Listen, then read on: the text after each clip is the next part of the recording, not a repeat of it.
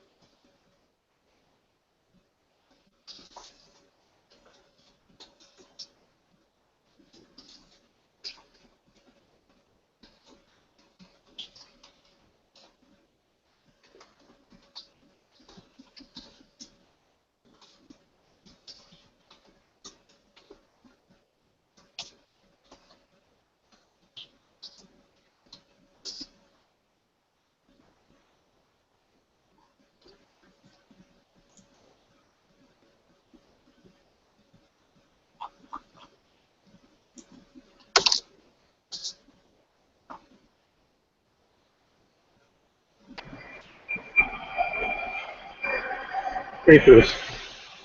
Hey, How's it going today? what was that? How's it going today? Oh, it's going good. I'm just trying to remember what parts kit this was that I built. I think it's an AK-63 Hungarian. Spec. Yeah, I think that's it. I could always go back. Look.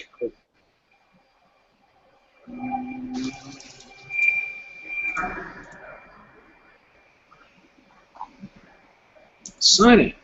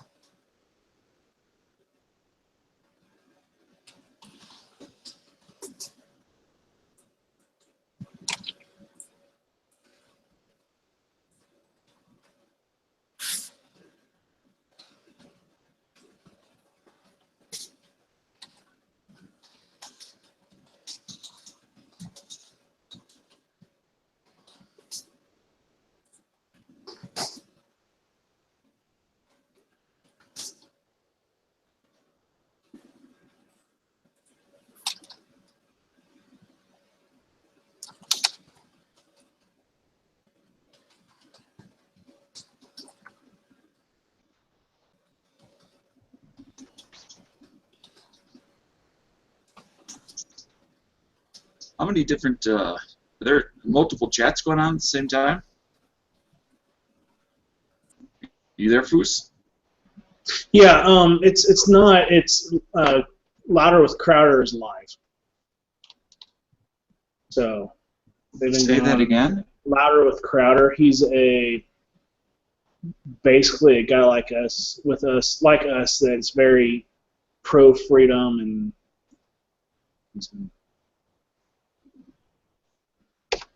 Okay, I think I saw a video on YouTube once where he was debating that comic that has an attitude. It's very anti-gun.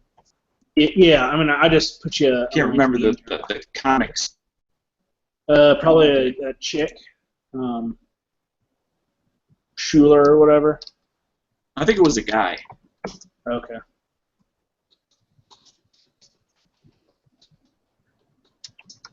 Like, you know, every time he would answer a question, the pro-gun guy would answer a question, and then the anti-gun guy would say, "Well, you're not answering my question." He says, "Yes, I did. It's blank." And the anti-gun guy would almost like pretend like he couldn't hear what the other guy was saying. But then again, I guess that's a good example of how every, or not every, but many pro-gun, anti-gun discussions go. I can't hear you.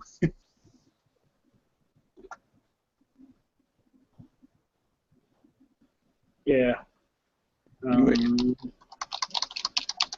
heard you. I'm just typing. Oh no, that's okay. Different people in chat. Want to screen share something and get your opinion here in a minute. Okay, can you see that? An AR? Yeah, AR. Okay, see how the scope is sticking beyond the charging handle by maybe 3/8 of an inch, Yeah. quarter inch, something like that? Yeah. That's as far forward as the scope can go. It should be all right. It's gonna be a pain in the ass to charge it quickly, but I mean, you're not gonna have a scope like that on to charge it quickly. So Right. yeah, it'll be fine. Just extend the stock out a little bit, and you should be good. Right, and I've been shooting it like this, and what you said is correct. What I'm wondering is without going to, because a standard charging handle is basically around $10 or so. But then, the moment you want to get, anything other than a standard mil-spec charging handle, it like immediately goes to $80 to $100. Right. Well, you could get pieces like an extension charging handle that all you have to do is drive out that pin and put an extension on it. Really? Yeah, as a replacement. You know offhand who makes that? Let's see. Or what exactly is the part called that I could do a search on?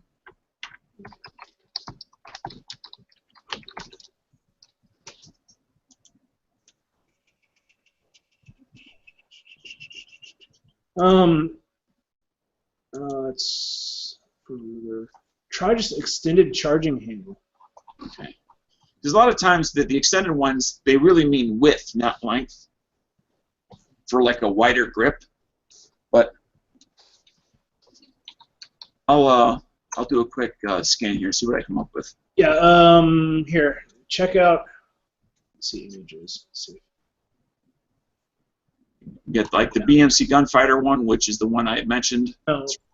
Check out that link I just put, and you kind of see that it's just that end piece on some of these.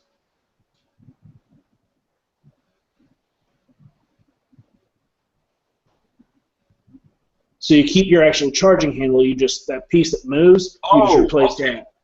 Gotcha. Where like the actual lever itself. Yes, and that's all you change. Yep. So I'm looking for an extended charging lever. Yeah, I just put in extended charging handle, and they do come up. They're like sub $10. There's a charging latch. I think that's the term they're going for. Could be. Yep. You know, there's so many terms that could all mean the exact same thing. Yeah, but also, whenever you have one of those, it does put more stress on that pinhole. Oh, so yeah. If you sit there and you grab it and slap it, it will break your charging handle. I've had that happen. But that's whenever I take, and I just, use my palm, basically. I'm here. Wow, that's really low. I'll be here with the rifle, and I'll move my head, and I'll just use my palm and slap it. Okay. If I did that a bunch, and I actually broke my charging handle. And as I was slapping, all I was doing was catching that extra extended bolt release, so I wasn't catching the charging handle at all, and just put a lot of stress on that, and eventually it did break. So just warning. Yeah, I'm not looking for competition or slapping it that way, because you're putting a lot of axial force on it because it's made out of relatively thin aluminum. You're going to bend that at some point, if not break it. I'm just looking for ease of access. There's only so much of Flippy I can actually take. Well, isn't that true for everybody? I mean, it used to be okay because Flippy didn't used to be as racist, but now he's gone all, past Stone Guy and into KKK territory. Hey, I can handle Flippy until he gets on. I'm just picking on you, Flippy. He's in the other chat, but I saw you guys over here, so I'm like, chat. yeah, Oh, it's the early lobby. Oh, well, this is Pink's lobby, so. Yeah. I didn't realize at first that there were two lobbies, so when I saw the link, I just jumped into this one thinking it was the other one. Oh. Well, Daniel, that's why you have to refresh the page, Well, no, in fact, you had put a link out, and then Foos had put a link out, within less than 30 seconds of each other. Yeah, I put this one out. I just assumed they were the same thing. Yeah. It don't matter to me. Yeah, it don't matter. Well, actually, the fact that somebody's not here is okay. Yeah, don't give him this link. Well, it's out there, so. But yeah, I was just showing Foos a. Let's see if I can get it up again. I've been bugging Foos all evening. Let's see. Oh, that's not a problem. Yeah, I'll be taking close-ups of it and everything for you. All right, good. Okay, this picture here. This is my AR. And you'll see where the scope sticks about 1/4 inch to 3/7 inch past the charging handle. Yeah, that's an easy fix. All you do is just get a riser for your rings. But then his cheek weld's going to be off.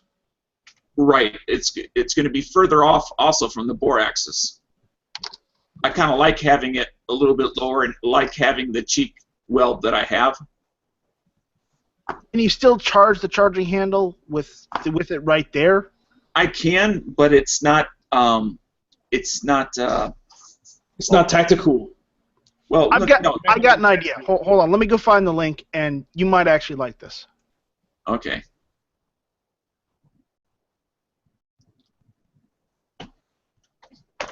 Yeah, it functions just fine. I'd like it would be a little bit easier. I'm not looking for speed slapping or anything like that. I'm just looking for a little easier to use.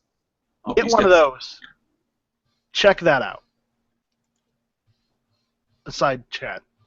Oh yeah, I'm waiting for the page to come up.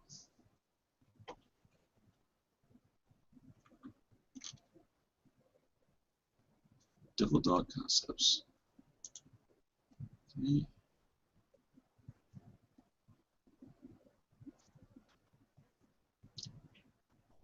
Hard. This is slot, Picatinny rail, rifle. This is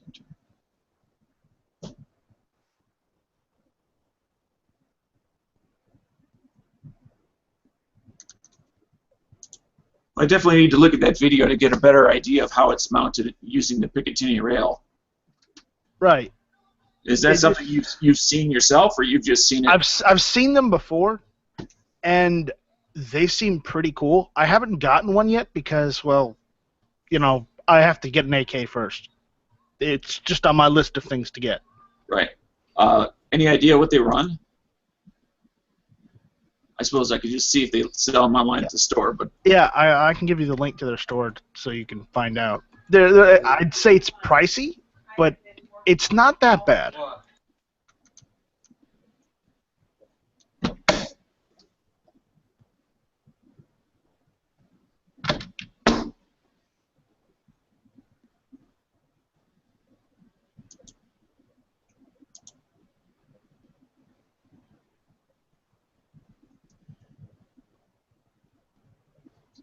see, for their hard charger, 154. Yeah, but it'll work. I also see they have an extended pull handle. Is that going to solve my problem as well? Or my It issue may. It may. for $20?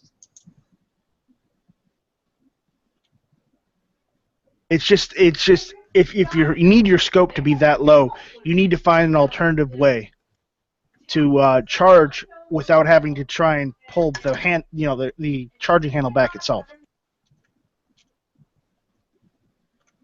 Right.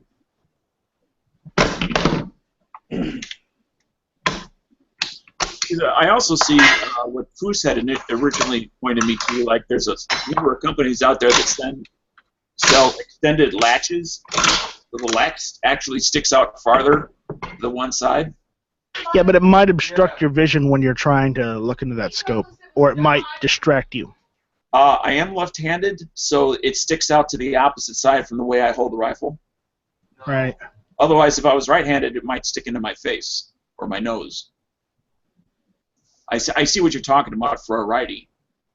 I mean, I'm left-handed, but I shoot left and right. Well, we can discuss that in a different chat. Yeah, I'll be right back. Yep. I'm gonna have to clean this gun. I'm gonna do it tonight. Well, if you're in the mood to clean guns, I got a handful that I'd love to give to you right now. Well, I don't clean guns awful. Jeez, I don't clean guns often, but this gun is going to a new home soon, so I need to clean it up. Gotcha. In fact, I find it, for the first time, I'm trying not to clean my rifles every time I shoot them. Yeah, I don't. My home defense rifle probably has about 800 or 900 rounds through it. Home defense AR. My pistols, thousands of rounds through them. They still run. It's really hard for me not to clean it. I feel like I had this compulsion to clean it. Not me. So the rifle I showed you a picture of, last time I shot it, I think I only shot like maybe 200 rounds through it. But the fact that I know that that there's some carbon and oils and various things that are black and dirty and on the inside just bugs me. Yeah, I just run the bitches. I just make sure that they're good and lubed up, and I just run them. I had to get and I never even knew they made such a thing, a D-ring tool. When I upgraded to my Magpul SL front handguards, I've never had an issue getting handguards on or off. Yeah, so some of them can be tight. And I can get the ones that came with it on and off, no problem. But the Magpul ones seem to be just a touch longer than the standard ones. And I ordered a Wheeler D-ring tool, and I almost ended up having to Dremel the Magpul guard to get it on there, because to get the handguard to fit, I actually bent the tool. Jeez. Trying to get the D-ring that far down. Oh, you're talking about off an AR. Yes. Okay. Oh, yeah, getting the handguard, the mil-spec handguard off. Yeah, those are bitches. I was thinking you were talking AK, then you started talking Magpul. I'm like, what the hell? But anyway, I gotta be right back. I'm gonna be right back. I gotta get a couple things.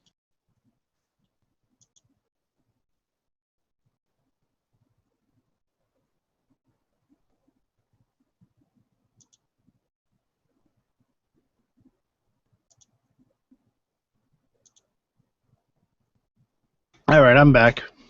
You're back. Yeah, I just thought that you might want to look into something like that.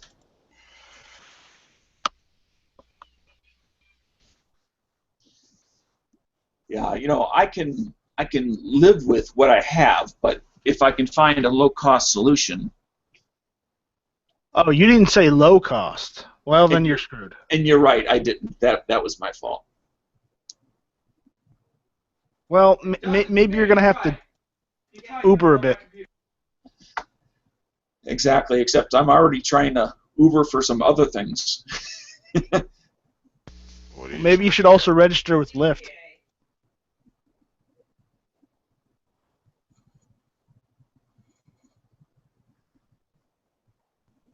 That's I'll drive for anybody who's paying cash or What credit. are you trying to buy, Dana? Oh, I would just my scope sits a little bit past where the charging handle ends, and I was just asking if there was a low-cost solution. And Foos had pointed me initially to the charging handle latches, the extended latches you can get, Yeah. because it's about between 1/4 inch and 3/8 of an inch difference that you have to kind of reach in to get a hold of that latch because of my scope. Yeah. So I either got to raise the scope, which is the first thing that Night Strike said, or get an extended latch. This is the AR, right? Yep. Just get the BCM Mod 3.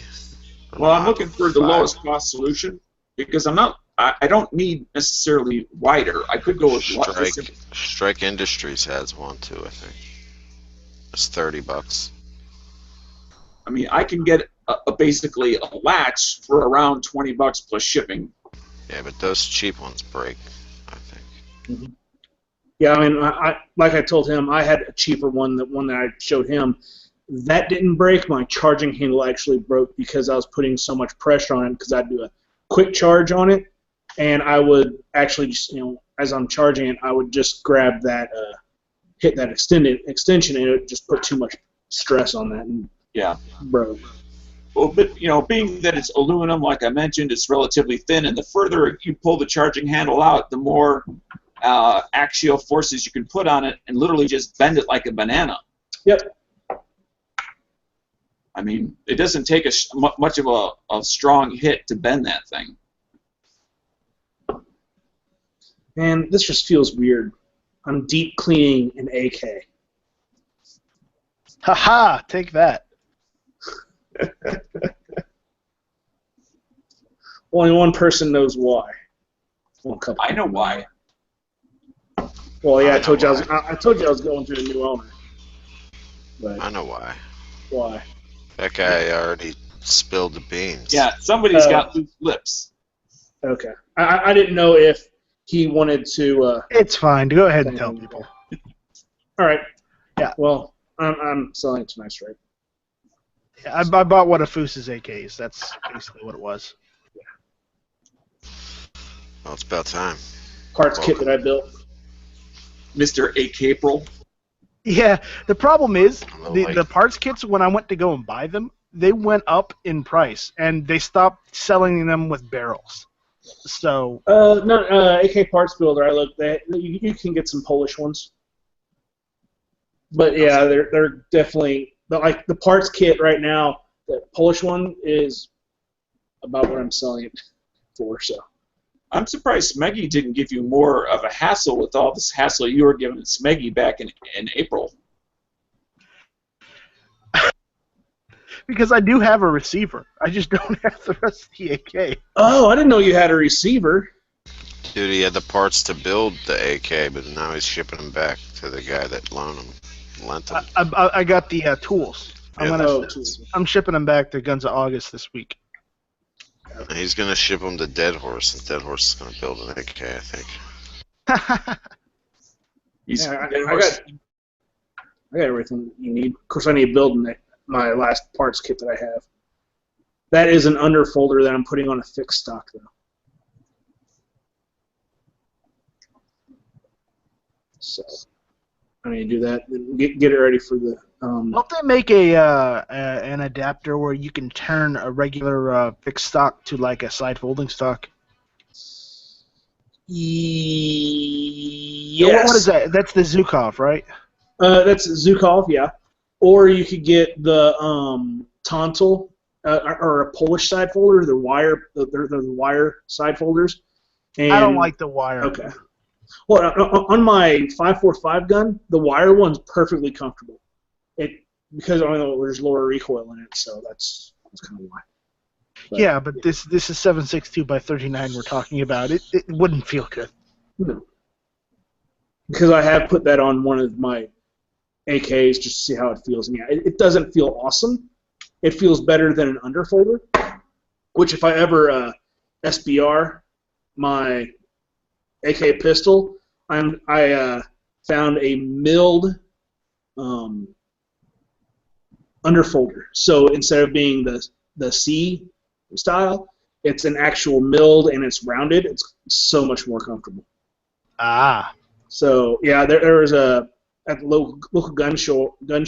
This guy had like 20 of them sitting there, and he's like, $20. I was like, can I rifle through them and see which ones I want? He's like, yeah, all right. Well, he had them for 30, but it was the second day. He's like $20. So I was happy. Yeah, the second day has all sorts of advantages and disadvantages to it of a gun show. I mean, it does. It really does. You're more likely to get a vendor that's going to want to flex on price because he doesn't really want to drag it home, but he also may have already left before you got there. Yeah, around here, very few stay for the second day, especially because where I'm at is the Bible Belt, and people don't go to shows on Sunday. Right. I went both days of the damn thing. Or if they show up on Sunday, it's just for the first hour or two and they're gone. Yeah. Yeah, I actually went to both of them. On Saturday and Sunday. Bought things both times. There's one guy that always sells different powders and stuff like that, and I didn't see him the first time, and I forgot he's always back in the corner, and I didn't go back to that corner. And I went back there the second day and picked up some powder and some 7mm Mauser brass and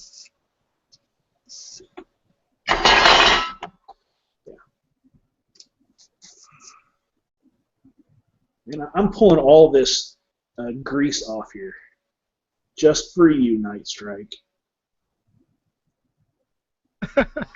Awesome. Yeah, I lube it with. I had this one lubed with high temperature axle grease. So the red stuff or the white stuff? The red. Yeah, the red stuff's got a funky smell. Yes, it does. After the first 100 rounds or so, you don't smell that anymore. But it's like the first time I open it, it's like, shit, did I get the right stuff? Yeah, it's pretty funny. I don't even want to pull the damn trigger pack out for you. I put a link in the side chat. This is over at Midway, and I'm looking at their latches because you'd mentioned, try to get if you're going to get a latch, try to get a quality latch. But most of these names I've never heard of before. Like Double Star, Badger Ordnance. I've heard Double Star. I've heard of Double Star. On this safety, it's a full auto safety, so be careful. I mean, it's worn down a little bit, so it will pass the hammer, but just make sure that whenever the bolt's out of it and you're taking everything apart, just be careful that you don't dry fire the damn thing and have it hit the center support. All right. You know what I'm talking about? I think so, but Do you mean the safety doesn't have the tooth cut into it? Correct. So as you put it to the up 90-degree position, it can push the hammer, the sear forward, and release. Oh, it's got that problem. Okay. Right. I was thinking about just getting a replacement safety anyways, just for the hell of it. Okay. If you remove it, unfortunately, it's also, if you remove that safety, put it up to the 12 o'clock position, you cannot get it back in without machining the tooth. No, you can't on this one. It's cut ever so slightly. Okay. But you can get it past the I mean, that's how I ended up learning about the whole full auto safety, and I ended up taking a grinder to mine and create my own tooth.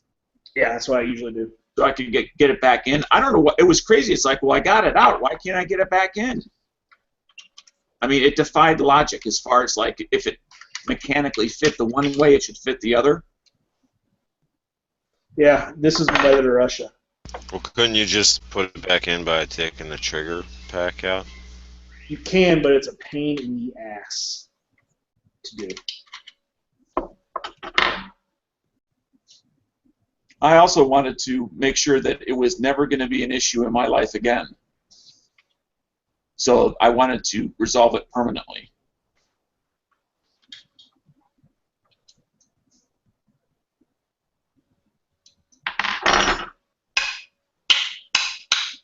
I mean, because there's no advantage to having a full auto safety. Was there one on my SLR 107? Never looked.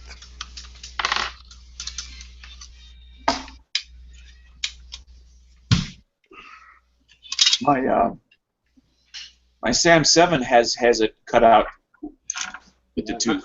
I'm thinking Arsenal would cut those out. Yeah.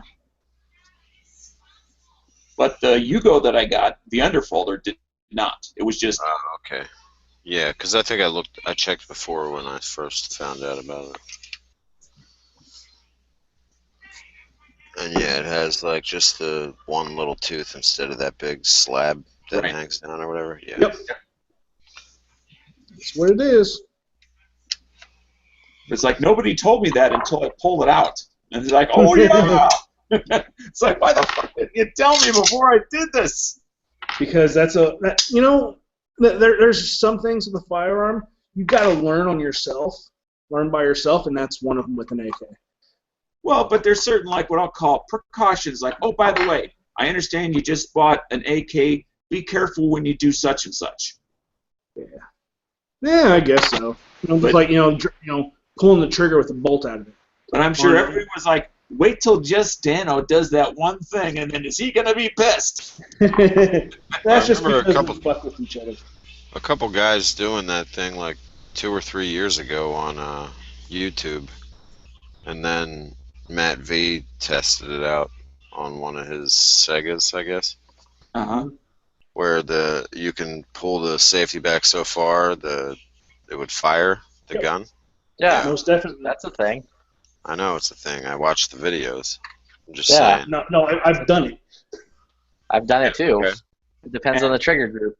And if you're going to grind out your own tooth like I did, you need to measure twice, cut once. Why does I just start going on it? Because even if you do grind it too far, it's not going to matter. It's on the side that doesn't affect If your anything. tooth is too narrow, there is a little bit of play. Yes. And You basically want to take half of it. Right. But I Or didn't just don't fuck with your safety while it's like chambered. Don't work on your gun Oh, yeah. while there's a fucking bullet in it, and then hot Well, I down. mean, Wait it's a second. also, Why is this even a question? I mean, it's also no. We're just talking about firing it and I'm talking about dry firing it. Some people may be talking about other things, but I'm talking dry firing the damn thing and having the hammer catch your center support. or you want to put in a different trigger in your AK. You're going to have to pull it out. Yeah, and of course that's dry firing without your bolt carrier in.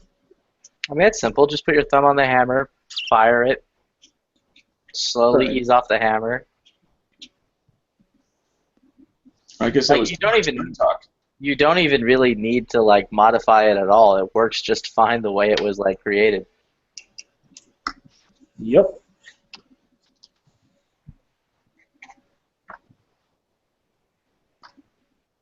Oh, welcome to Pink's nightly chat, you guys. Just Yeah, came I'm in. Flippy. I'm here just to troll and to be the lovable Flippy. scamp that I am. Where's the eject button? With my terrorist gun. Is Pink still on? I don't Probably think so. not. Yeah, he's the only one that can eject people. Damn it. I mean, we love you, Flippy. I know. That is totally not what you said earlier. I was gonna say, who do you want to eject? I know how great I am. I know how you all think I'm Everybody. like the actual greatest. So, It's okay. did anybody come up with a recommendation for me for an upgraded latch on my AR? What do you mean? For like the charging handle? Just go buy a PCM. No. You don't even know what the issue is. So Okay. Tell me what the issue is. But the BCM is, I mean, if you want to spend the money, yeah, that's the way to go. Oh, 'Cause it so I don't know doesn't what add- the issue was. I just happened to like name the perfect solution. Got it. Yeah, No, I mean, Like get serious. 50 I don't know what the 54 solution is. bucks. What the fuck is your issue?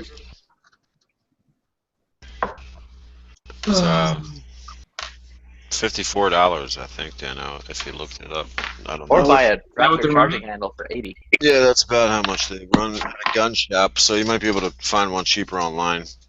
okay. Yeah, last time I looked, they were like 80, 90. Oh, that's for the ambies. Yeah, the Ambi one is like 84 or some shit. Yeah, if you're just like a good old righty and you don't give a fuck about Yeah, your you lefties. You want a mod But- 3. Aren't you a lefty? Yes. You might be able to reach the mod 3 is Do the you longest. shoot left-handed? I shoot left-handed. But I use a right-handed charging handle, so it doesn't matter. I'm already accustomed to. Yeah, I don't think they have like a left-handed No. extended latch. That's not a problem. I just need something that's going to be sticking out far enough where it's easier for me to grab it. Yeah, I'd go BCM on those. Let's see. You want a mod 3. BC. What's in between a mod 3 and a mod 4? No Mod mod? 3.5. Thinking the mod, I don't know.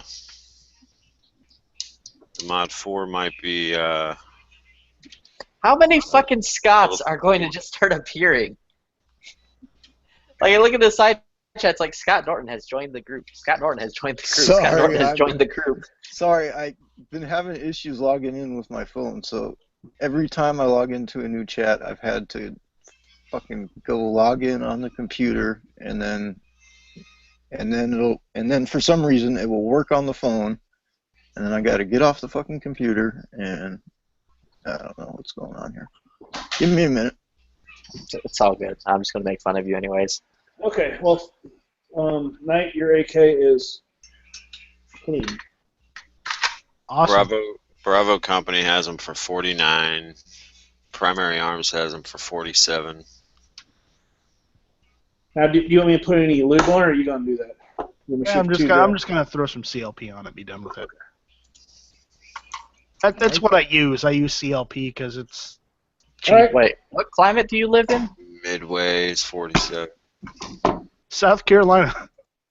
So, yeah, Any use deals on grease. shipping? Put white lithium I don't grease know, on it. you'd have Don't use oil. Or are they all about the same? They're probably all about the same. I mean, they're not big and they're not heavy, so they'll Maybe I'll probably put the be hammer in like a correctly. padded envelope.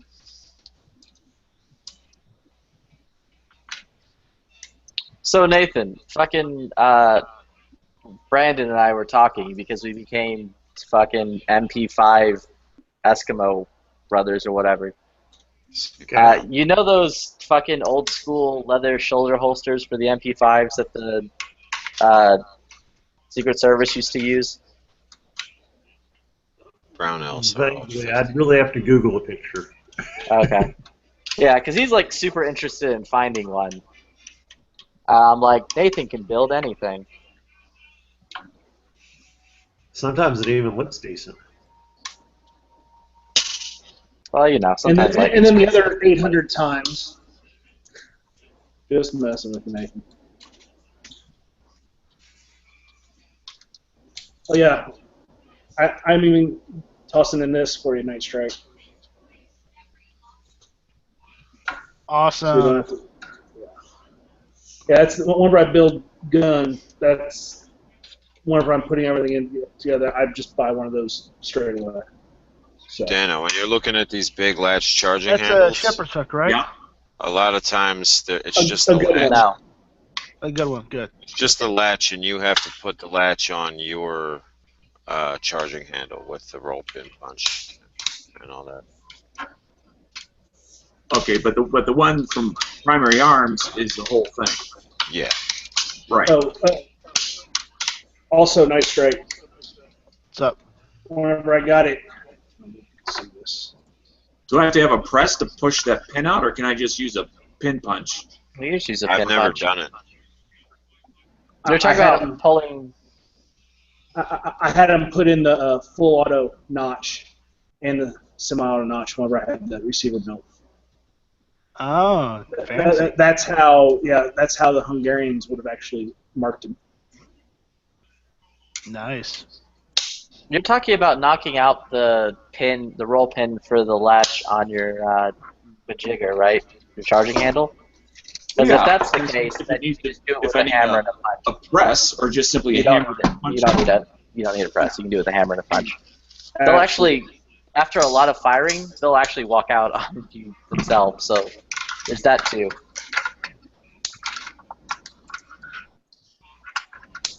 So, Moon, would you concur with what Flippy said? That the firing, that the charging handle pin walks out after a while. Yeah.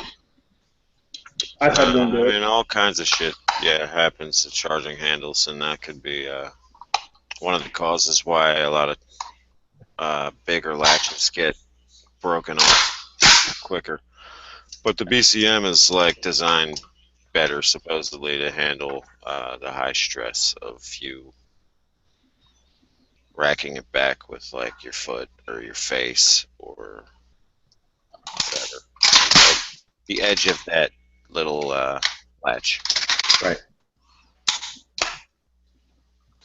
Can you titty rack an AR? Like a girl with some big old bitties, like can she just put them If in they're between her fake- tits and just fake fucking like go enough. ka-ching?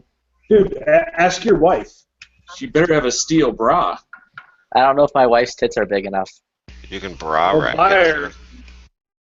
Dude, I tried to buy my wife bigger tits. She got mad at me and she's all like, my breasts are fine the way they are. I'm like, but they could be bigger. She's like, I already have back problems. I'll be like, so what? They make back braces.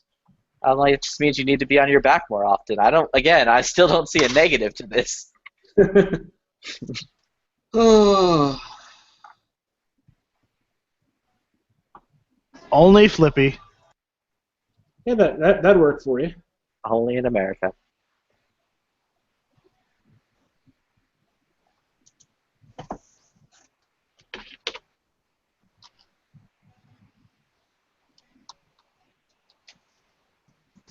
What do you mean side images? Oh, you want a full? Okay, Right, when it's put together. gotcha.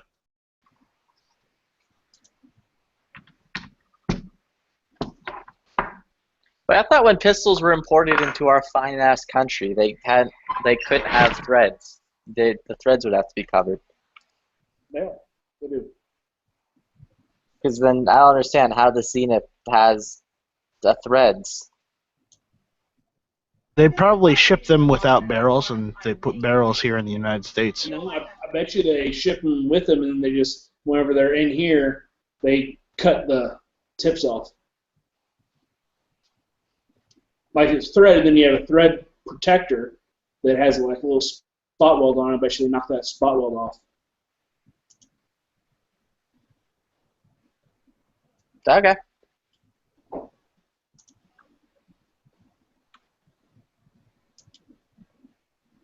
I gotta get up for this. Also, does anyone know of a good pocket holster for a Smith & Wesson 360 PD?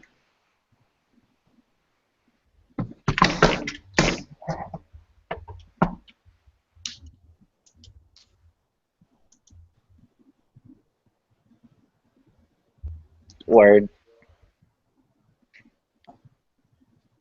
Test 3, 2, 1, 2, 3.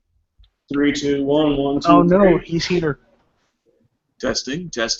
Yeah. Nice. Professional nice to see Arms you, too. Network. Testing. May it happen. Testing 1, 2, 3, 4. Hey, so whenever you were in California, did you get sick just like G-Web's dog? He got sick? His Yeah. dog Yeah. got sick. Not G-Web's dog got sick. A little too much, like he got. Tofu? Nah, he got sick from a lack of freedom. Like, it's like altitude I sickness. totally But get that. He But got at least they sick have a because range. his owner didn't have his gun on. Yeah, well, that's somebody made a note that they weren't scared of my ammo dog video, and I explained to them that you need to beware of the dog because the owner is armed to the teeth. Was he putting the proper amount of frog lube on that dog? Oh, by that you mean none?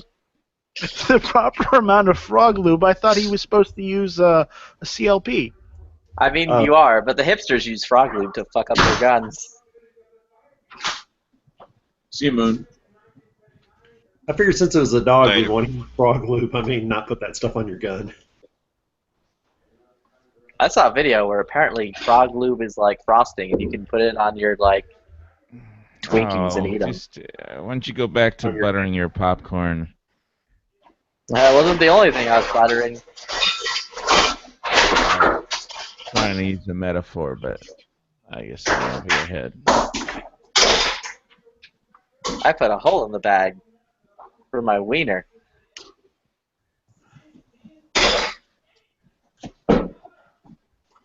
Gun channels where we're always classy. Have the Where we can't muzzle Flippy at all.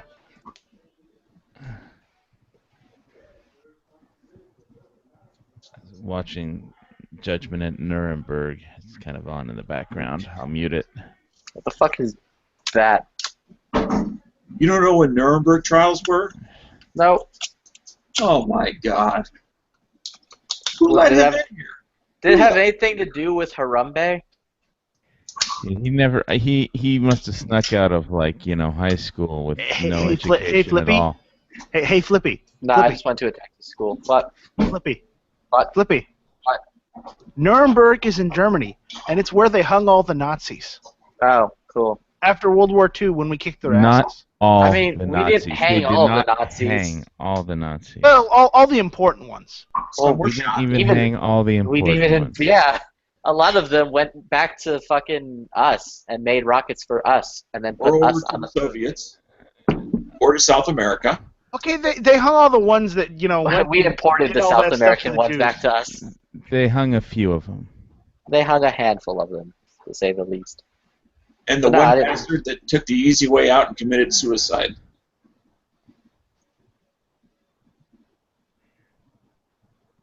No one knows what I'm talking about. Yes, I know. I'm who you're assuming We you're all talking know talking what about. we're about talking Hitler. about. Oh, okay. You're just joining us. We're back to being on Hitler channels. I don't believe anybody except you mentioned that. I mean, you were talking about Hitler. You're like that dude who took the easy way out. No, I was referring to somebody at the Nuremberg trials, which is what we were actually talking about. You ignorant young panda bear avatar. Whippersnapper. Dude, you've been spending way too much time with old people. You're starting to turn old. Starting. Dude, you're sitting there using words Look, like it beats the alternative. of turning young Of being dead. and being virile.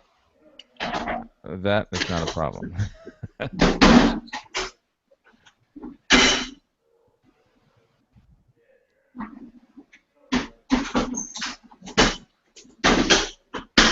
So Hawaii, when you were in California, did you tell them the fantastical tale of the war? What do you want to know about a Tavor? I'm just asking, did you No, I just mentioned that one or two times so we could have, 30, 40 round mags or a beta mag or, as large of a rifle magazine as you want. That's all. Can you put a beta mag in a Tavor? I don't think beta mag is the Tavor's favorite feeding item, but mine particularly likes Gen 3 P mags or Lancers better. I thought Lancers didn't work in them. Was what the fellow from Military Arms Channel was saying. Well, I didn't have any problems when I used it, but I don't get to go out of shooting as much because it's just too much of a pain in the ass. But you know, I'll make a video shooting lancers out of my Tavor if you want. Or lancers, bullets out of a lancer, feeding into a Tavor. I mean, I'd rather see a video of you shooting Tavors out of your Lancer, but I guess beggars can't be choosers. Yeah, well. So you're trying to be what is it with your avatar anyway? Who, mine? Yeah, did you like the Kung Fu Panda movie or something or whatever it was? Nah, it's of my tattoo that I drew. Is that a tattoo that's on your what? Dick.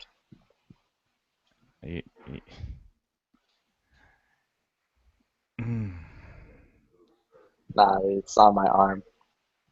I got drunk with a couple of friends. One of my friends, she was like, yo, let's go get tattoos. I'm like, fuck yeah, it sounds awesome.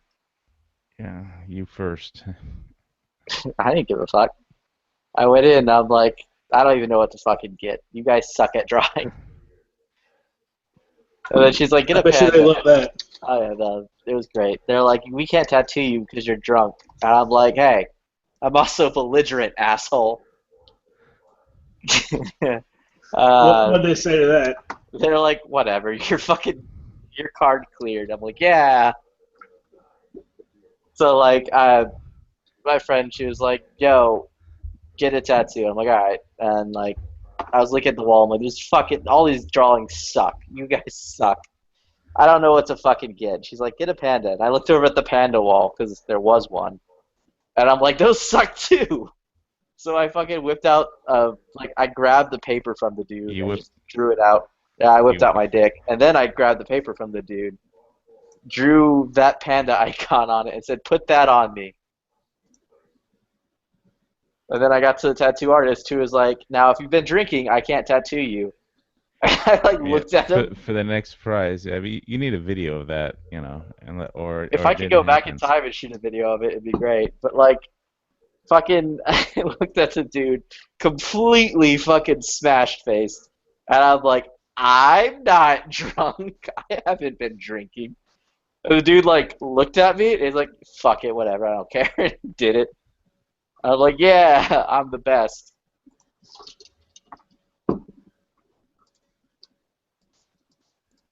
And then, my friend, she got a tramp stamp, and then her husband showed up, and things got really awkward.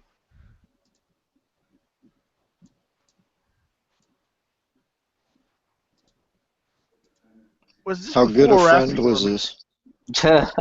Pretty good friend. Did you see that tramp stamp many times? Not a lot. Actually, I did see it a lot because I drew it in the first place. She's like, can you, because the other funny thing is her husband was learning to be a graphic designer, and she's like, yeah, he keeps drawing these, and they're just, she's like, it's not very good. And I'm like, give me 5 seconds, and I fucking drew it out right. And she's like, I'm glad you didn't get a Nazi swastika or something on that you might have actually regretted. oh, what, on me? When you after you learned history.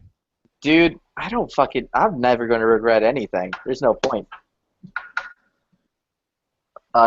Tattoos are awesome. I don't give a shit what I get. Neither do we. So, future-wise, everything's fantastic. But either way, I drew out a fucking, because she wanted a Yoshi thing. So I drew out a Yoshi tramp stamp. And she's like, that's actually fucking awesome. I'm like, yep. And then again, her husband got super fucking mad, and he's like, why won't you take my tattoo? Why is your friend drawing art for you? What the fuck? And I'm like, because I'm better at it than you. I get paid to do it. You should fucking learn to do it.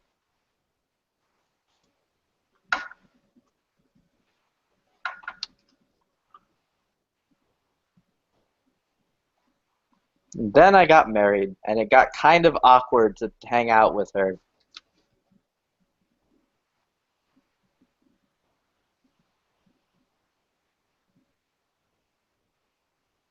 So Flippy is telling us that he regrets.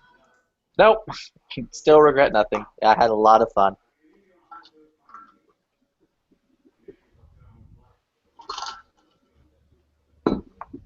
Hey, Foos, I do have something to throw your way. Yeah. if you're thinking about doing the reloading chat.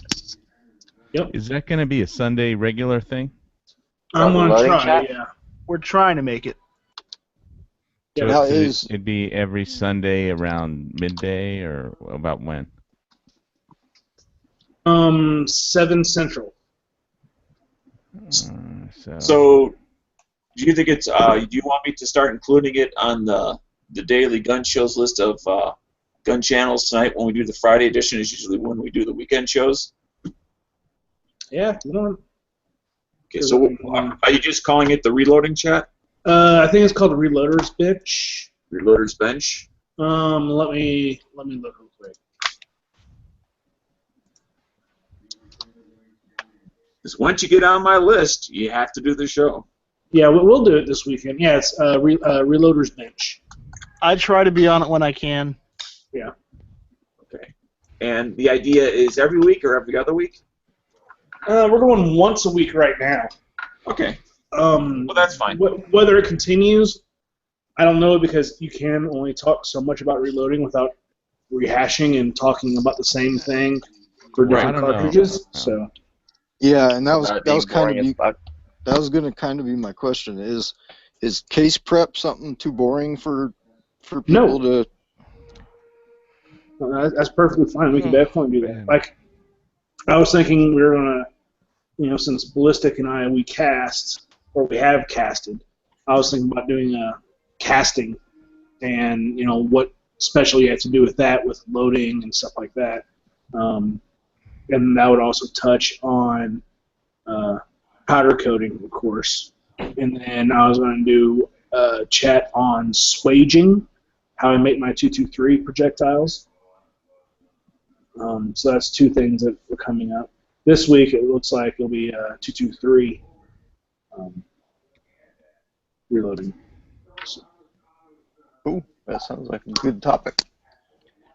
When it comes to reloading, I'm still in the only if I absolutely, positively don't have a choice, will I do it?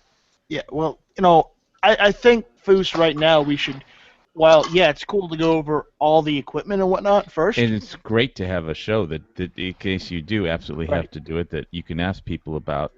Yeah.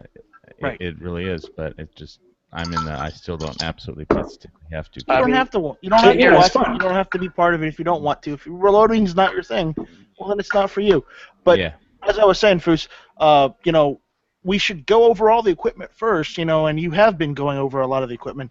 Maybe we should start just going, just doing every show, start going over a lot of calibers that maybe Sean, and if we can get somebody who does some of the for historical calibers, get them to go over how they do it and whatnot. Maybe go through some of that just to make sure that we don't go over everything, at once and get burned out. Yeah. Well, I've already done one 7mm. I can do 8mm, and I can do 7.62 54 because I do cast for that. That's the one that I only cast for. And we talked a little 9mm last week. Yeah, a little. Do you ever do any 30 SMW for Webleys or anything? No, I don't have anything like that. So this week, can you talk about reloading a Zenith? That'd be a 9mm. I was watching the chat before I jumped in and heard something about Nathan making a holster for Flippy's dick. Yeah, but I'm not sure to fit. Yeah, they didn't have enough I don't know if frog Nathan lube can make or one butter girthy enough. popcorn. No, I was just gonna say the holster was too big. Nah, no such thing. Well, maybe now. I had to go get that surgery to get like inches removed because it was just too big. Because after it's maybe Foos can adapt one of his girthy, reloading. You can't get it in pants well. And Nathan got the blue gun of your dick and he wasn't impressed. What's going on? No, I was very impressed. You know how hard it is to build a micro compact? Yeah. A Pico.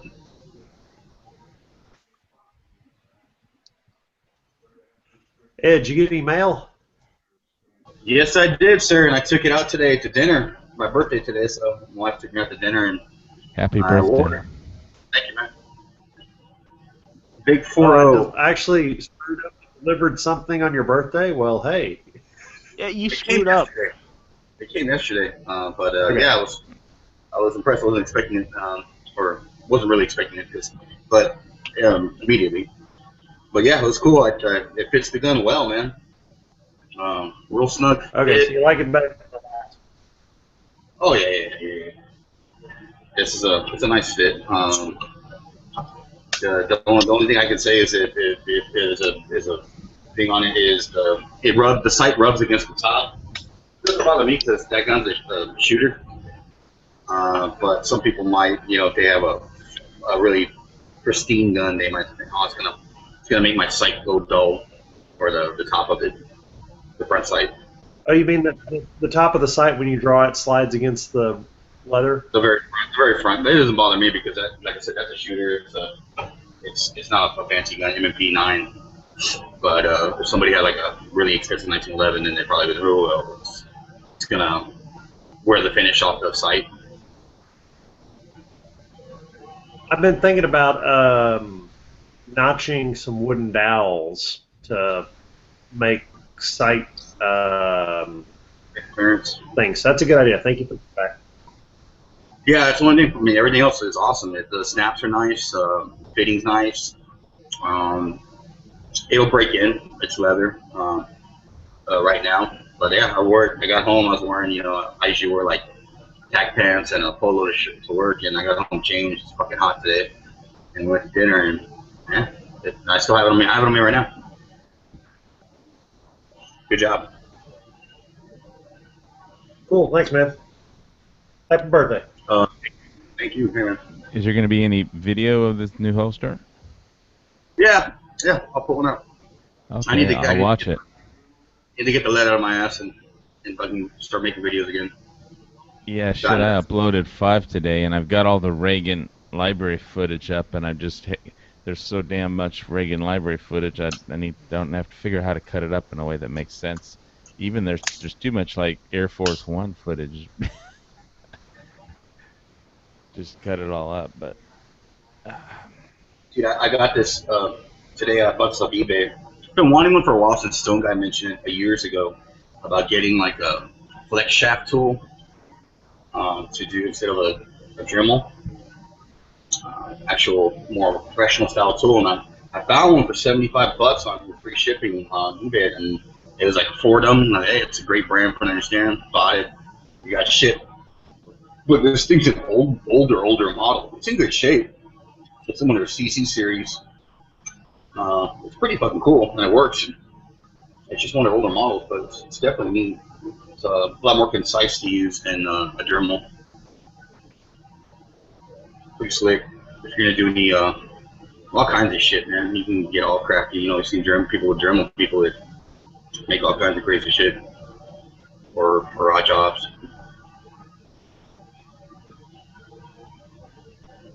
A lot of jewelers use these.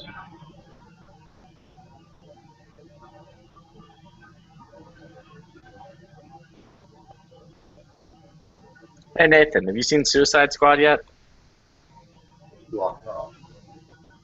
There's a cam video, but it sucks on it's available to view. But I haven't gone to. I don't know. I might go to theaters. Is it good or okay? What, Suicide Squad? I enjoyed it. I had a lot of fun watching it. I'll just say it's doing great at the box office and leave it at that. I got it. That doesn't stay a lot these days. It's like saying like fucking the latest. What's that? It's like saying Glock is a popular weapon. I mean, story-wise, it's not a great story. The acting's kind of flat, but if you want the to, acting is not bad. I mean, if you're going into it for like, well, if you're going into it for, I just want to have a good time. Take your wife because she really connect with the female character. Most of the women at the movie theater did. I'm serious. Most of the girls at the theater really connected to the female lead character. My point was that what's popular isn't always the best, because that's what you look at the Academy Awards today. It's a fucking retard fest of shitty fucking what you call musicians, and they're demanding respect and all kinds of shit. Taylor Swift, Kanye, and all that fucking crap. And the Oscars haven't gotten any better. Now they're remaking every fucking movie because there's no artistic creativity. to write any great new movies or scripts or whatever. Very few in between that come out that are just really, really great movies now. That's why indie movies were such a buzz in the 90s. Well, I won't get started on the movie thing, or it'll yeah. just spin off into outer space. The chat will spin off into outer space. But yeah, I mean, no, it looks. I saw the previews. Wanted to go see. Fucking that one whatever was. What is there good to see? Because what? When I went to go see The Purge, I saw the preview for it, and it looked interesting. But my experience with it, with all the new movies that come out, they put all the good meat of the movie in the preview, all of it. When you go watch the movie, there's not a whole lot of twists and turns there that you didn't really get from a really good trailer. Yeah, I want to go see Ben-Hur, but you know, hey, I got a free ticket from. I got an email saying I got a free ticket and popcorn waiting for me for the next time I go to Regal Cinemas, because I got the Regal Cinema card, and I go to Regal. Yeah, like layer it in butter. No, I'm not allowed to have butter, but so I can't have I can have regular popcorn, but no butter on it. So. I always hate it when you're there, you see somebody like layering their butter, like pulling all the popcorn out and layering because they want it all over the whole bucket. Oh my god! I don't go to the same theater as Flippy. So. Where he's carving the hole out. There you go. A millimeter should do. But yeah, so I got to figure out how to cut up all this. Like, at an hour of Reagan Library video to edit it down somehow into something watchable. But hey Flippy, what do you call a guy that likes the wiener between his buns? While he's wearing a panda suit, has a panda tattoo and avatar.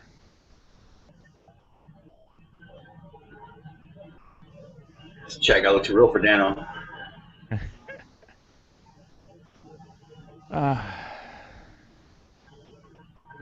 So I like I posted a pretty interesting tiger stripe camo and California Woodlands video. I thought it was just interesting to watch. Let's check it out. Yeah. One of those. I saw that G-Waves video visiting Haas and checking out the van.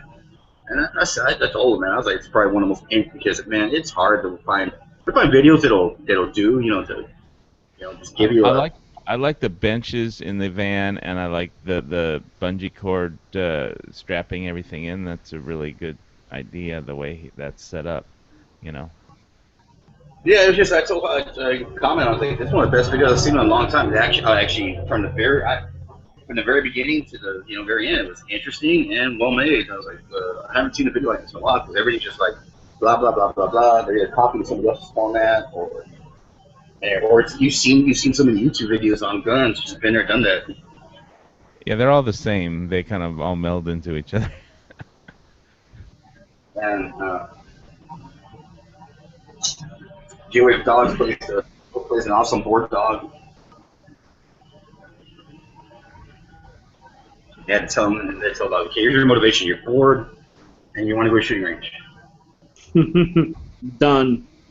So I got it. Let's shoot. I'm ready. Where's the fluffer? Fluffer. It's not that kind of. Not kind of that. It's not that kind of shooting range. Porn. It's not that kind of porn. Gun porn. Didn't. Yeah, well. I worked at this one company once for a long time, and they were doing a commercial, and they were like filming us in the tech shop area, and they gave us a little waiver. We have to sign a release or whatever to be on video. And I'm like, yeah, I want $10,000 for fluffer to be put on video. And then the manager thought, I will actually turn this in to upper management. It's not such a good idea. Let me get that back from you. It's not such a good idea.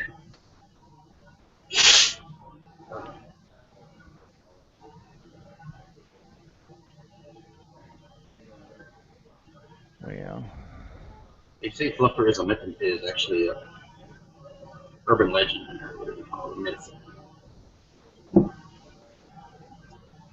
They never existed. well, I really don't care if they've ever existed or not. Well, if I was getting paid on set, I want one. I'd say, hey, what are you doing with my Fluffer? That's mine. That's mine. Get your own. Like an ottoman or a chair, you know. You don't sit on my chair, man. Put your feet on the ottoman.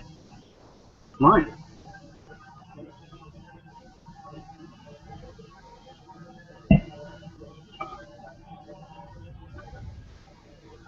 For some unknown reason, my IWI Dan 308 Lapua video got another like 2,000 views in one day. I don't know why. I don't know why. It's Black Gun video time, and everybody's watching. I mean, I'm guilty of checking out a bunch of AR videos too. I know that's what you're talking about, but you know, the whole mythical Black Gun video. Why is it there something in the water or something? No, just the whole thing that Trump is fucking shooting himself in the foot. I don't know how many feet he has, but he shooting himself in the foot every fucking time he talks, making it worse and worse and worse. And a lot of people's coming to reality that, you know, it looks pretty bad for the Republican Party. Well, heck, I heard that the RNC's trying to cancel his funding. Yeah, they're trying to. What they're doing is they're talking. I heard on the talk radio. I listened in the morning for at least 30 minutes. And I turned it off, but they're saying what they're going to do. It's like after they've jumped out of the plane, it's only a question of whether they pull the parachute or not. Either way, they're going to hit the ground. So supposedly their new agenda is, or new plan, battle plan is that fuck him, but get ready to fund all the congressmen and senators that they need to kill Hillary, like they did with Dole. Sounds like their new plan is to form a new circular firing squad and start all over. So basically, what they're going to try to do is get a supermajority in the House and Senate, so she can't ramrod anything through. Yep, that's what I'm hearing. And but you also have to think with what Obama's been doing with executive actions and orders. She's going to be like, well, I could just do this, and you guys aren't going to stop me. You guys can't stop me because there's already a precedent of sitting presidents doing this. Well, I don't know the legality of it, but also Congress and the Senate make bills to bind the president from executive orders. Only if they're veto-proof majority. Yeah, they'd have to have a supermajority in both to do that. 60% in both. They'd have to have 2/3. Oh yeah. Sorry, my bad. Yeah, it'd be 75%. 2/3 is 66. So. Yeah, just either way, it's an impossible number. I understand there's special. I mean, the whole executive order thing was for like in special emergency, special cases where something has to be done, and he's given that option to do something, but not to react to popular opinion, popular media, reaction by the public. I'm going to do this to react. Well, you're totally right. It was a thing of like they put it there for natural disasters and. Well, actually, they put it there for whenever Congress was on recess. That if something needed to happen, the president could do something until Congress gets back in session. Congress is supposed to take over, and from there. In case of emergency, though, right? Yes. Yeah. Yeah, only in cases of basically national emergencies and all this shit. And I can't remember which one started, but they started doing the executive actions for any goddamn thing that they want to do. So. Well, all they do is it's like Bush, when he was getting, what the hell was that dude's name? His attorney general, and he was basically, researching some loophole to get out of the torture, the waterboarding and all that stuff, and he did the same thing. He was like, okay, find me some way to give me some way to describe or explain to people why I need to do this and sign off on it. Is that way I can beat this and have your back. You got my back. I want Sean, you to bring some all sanity to find this your high chat. school civics teachers and punch them in the face. Thank you. I knew I could count on you to bring some sanity to this chat. The executive order is something that's done normally. The executive runs all of the departments that are there to implement the laws that are passed by Congress. So the executive makes all kinds of orders. Orders like, hey, we're going to open an office for the FBI in this city. Hey, we're going to implement this plan that Congress has handed down in the form of a law, and this is how we're going to actually implement that law. That's what executive orders are for. They're in the normal course of the executive branch duties. We is the key word there. Now, I mean, these days it's I feel this, so I'm going to do this. well, now the executive has always been able to issue executive orders to do things that are within their powers as granted by the Constitution or Congress. Where Obama has been screwing up is doing things that are not within his powers and have not been authorized by Congress, and that's why he's been slapped down a number of times by the Supreme Court, the most recent being a unanimous decision by the Supreme Court that he had exceeded executive authority. What case was that? That was the one where he was trying to grant blanket amnesty to illegal aliens. Okay. Because I can't remember a case where it was unanimous recently, but We've had a few unanimous decisions. In fact, we had a unanimous pro-gun decision recently. in the Supreme Actually, Court. not pro-gun. It was pro-Second Amendment. It was the Taser decision against what was it? Maryland, I think, and their ban on possession of stun guns and tasers. Well, shit, we got one of those in Hawaii, so. And the U.S. Supreme Court slapped it down. They said. Yeah, the problem being in Hawaii that the problem being in Hawaii is that the state attorney general doesn't really care what the Supreme Court says. You know, as far as precedent, they do what they want to do. You know, there is something called tyranny. I know. When you have a state that is not willing to abide by the constitutional interpretations of the Supreme Court, that is a huge problem. And that is something that the executive is supposed to go out and enforce. Here's the problem with the Supreme Court. It doesn't have its own army. It can't enforce anything. It relies on the other branches of government or the people to enforce its rulings. So far be it from me to go and do a Trumpism, but yes, when the government is not willing to uphold the Constitution of the United States, especially after a ruling of the United States Supreme Court, that is when you have to take measures into your own hands as a people. The correct way of doing that is by voting the assholes out. well, unfortunately, in Hawaii, we'd have to vote the voters out, so because most of them are, I don't know, too set in their ways. Well, for lack of a better during term. the Revolutionary War, most people didn't support it either. Well, let's hope it doesn't come to having to a revolutionary war. It wasn't until General Gage started actually taking people's property and homes and businesses, and right after he had disarmed them all, that people finally rose up in Boston, which really spurred the whole thing about, we might just need to go ahead and separate. Actually, what started it was the Boston Massacre. That was many years earlier, and that started a lot of the dissent amongst the people with the British Crown. But it was a long time later that The Revolutionary War started 6 years later. So yeah, sure, I can kind of give you that, but 6 years is 6 years. It's not that It's not that far.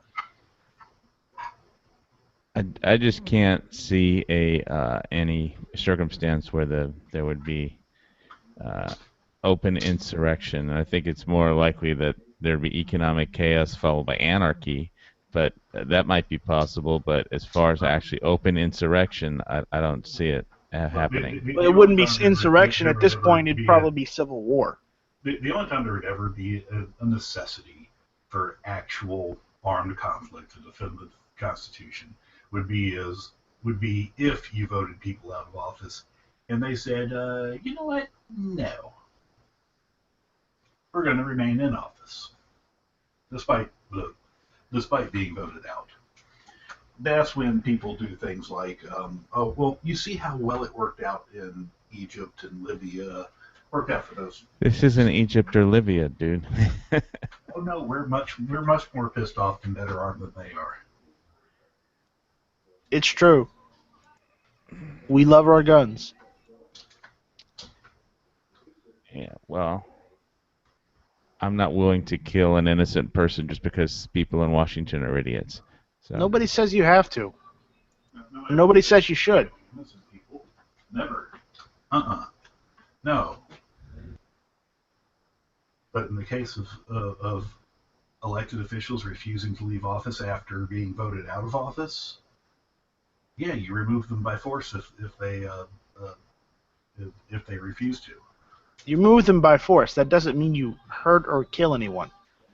Removed by force. Can you please explain how you do that without hurting or killing anyone?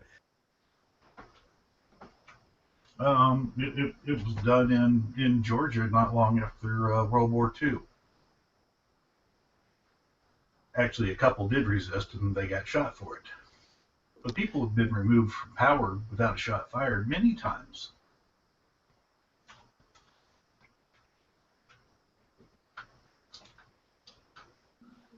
I don't see that happening, but I don't know. It's because you're negative Nancy. I'm negative Nancy. I thought I was just a prepper. Well, you always go to the opposite end of the spectrum when it comes to, shit happening.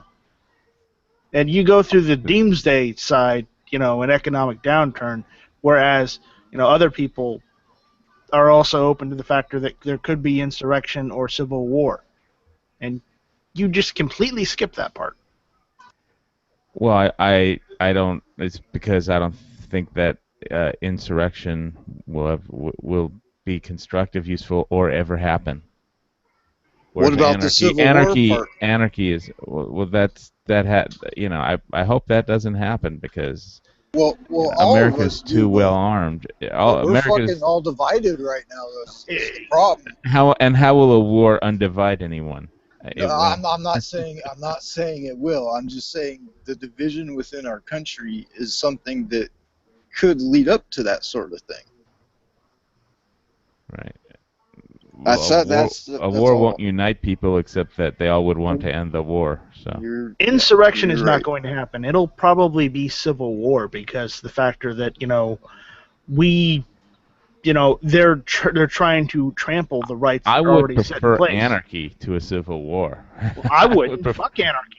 I would rather, because a war, in a war you have to pick a side and kill people on the other side. I prefer anything to war. War you're is stuck the worst on an thing. island. You want a civil war. You don't thing. want anarchy because if you're stuck on that island and there's anarchy, I'm sorry, but you're screwed. Yeah, they tried that in Somalia. Again, didn't work out so well. I mean, isn't the government set up to where it's just outside of anarchy? Isn't that how they first wanted the government? No, our government is set up so that we have a legal coup d'etat every 48 years.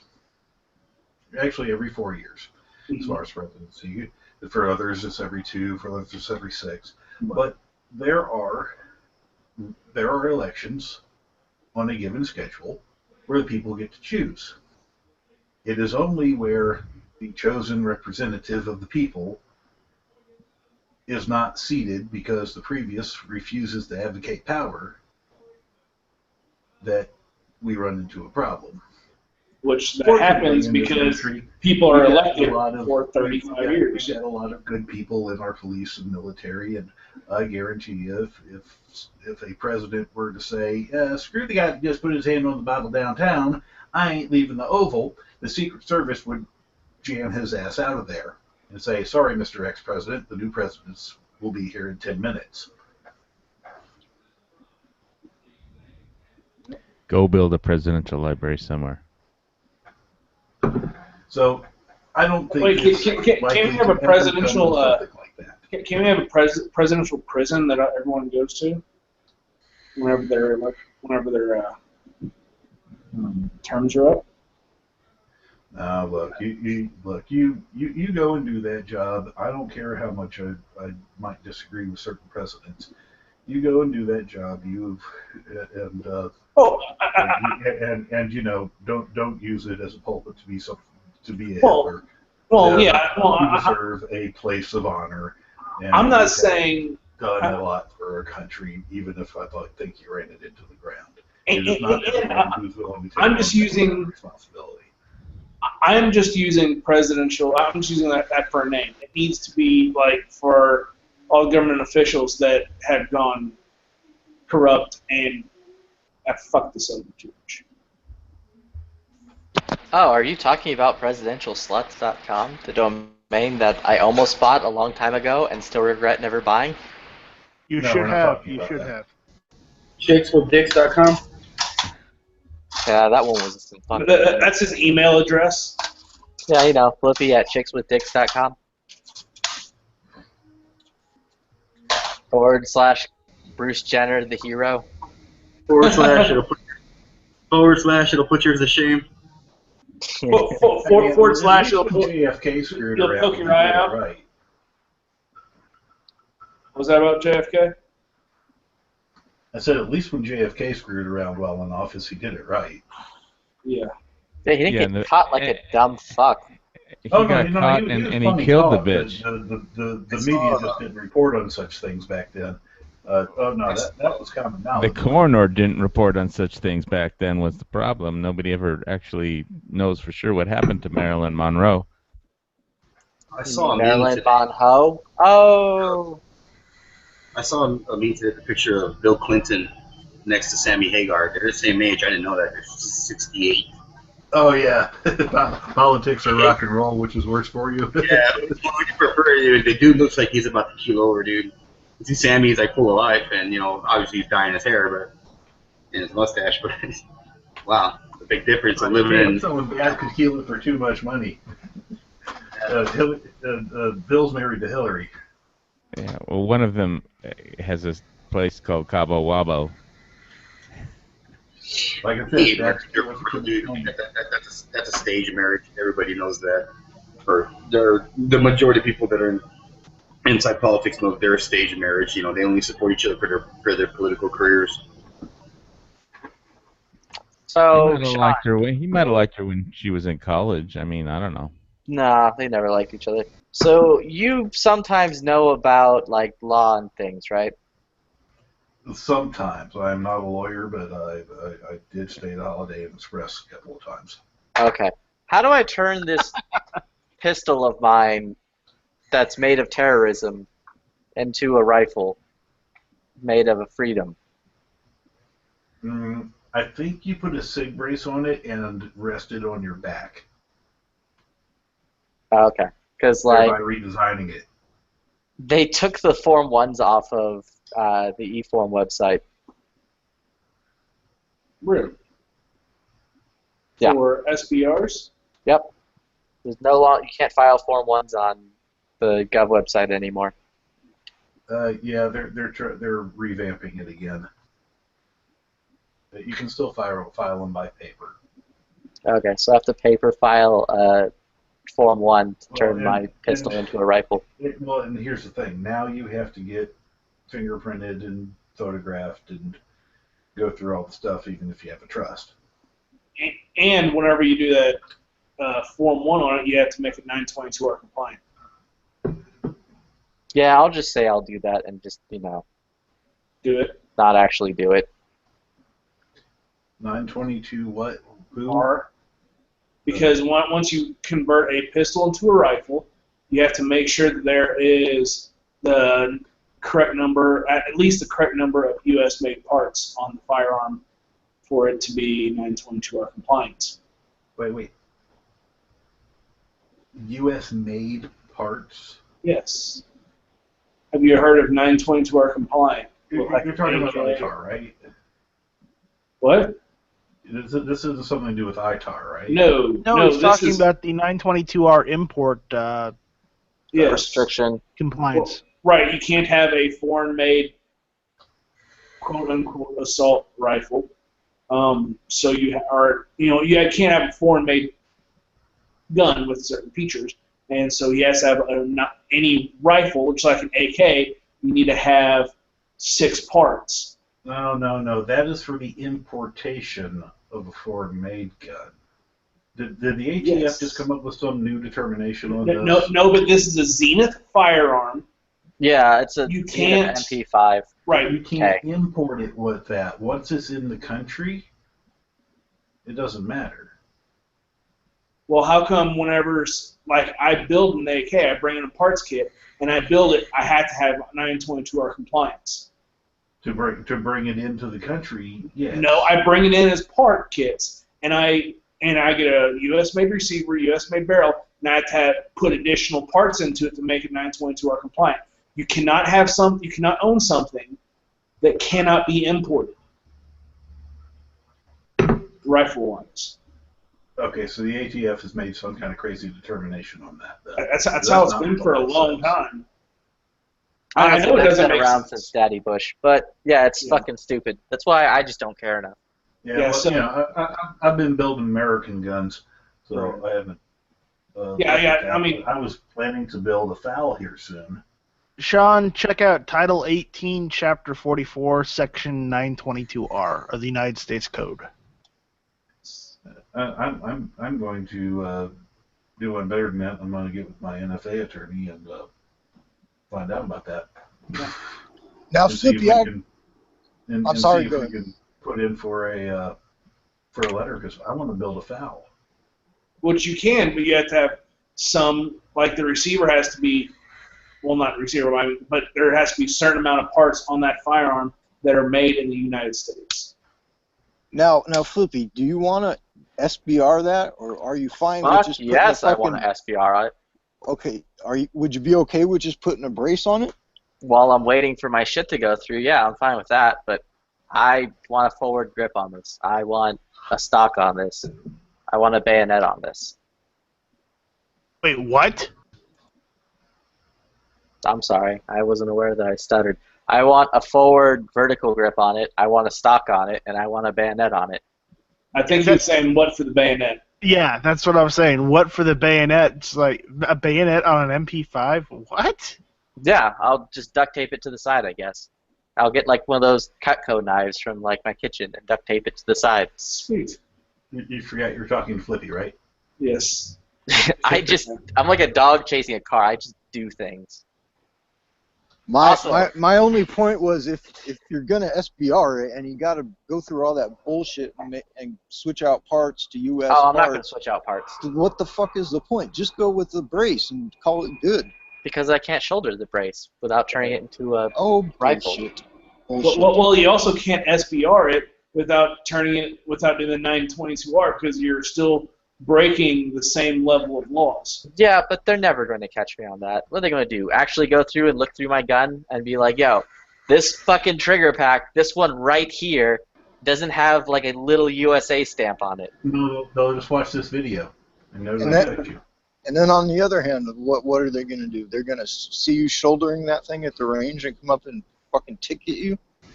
Yeah, Throw you in jail? I mean, they actually They do have that. not enforced that ruling Man, yet because they do not want to actually have to defend it in court. I got a suggestion, Flippy, though. If you change to a chicken suit when you're shooting, they'll never find you. So Sean, repeat what you just said? To my knowledge, they haven't tried to actually enforce this because this whole, you've redesigned it stuff, and because they don't want to try and defend it in court with a individual defendant. And the only way we could take it to court is if someone gets arrested on it, correct? No. SIG can. Oh yeah, yeah. Which I think they have, haven't they? They sued over their muzzle device that was really just the internal baffles for a can. Right. And lost. Which is absolutely stupid. I understand that. Yes, apparently part of the suppressor is now a suppressor. Kind of like having a solvent trap but no solvent tank. Mm-hmm. We're having a barrel with no receiver. It's a part of the firearm, so that's stupid. It's all stupid. Yeah, I mean, when I was going to build my SBR, I actually, when I had the receiver here, I had to. I actually have a friend that has a gun shop, and I left my barrel at his shop until I got the paperwork back, just so I wouldn't have constructive possession problems. Now I'm thinking. And then I figured out, oh wait, I can just build a pistol. So I ran down to the store and bought a little Anderson lever and slapped together a pistol real quick, and then having the barrel was no problem. See, I thought about, I thought about the same thing of possibly doing possibly building an SBR down the road, and I'm thought about just getting a barrel and having all my uppers built, and just having an extra barrel, a short barrel. But I guess that would be considered barrel intent. unless you also have a pistol lower built for it. But that's kind of what I was thinking. That's kind of what I was thinking was the case. But so yeah, I haven't done that. I do not have a pistol for now. I'm heading out. Take it easy. See you tonight.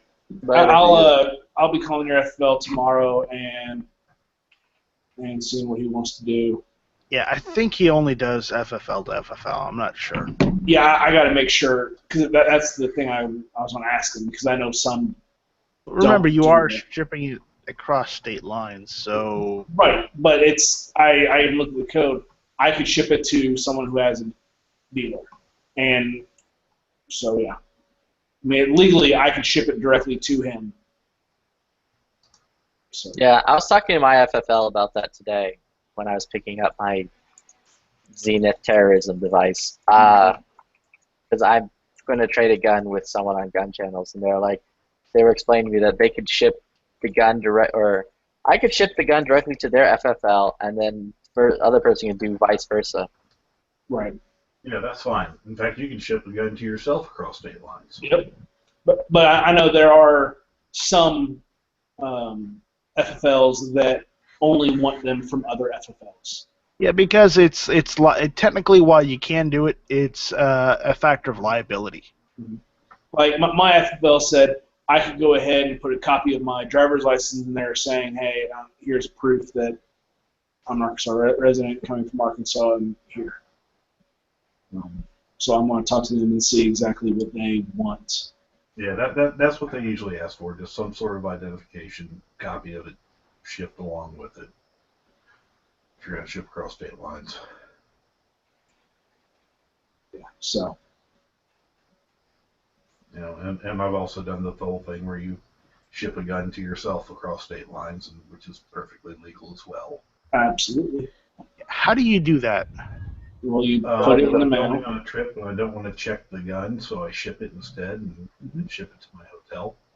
Yep. So what's the story? And they don't open it or anything? No, they can't. Why would they open your mail? It's super illegal. Right. Yeah, it's a felony to open up someone else's mail. Unless you're a postal inspector. Well, there's a lot of shit that our government does that isn't right. That's illegal. Yeah, well, they inspect the mail. Don't think that they don't. But yeah. Again, it's legal for you to ship it to yourself. So. Yeah. I know several people who do that when they go cross country for USPSA. They'll Yeah, I ship would it recommend there not to doing that in the mail. I'd recommend like FedEx or something, even though it Yes. costs more. Well, Yes. it actually depends because, for example, the mail won't take a handgun. Correct. They will take a rifle. Correct. Or shotgun. FedEx a while back said they wouldn't take rifles, but they do handguns. I think they reversed on that. You are correct. I don't think any of them will let you do it via ground service at all. It has to be next Yeah, day or next day air or 2-day air. It's like 2-day express, I think. Yeah. Yeah. Okay, I was just looking at Cal Guns, and they had a correction of some AP story about the Seattle case. It says, in a story August 10th about a federal judge upholding a decision by the Bureau of Alcohol, Tobacco, and Firearms and Explosives to classify certain ammunition as armor-piercing, the AP reported erroneously the type of rifle that the ammo was designed for. It was AK-74, not AK-47. Right, so... Okay, and on that note, I'm falling asleep, so I will see you guys tomorrow. Foos, just let me know what you find out, all right? Yeah, definitely. All right, later. All right. Yeah, so tomorrow I'm going to take my new fucking gun and try to teach it about American values and shoot the absolute shit out of it to make it, like, better. Because right now the fucking charging bolt thingy is, like, super fucking stiff. Yeah. You may have to put some lube in it. I need to put some brass in it. Some buttered popcorn. So why would I cut a hole in my gun? I kind of want to pull out my C308 charging handle and put some grease up there. Yeah, the PTR 91 is also still stiff. I haven't shot enough of that to get that to be good yet. Yeah. But I love that I thing. tried to get out there last weekend to shoot it, but wound up working till 4 in the morning on Friday night, Saturday morning, so slept till the crack of noon the next day and didn't get to the range. But I finally got my little 308 Mossberg MVP chassis gun all set up with its new Vortex AMG scope. Oh, is that the $900 one? No, that's the $2,500 one. Oh, okay. Yeah, that's crazy. That's like actual bonkers to me that fucking the Chinese scope is that much money. AMGs aren't Chinese. These are actually 100%. All the parts are made in America. This is their only totally made in America gun. The glass pack is made in America. They coat the optics in Wisconsin.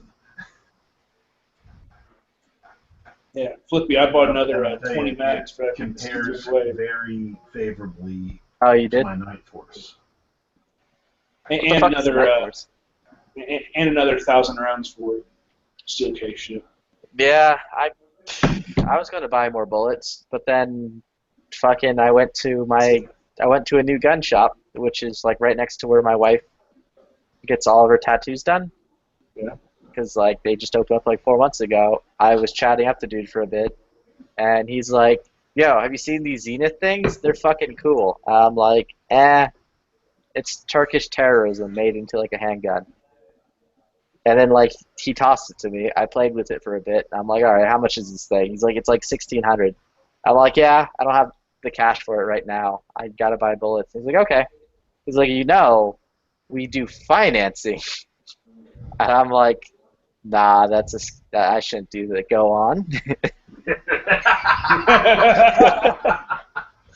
And he's like, yeah. He's like, you don't have to. He's like, look, this is how it's gonna work. Basically, we'll front you the entire money for the gun. You just pay us back at like 18% interest. Or if you pay it off in like 90 days, no interest.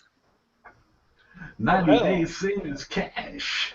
Yeah, I'm like, well, I don't know Oh my about God, that. it's guns to Eat go. good Yeah. times. It's like I'm that like, song yeah, from I don't Good know about Times. that. I'm not going to do that. I'll do that. And then he's like, well, we haven't gotten the system set up yet today, so I'll call you tomorrow when it gets set up. He didn't call me the next day. I called him this morning. I'm like, yo, what the fuck is going on with that shit? He goes, oh yeah, actually, we just got it set up like 10 minutes ago. Come in and you can pick up your gun. I'm like, I'll come in like 2 hours from now or so. And he goes, oh, I don't know if we'll still have it by then. People have been looking at it.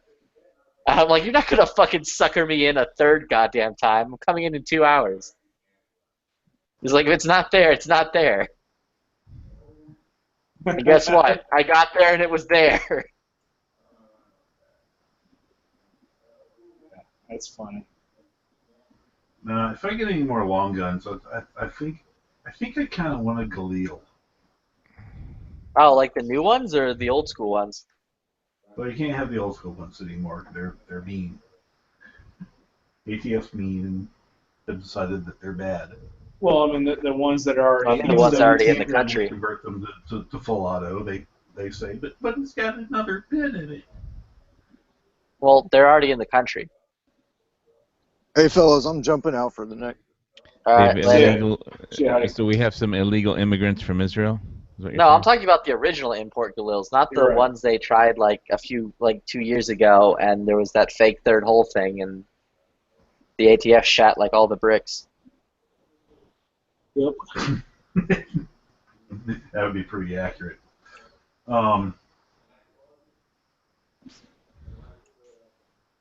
Yeah, I don't know.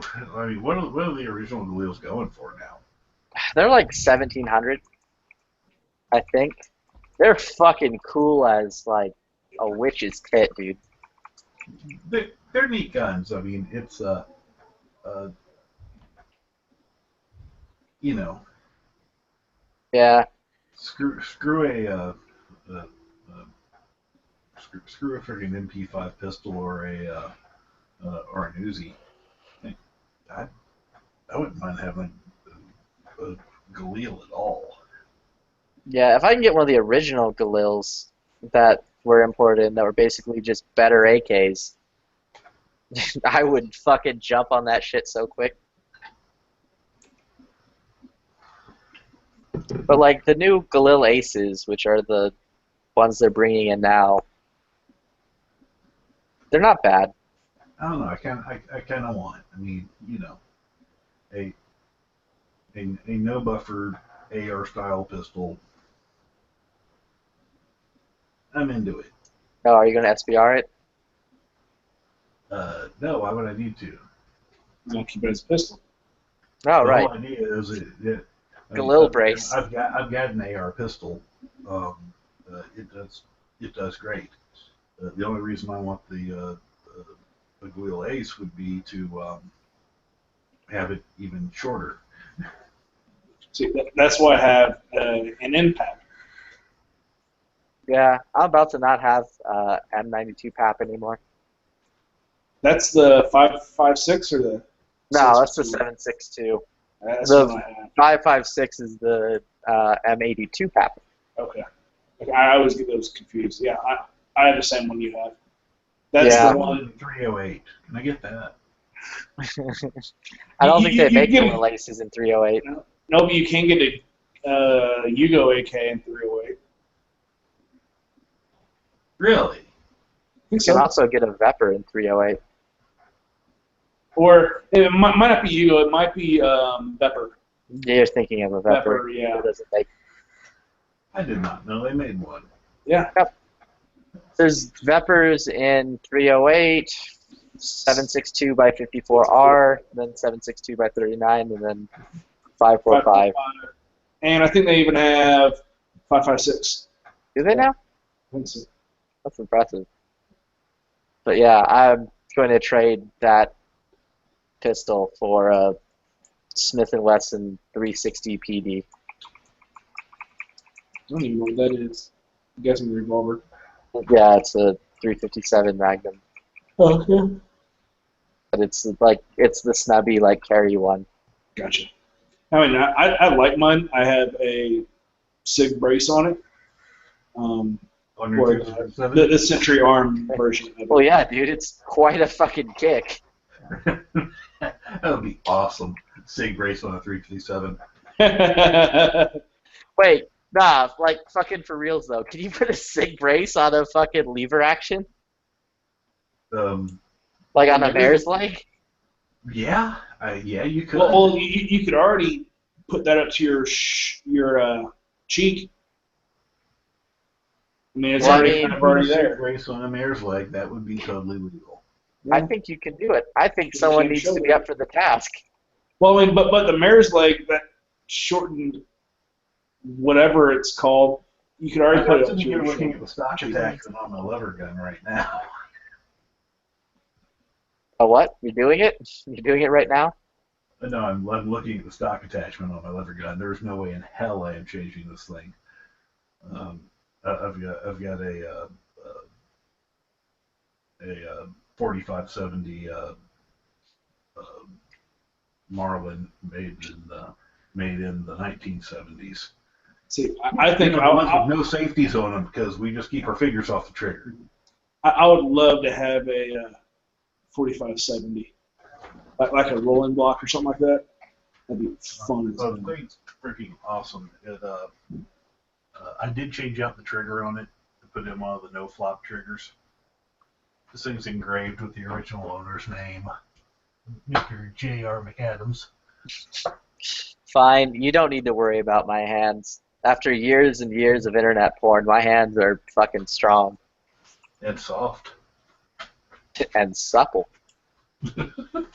It's his dick that's calloused. Yeah. It curves about 90 degrees. You know, so you can get those deep corners. Yeah, Jesus Christ. Welcome to Flippy's world. There goes all concentration in gun channels. Flippy, you're a fucked up individual. Yeah, I You're am. number one. But no, the only thing I've done to this this lever gun is I did put a damn rail on the top, so I can put on a low power scope every once in a while. I still got to get a scope that I like for use with the lever gun though. I did post a picture of the sacrilege of putting an EOTech on top of it. That was fun. Oh, did the FUDs on the internet have a collective heart attack? Everyone had a collective heart attack. It was great. But why would you put that on there? You want to shoot off to the left, not hit what you're aiming at? It does that with the iron sights. Yeah. No, I still have EOTechs on most of my guns. Yes, they work freaking fine. I just don't throw them into the deep freeze before I go to the desert without re-zeroing. Problem solved. Yeah, that's probably the reason I also bought this gun today.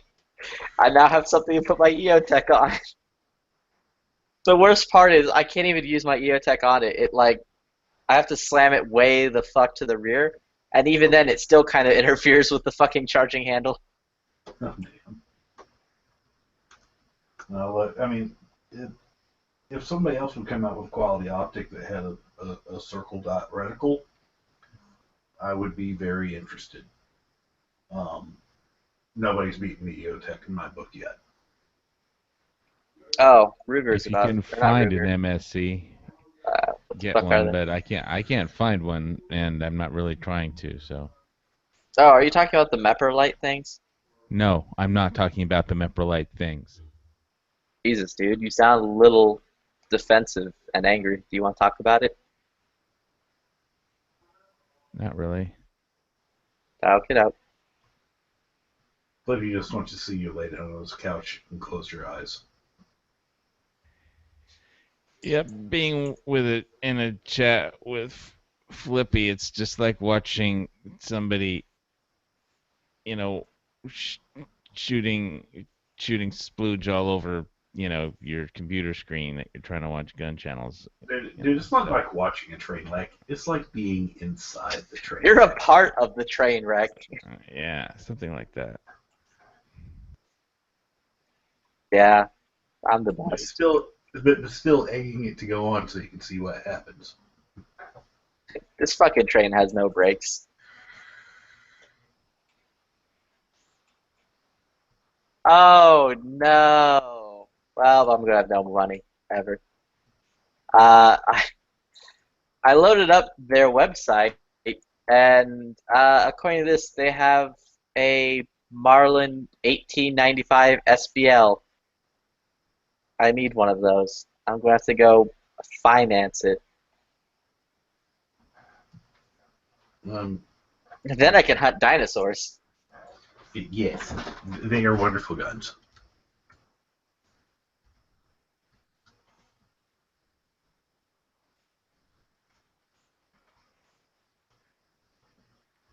However, I think I've got what is mine? 1892, I think.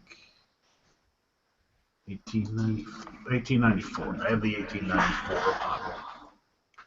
Yeah, the 1895 is the Mine was made in the 4570. 70s. There's no safety on it. There's it kicks like a mule. I love it. Oh, I got to see, because the rep for Cobalt Kinetics or whatever, that like company that made that AR that Ballistic got really happy about. Their rep was at the store today, and they're like, apparently he was trying to sell them a bunch of those fucking drop-free mag ARs. It's a weird gun.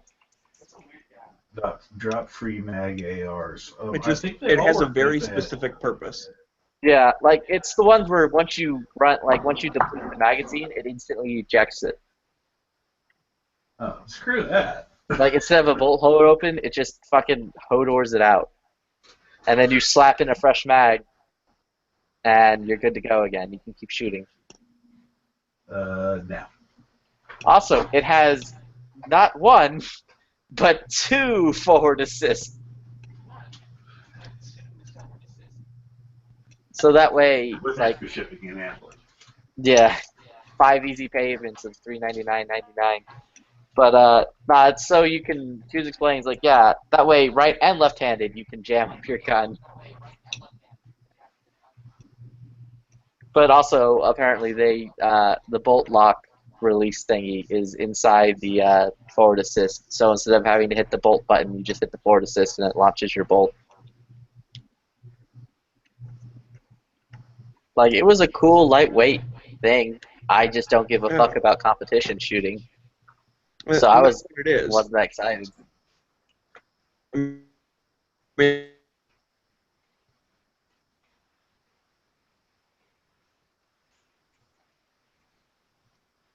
Whoever was trying to say something, you cut out. Yep.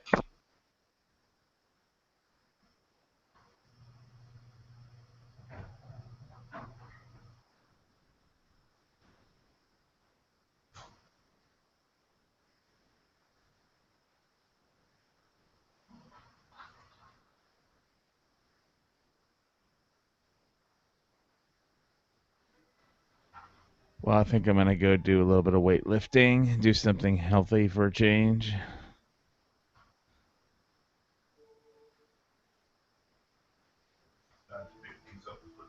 Oh, I did want to say one thing before I go. I got a letter today from Gun Owners of America saying that, oh my God, I'm saying double smeggy. But, the letter didn't say that, but what its letter said was they send you like a little card with no name on it and says that if you want a Gun Owners of America card with your name on it, your membership number, you can log online and send us more money or something.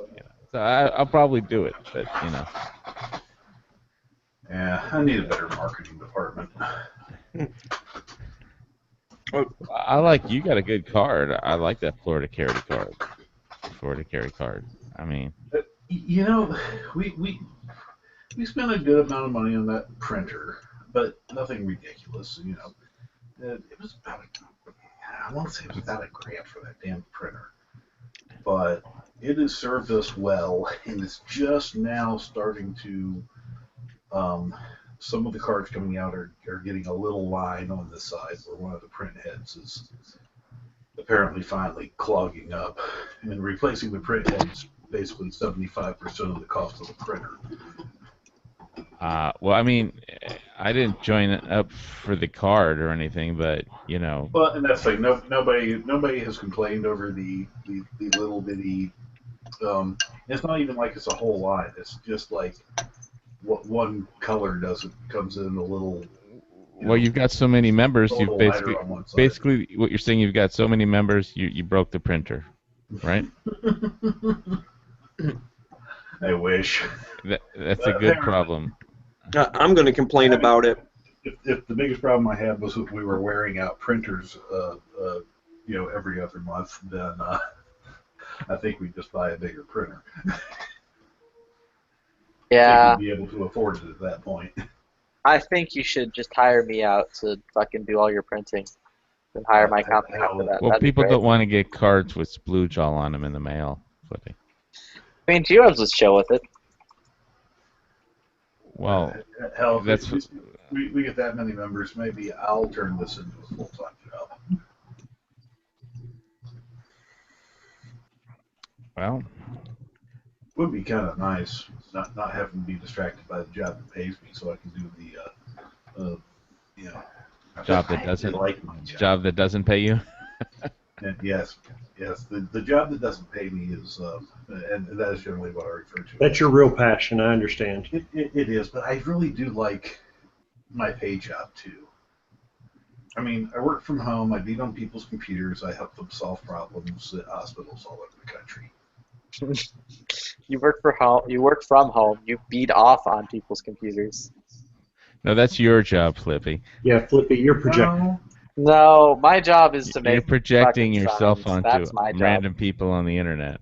No, that would be a little weird. So, Sean, a minute ago you said freezing your gun and then taking to the desert. That kind of is funny because I did something similar today. Isn't that also known as like doing what do they do when they jump out of their airplane? What's it? Arc light? No, that's it. Something. It's called some kind of A halo jump. Halo jump, right? Into the desert. Or a Isn't that hey-ho. the same thing? What Doing a what halo I jump did will mess was- up a Neotech, is what you're saying? What I did. Okay. No, not really, because you're not exposed to on a halo. Not so much. On a hey-ho, you might have some problem though. But even then, it's not going to get cold so long enough. I mean, because I know when I was just flying up at 40,000 feet on going back and forth to Hawaii, the outside temperature cabin was like negative 80 degrees Celsius or something like that. But believe me, they're not keeping your luggage with Barbasol in it outside. No, but if you do a halo jump, then you'll be jumping at some ridiculous altitude. Not long enough to cold soak the rifle. You're in that cold environment for a matter of minutes. Well, I've never jumped out of an airplane, so I don't know how long it takes to fall 40,000 feet or whatever. What altitude are the halo jumps at? High. Well, airline high. Can you be more specific than high? They can go up as high as like 35,000, 40,000 feet. Okay, so what I did today. They're done from higher. What I did today. Well, what I did Sunday is I went out and I shot this group. That is a nice group. Yeah, about the size of a nickel. Nice job there. So it dawns on me, I'm in Texas. It's 102 degrees here. I'm taking this rifle hunting in October in the mountains of Colorado, where every time I've gone hunting in the morning when I wake up, it's at 32 degrees every morning consistently. So it dawns on me, if I have to shoot the gun in the morning, I'm going to be, instead of 102, my bullets in my rifle are going to be at 32 degrees, in theory. Okay. So here's what I did. Your POI shift on that probably isn't going to be that much. I mean, the group size shouldn't change. It should just be point of impact. Here's what I did. I put my bullets in the freezer and then put them in a cooler, igloo cooler, went out and shot them cold. And the group did this. So it opened up to 1.5 inches from a 1/2 inch group to 1.5 inches. Just the bullets. Forget the sight. Yeah, everything's the same. Everything is the same except the bullets were cold. So my theory is, because that group is about the same as the load before it, is that it's simply the colder powder is slowing down the bullet from exiting. It's exiting at like 29.25 instead of 29.50. So I'm going to go out again this Sunday with cold bullets, but I'm going to load them, a 1/2 grain up. I just want to say that I never did a halo jump like into California or Hawaii, but if I did, it's nice to know that it wouldn't affect my red dot. That's all. I have met and trained with those guys. I have never done a halo jump. In fact, I've only done one. I'm afraid of heights, man. I really wasn't supposed to. I'm scared to death of heights. I'll jump out of an airplane with a parachute tomorrow, or I'll rappel off of anything. But I won't stand near a ledge without being hooked in or having something. I don't like ladders. I can't even watch a movie with somebody falling. Dude, I was watching something earlier today. In a movie, the girl was just standing on the balcony, and my stomach did flips just because they had a camera angle that showed over the side of the balcony. On TV, I hate heights. Me too. But you give me a rope and a solid point, I'll frickin' Aussie style off the side of a building. Done it many times. I don't know what it is about that. It's just a subconscious fear that you can't control. You can't control a chill up your spine, but it's like that's about the only thing that I can actually think of that puts that chill up my spine. I mean, humans have one time in the air. I'm a pilot. I'm a private pilot, and only one time in the year have I ever gotten a sensation of bad height. And it was when I was flying about 500 feet over a very tall radio antenna tower. So here's the deal: is humans have built-in psychological fears that are hardwired into our subconscious that we can override if we have the proper mental status. So, for instance, people are naturally usually afraid of snakes, spiders, looking over high places, things like that. But we have the ability to, if we can justify it, like saying, well, I'm attached to a rope or I'm attached to an airplane, we can all do it if we can deceive our own brain. You can overcome you don't need to overcome your fear, but I mean that's hardwired in, and it's the reason that people are scared to look over the edge of a cliff but will ride a roller coaster. I won't ride a roller coaster anymore. Well, okay, so I did the Revolution when I was a kid. More than others. Some people have higher degree of the fear than others, but the vast majority of people don't like walking up to the edge of a cliff without a railing. But if there's a railing, they're fine. But if it's just a cliff, they're scared to death. Yeah. Because the idea in their brain is you could fall off that cliff, and it's hardwired into our system. I don't think anything is hardwired into our system. Pokemon Go, and then you fall off the cliff. Yeah. It's only happened to me like 5 Somebody times.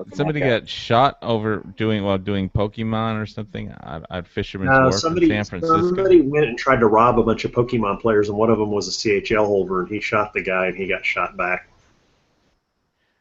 That was in Las Vegas. Oh, there's your new target audience. There was another one in California where some guy just walked up at random and shot a Pokemon player. Yeah, at the Fisherman's Wharf in San Francisco. Oh, I didn't hear that story. Yeah. That sounds like just someone who has a problem with It was basically gang initiation. I was about to say, it sounds like a person has a problem with people in general.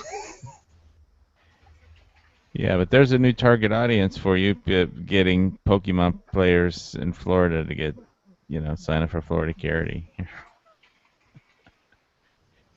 I don't know how to target that audience, but And you drop a lure outside your gun shop, so they come in. The bars are doing that now. I know there's lots of places that figured out for $10 you can suck people into your business that are not paying attention and be like, hey, you gonna buy something?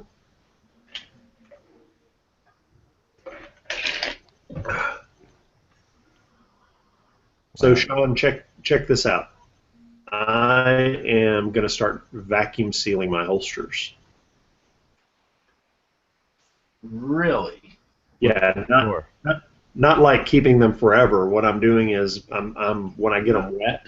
Yeah, no, I get it. You're talking about vacuum boating. Yes. So I'm interested to see how it turns out. I tried it with my I'm shocked Flippy didn't have something to say about vacuum boating. Well, just don't let Flippy near your vacuum sealing machine. So I tried it with my food saver, and it did not work well like I wanted it to, so I'm having to upgrade a little bit more to get a good vacuum sealing bag for wood varnishing. Gotcha. Tell you what, when you get the process set up, let me know. I'll have you make. You ever do any between the belt holsters? You mean holsters that go between the belt and the pants? Yeah, outside the pants, but under the belt. They're really easy. I'm about to say, if you can show me a picture of one, I'm sure I have something close to it. Oh yeah. I'll send you some stuff. I've had a few made. I like them. They're really comfortable if you wear untucked shirts. That way the holster's not rubbing on your bare skin or skivvies. It's outside the pants, but it's still like really pulled in tight by the belt.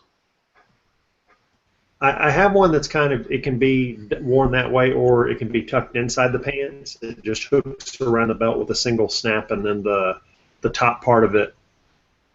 You'd have to see the picture of it. But once you see the picture of it, you understand how. Yeah, these allow you to go a little bit closer because you don't have that extra space necessary to actually flip it inside the belt. So it takes off probably about an eighth of an inch from the holster. Okay, cool. Well, yeah, I mean, if you send me a picture, I can see about making a nice one for you. The other thing I'm doing is, like leather dye, I've just started messing around with mixing my leather dye with neat's foot oil. Oh, that's good stuff. And so, so can you make like a metallic purple? Yeah, I can make lots of colors. Have you seen Suicide Squad yet? So see, like that shade, that's ox blood mixed with it, and it comes out purple. So I'm kind of experimenting with mixing the colors, because mahogany comes out brown instead of red. Oh. To Now, do how's mahogany the correct, I penetration have with to the add mixed ox oil? blood to mahogany to get it. How does RIT dye work on leather? It's just red dye and ox blood are about the same. It's just a kind of a dark red, kind of purplish. Not red dye, RIT dye. I mean the What's brand RIT of it's a brand of You're talking powdered. about tie-dye shirt dye. It's a brand of like crystallized powdered dyes that you mix up with a little bit of alcohol and a drop of acetone. I know what RIT dye is now because I've dyed some other things with it. I was just wondering how it works on leather. I mean, I know how it works on. Never tried it. He has tie-dyed underwear. He understands. Well, the thing about the dye I use is an oil-based Phoebings dye, and I've tried the water-based dyes before, and they don't look near as good. They look good at first, but they don't sink in and really take like the Yeah, Phoebings. they don't hold their. Yeah, they don't hold. Yeah, the Phoebings oil-based dyes soak in like permanent marker. I mean, they go in and they're there.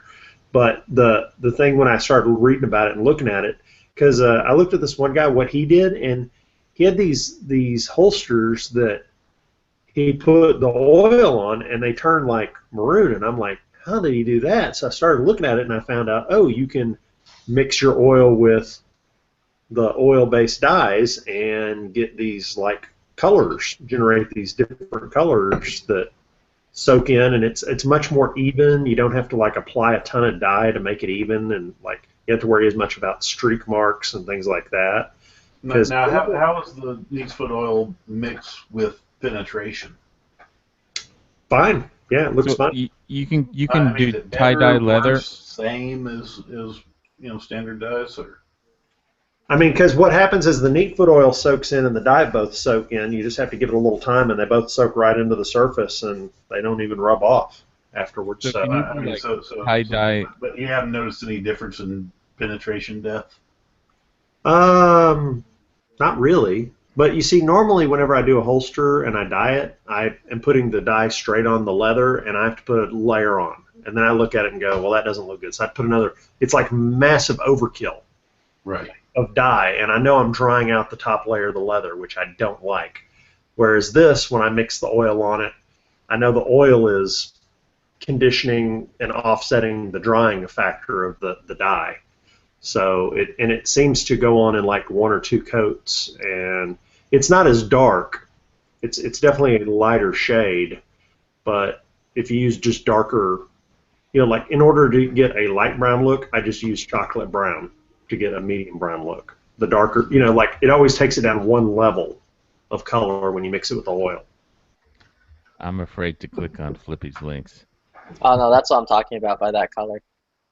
Can you do tie-dye kind of holster rigs and shit? Or God, I have to imagine it'd be hard to get that definition between the color edges. yeah.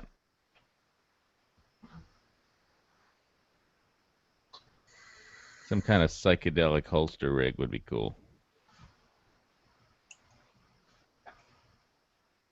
It's like So Nathan, this would that be- leather crafter was like on acid, dropped acid in the 60s, and this is how the holster came out. Kind of.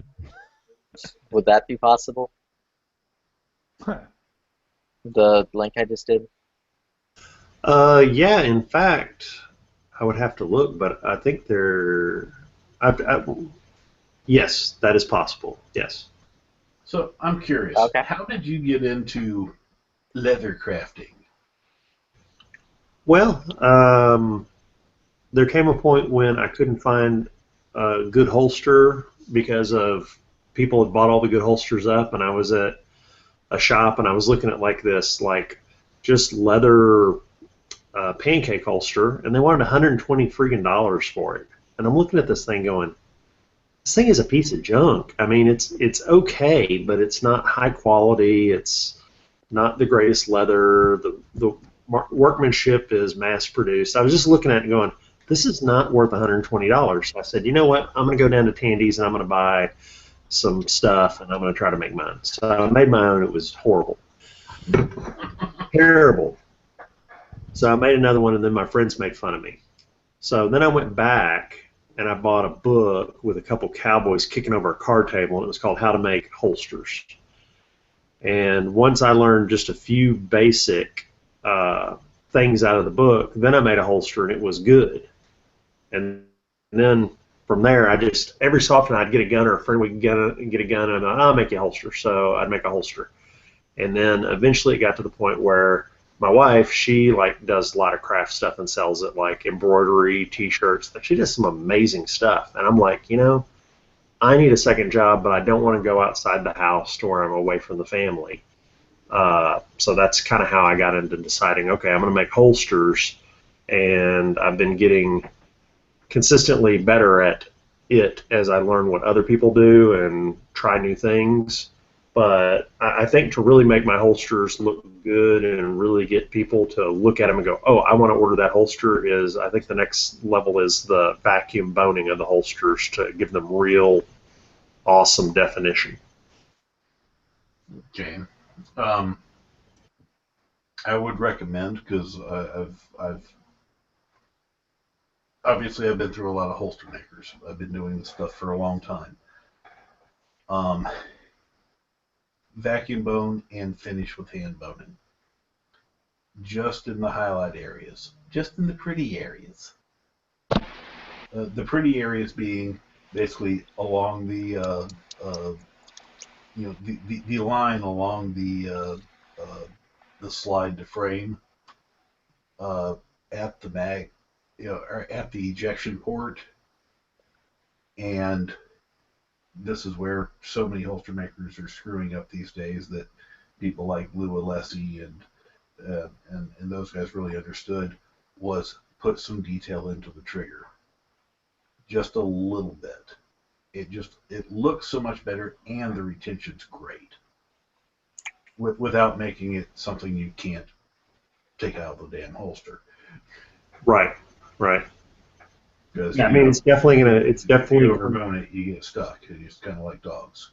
It's definitely going to take some practice, but I have been watching some videos of other high-end holster makers that have very popular holsters and seeing where they're doing their where they're doing their impressions and stuff, the parts they do them on and the parts they leave alone. So I'm not reinventing the wheel. I'm trying to learn from the best.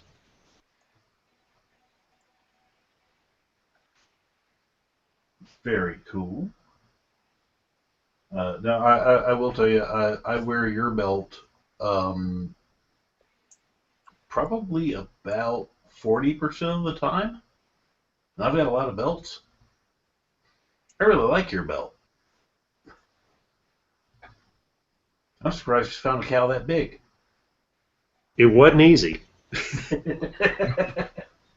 No, my wife wants to kill me because I got like a whole bunch of rolls of leather in here. Because the thing about it is my local leather shop, they'll put the good leather on sale one, and then they'll go a month with it not on sale, and then they'll put it back on sale the next month. It's very consistent. It's 1 month it's on sale, 1 month it's not. So I always buy extra. So if I get a whole bunch of orders or get frisky, I have the leather. It doesn't go bad. It just sits right here in my house till I use it.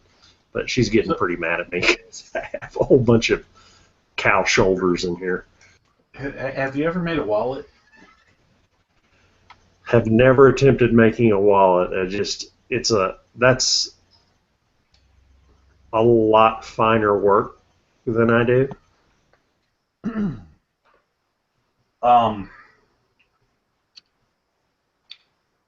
I was talking to a German holster maker when I was stationed in Germany.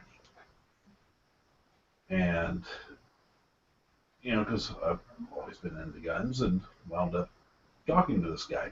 Can't remember his name, saved my life, but he was apparently very much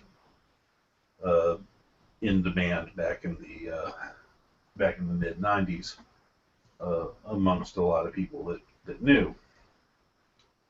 And I asked him about making me a holster, and he's like, he said, yeah, I really wish I could, but I'm so far behind on all these other orders I've got. He said, I would totally make you one for, he said, I normally charge all this money for these holsters, but, we're friends, we drank in the same bar type deal. I'd make you one for almost nothing, but I'm just so far behind, I've got to get my orders out. He said, if I get caught up, I'll make you something. Well, I never got caught up. But he told me, he said, if you want to get really good at doing leather, learn to make a man's wallet and a lady's wallet. Because they demand so much detail in those things, your finished product on everything else you ever do will be so much better. I thought that was interesting. Yeah, I was going to ask there, Nathan. I've never gone to the website or anything. I'm completely new to all this, but what else do you make besides holsters? Like, I heard him talking about belts, so what else do you do? a lot of what I get orders for are belts, holsters, and mag carrier, what I call the rig. A lot of people like getting a full matching set of a belt, mag carrier, and holster that they all get to pick the same color on. They're all identical. Right. Because maybe they shoot IPA, maybe they just like to go to the range, but instead of piecemealing their system together, they go out and they're wearing all matching, and that's really kind of cool for a lot of people. Hey, Nathan, I wanted to suggest that you check out Fox Company Prepping. He does a chat on Fridays on the internet, and he's a leather worker. He does satchels and all kinds of cool leather products, and he does leatherworking over in Scotland. And you should just check him out and do like leatherworking hangout and talk shop, because he makes some really good stuff. So. Cool. I'll have to look into that. And he's funny as hell. Anyway.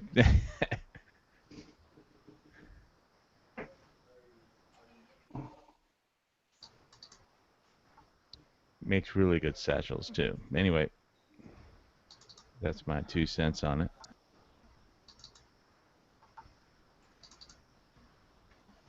What's up, Night Prowler? You got thermal yet? No, not yet. That's it's like I said. I got to buy this motorcycle. Motorcycle's more important right now, to me at least, than the thermal. Even though thermal would be totally cool. Riding on a motorcycle is one of those 0 dark 30 thermal night vision things would be a trip. Could you imagine? I was talking to guys last night. We were talking about going to Area 51 and cruising around on the outskirts of right before you're right by the gates and stuff. Could you imagine having thermal and just being on like a dirt bike or like a enduro or something like that and just cruising around? You'd still get caught. What do you hope to see at Area 51? Oh, absolutely nothing. No, I have no intention of actually seeing anything. I just want to go there just because it's such a touristy, weird spot now to go. It's more do it. Yeah, just to do it. Just be like, oh, look, there's You'll see more over at Palmdale. Yeah, exactly. I'm actually not like one of those guys that are going to be like, oh, I'm not going to go to the Alien and go, oh, yeah, I want to see aliens. I have no intentions of that. I want to go take a picture of my bike and meet over by one of those trespassing signs that say, well, may shoot you or whatever. Just because it would be fun. But back years ago, I worked for a contractor. Sometimes hear a lot of people think that when I go to Area 51, actually get in to Area 51. Not within 20 miles of it anyway. Oh, yeah, I'm not even going to try that. That's just ridiculous. Like, I'm not going to try and, infiltrate a military base regardless of... I'm not Mulder, dude. I'm not doing any of that. I just want to go there, take some pictures, try to not get arrested and have a good time. Maybe camp for the night nearby in the desert somewhere, but... Take some pictures of aliens, you mean? Well... You'll probably just see the ones that are crossing over from Mexico, more than likely. Yeah, exactly. The truth is out there. Oh, well, there's a great gas station right there just before the road off of there, and it carries all sorts of nice memorabilia. You can get all sorts of tourist garbage. To make it into Area 51. I mean, if we quit now, they win. Oh no! Like I know Dano was it Dano? He was about to say something. Not Dano. I think you just called Nathan Dano. Not Nathan. The other gentleman. I forget what his name is. The one who's got Sean? the suit. Yeah, is the guy who has the suit. Yeah, it's Sean. Sean. Yeah, from Florida. He's Florida carrier. Yeah. Yeah. Years ago, I worked for a defense contractor, and I got sent out to Palmdale to actually work with the local National Guard. Well, I was having trouble finding a place, and I see this big airport. I mean, as big an aviation buff as I am, believe it or not, I didn't know anything about Palmdale. So I roll up to the gate at the airport that I saw there, thinking, oh, well, maybe someone here knows where the National Guard guys are.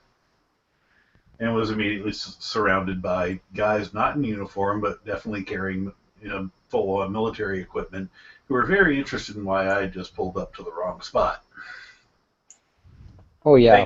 They got I had military contractor orders on the seat next to me. At which point they became much more friendly and actually got kind of let me onto the airport, pointed me in the right direction. And one of the guys was kind of laughing. He goes, "Do you even know where you are?" I'm like, not a freaking clue, but apparently I stumbled into something. Oh yeah, like some people, they go out there with these misconceptions that they're going to go to the little alien place. I think that's what he was talking about, the alien place, the little bar right there or whatever. That's a couple hundred miles away. Yeah, that they're going to go out there and see aliens, and they're going to see ships, and they're going to see some special thing that they wouldn't see. I'm not doing that. I'm going down there, take some cool pictures, try not to get too close to the gate, because evidently I read up on it, it's illegal to even film or take pictures of the gate, but whatever. I might roll in with my helmet cam and just kind of video real quick and then turn around and take off, because like I said, I have a family and I don't need a big old fine and all that nonsense. Yeah, get your Google glasses. Yeah, there you go. These are prescription. Yeah, exactly. I don't know what you're talking about. It's a prescription Google Glass. To get anywhere close to seeing I actually anything have worthwhile. prescription Google Glass. Anyway. I need to use them while shooting sometime. Yeah, it's like I'm going to probably just have a contour on the side of my helmet, and that'll be about the extent of it, and I'll slowly roll up, and then when I'm about 20 feet from the gate, just turn around and drive away. And be like, oops, wrong way. I hope you're on a motorcycle, because they look at guys in cars with helmets on kind of weird. Oh, yeah, no, it'll be motorcycle.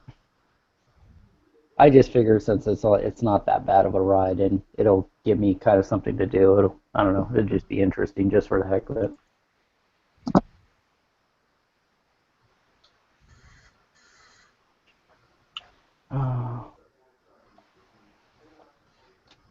But anyways, night vision would be cool. I guess that was what I was getting around to saying, was night vision or thermal would be pretty awesome. It's on my I remember bucket reading list, a few but of the it's more isolated parts of the world out with the Army, and one of my favorite things to do at night, if I was on, some kind of duty where I had to be up in the middle of the night and we'd be somewhere particularly dark, was to just go out, turn on the night vision, and watch the satellites go by. It's amazing how many more stars you see. Have you ever heard of of the Fallon? satellites and everything that you see flying by the Earth with night Have you vision? ever heard of Fallon, Nevada? Fallon, Nevada? No, I have not. Okay. Yeah. I've That's the heard home of, of- I don't think I've been to Fallon. That's the home of Top Gun. Okay. That's Remember the movie probably what I've Top Gun? heard. Yeah. And you can go there just off the highway and see them doing their maneuvers and doing the dog fights. It's absolutely amazing. Really? Yeah. That would be pretty cool. And there's plenty of places to ride bikes and everything else, but right off the highway down there, you can sometimes they get pretty close. Right.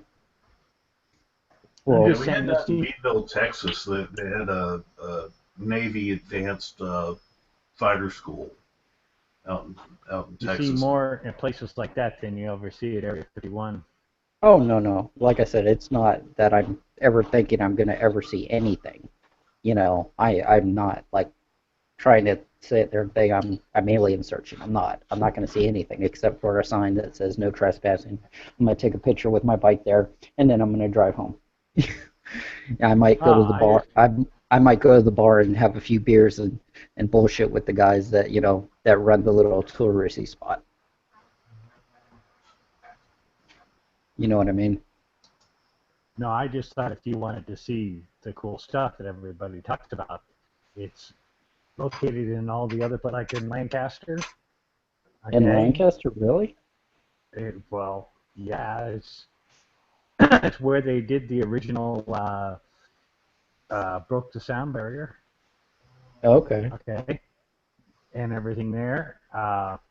And Fallon is where they do, like I said, Top Gun. They do dogfights and all that stuff out there. You could stand outside Area 51 for like a month and not see anything. Yeah, I'm fully aware I'm never going to see anything at Area 51. But if Except you want to for, go take a picture and do whatever, that's cool too. I mean, you know, I just didn't know what you were wanting to do. I'm from Nevada. oh, okay. Yeah, well, my thing is, if I can go to Lancaster, see, I know nothing about any of this, and I just thought it would be fun just as a trip, because I've always been interested in the whole, you know, secret air base and all that crap my whole life. So I said, oh, how fun would it be just to go take a picture and, you know, whatever. But, yeah, actually, I live in California, so I'm in Southern California in the Inland Empire, so Lancaster isn't that far. I could totally go to Lancaster. No, absolutely. The Which thing would is, be get invited. Go get a guest pass, and they'll take you on a tour of the entire base. Really? Mm-hmm. Yeah, I've done it before. They've moved all the cool stuff out of there. Yeah, but it's still Well, cooler they still when they do their tours, they'll show you all of the. They had like these train tracks that they first were trying to break the sound barrier, and they were testing the jet engines and everything back in the 40s.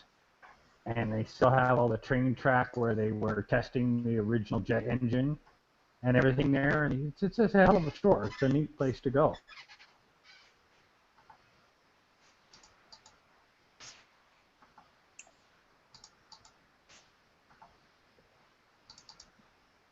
Yeah, that would be pretty cool to go down there and check that out because, you know, it's all in the desert anyway, so I'm big on the whole camping thing, and when I plan on going is right around October, November, so it'll be a little cooler. Be more than cooler. What happened? I was saying it'll be more than cooler. Yeah, no, I know. I know. I got at night. I got my winter stuff. Yeah. I'm just saying, most of the, if you're going to Area 51, you'll be okay, but getting up above that, between Area 51 and Reno, you're going to hit snow. Right. Yeah, I don't really want to ride around in snow. That would kind of suck. Yeah. I'm just saying, you know, do it, if you're going to do it in November, do it early November. Don't do it after Thanksgiving. Yeah, because basically I'm leaving California in December, so I've got to get all. Huh? What happened? They're saying that we're going to have an early winter. Oh. At least here in Nevada. So, you know, I'm saying October. I would never do it past Thanksgiving. All right, I'm gonna mute myself because I don't think you guys want to listen to me chew. So. What are you listening to? Okay. Huh? No, I'm saying. What are you doing that we don't want to listen to? Oh, me chewing. Huh? If I eat my sandwich, I'm start chewing. I don't think you guys want to hear it. Oh, eat your sandwich. Go ahead. Okay.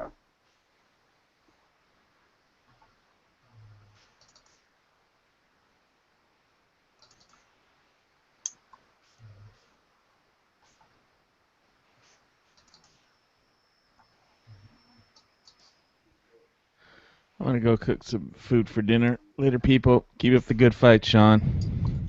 Have a good evening, man. Yep, I'm out. Hey, see you, man. Take it easy.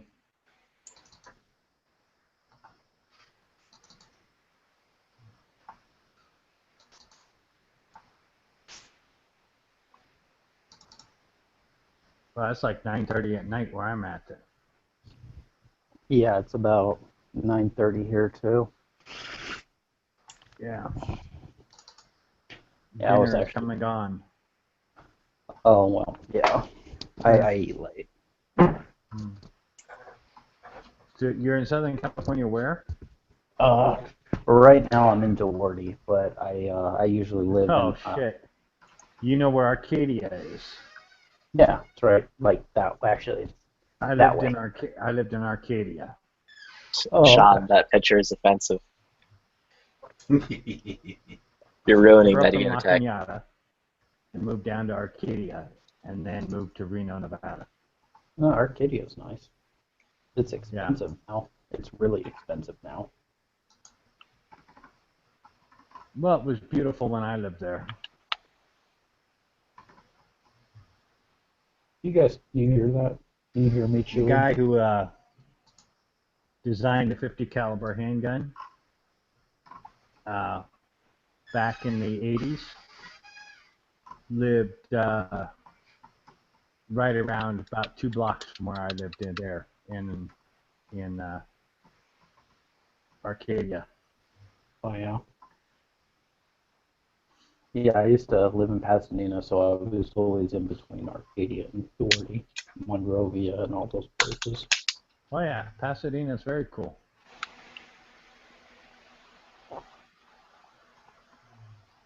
Hey, you guys see this? The NRA Rifleman magazine. Back in the 70s when they actually had buses. Nah. I make a very big point to the NRA not to give me magazines. No, I know, but I mean, they got this thing on the whole Trump and over there talking and blah blah blah. Let's see where it was. I think it was 77. It was kind of an interesting article.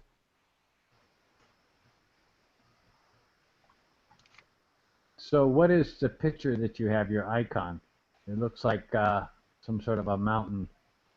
Oh, that was me and my wife and my son went hiking up in Lido Creek up in San Bernardino, in the mountains. We were on a camping trip, and there's a we climbed up this. There really wasn't a trail, but we just kind of climbed up the side of the mountain, and there was a nice view of you know, the whole meadow and stuff in that area. So I thought, oh, this is a cool picture. Oh yeah. So.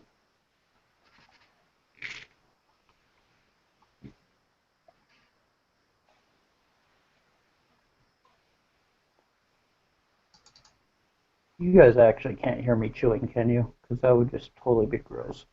Nope. Okay, You're good. All right. What the fuck is that? Oh.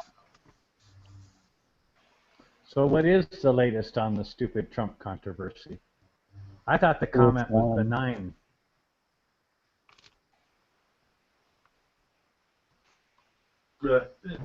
He was making a joke. It was. Well, I don't even When think you it was. play politics, people will blow anything you say out of proportion. I mean, I heard the comment when he did the speech, and it just said that the Second Amendment people. I didn't think anything that was threatening anybody's life. No, it is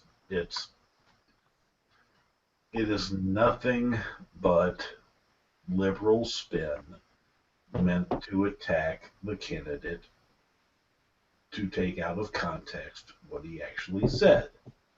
Oh, that. Yeah, they're gonna do this back and forth. It's like ridiculous. Oh, son of a bitch. Yeah, Yankee did a whole video on it of how he thought it was wrong and everything else. I'm sitting there going, I don't understand what the hell the guy said that was so wrong. It never occurred to me Remember, that he was. Yankee's a giant liberal. Okay. Look, I think he's a great guy and all, but he's going to spin things in that very liberal fashion. Wow. Of how dare you say something that even as a fleeting comment that isn't 100% right, even though he doesn't himself live up to that high standard. But he's not running for president, as he would, I'm sure, if he was here, very quickly point out. Yeah, whatever Yankee says is all just opinion. It's not, you know, maybe there's some facts there somewhere, but, you know, most of anything that comes out of his mouth is just opinion, and that's the way I take it. Even though I do agree with him on a lot of stuff, but most of what he says, it's opinion. and that's the way I look at it.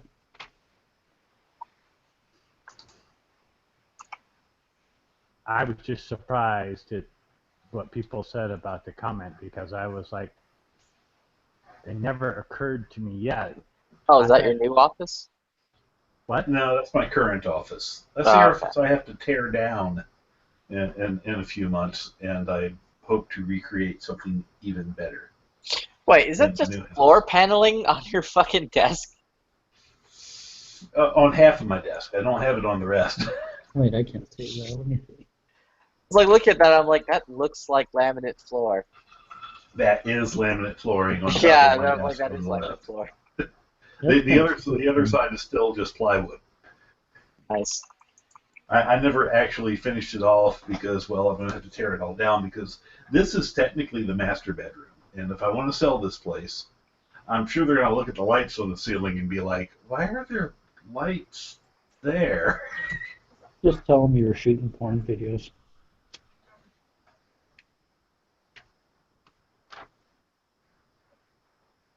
Yeah, but the laminate It's flooring changed a for little a bit. Now desk there's is not a two, bad now idea. there's two whiteboards.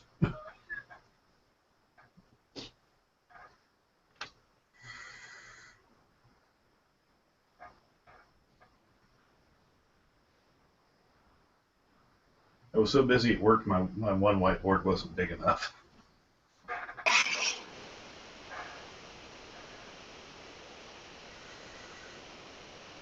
That's a cool office. Hey, everyone should have 66 square feet of desk area. Absolutely.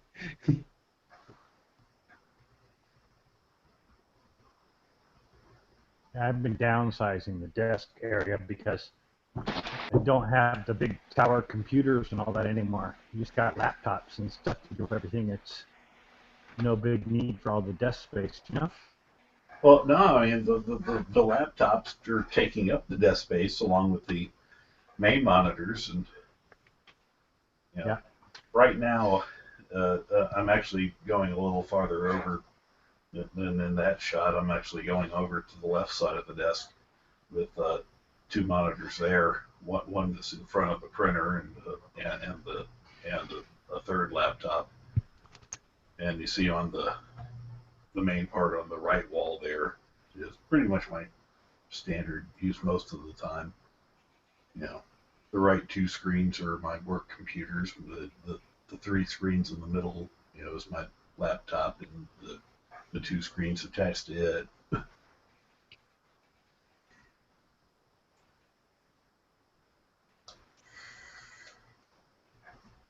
Hmm. Has anybody bought? Does anybody have one of these Blackhawk soft shell jackets?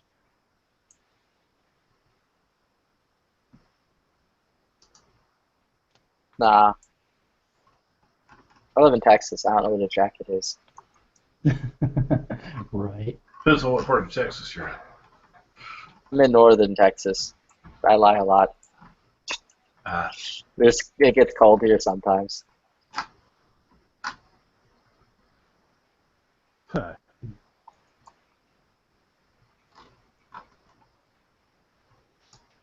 Yeah, it gets cold sometimes.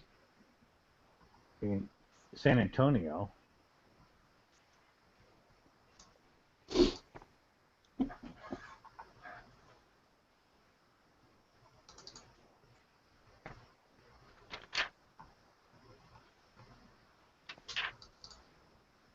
So what's going on with the Florida Carry stuff? Is anything exciting with the whole stuff going on? Oh, we're just waiting to get through the elections, waiting to get rulings on our cases, which, you know, the Florida Supreme Court is obviously going to wait till after the elections to render.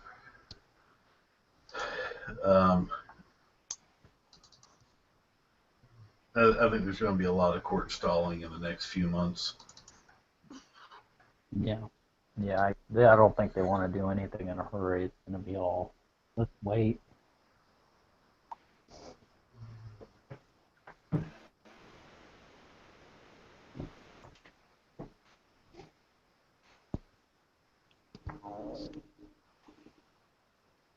Ooh.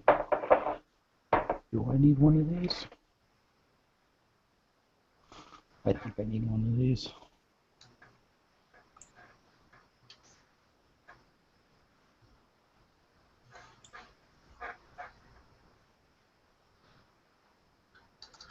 But, with members like this, how can we go wrong? Yes, I need one of these. Yeah, that's all you get. Quit idling my members. Wait, what? Oh, hey, nice.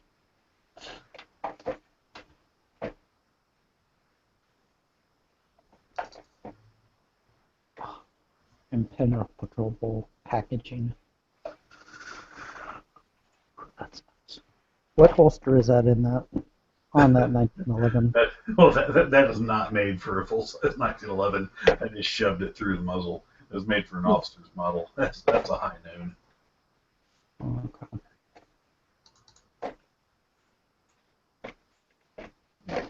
There you go. There's some holsterages. Let's see. I gotta move that. Holy crappy. FN. What is that? The FN Tactical 45 or whatever. The FNF 45 Tactical. Yeah. Yes. How's that shoot? Is that a good shooter? That thing shoots like a dream. It's actually the gun that sits next to me in the little rack on my desk while I'm working. Yeah, that's one of the good. I guess just in case somebody bursts through the door while I'm sitting here. Yeah, that's definitely one of the guns that I wanted to shoot. As soon as I get out of California, I will be looking into something like that because I don't believe we can have threaded barrels here. The only thing that would make this better is if they'd actually done the FNS,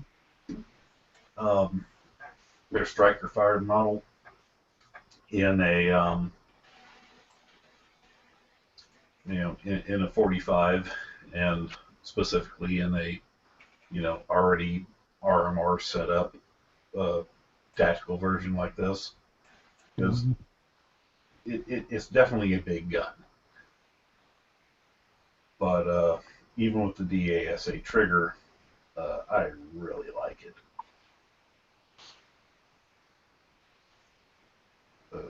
Went out a couple of weeks ago to the range, and I was there with my father-in-law, and he threw out a couple of paper plates, and I immediately, drew and fired just using the red dot on it, and drew a little happy face on the plate.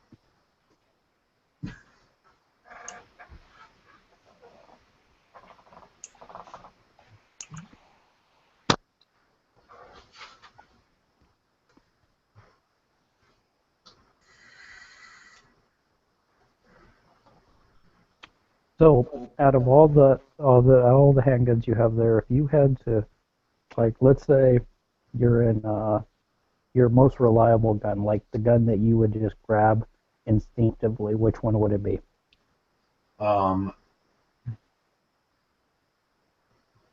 It really depends on what I'm carrying for. I mean, there's but when I was in the Army, I want this FN Tactical. I would have much rather had that than that stupid Beretta.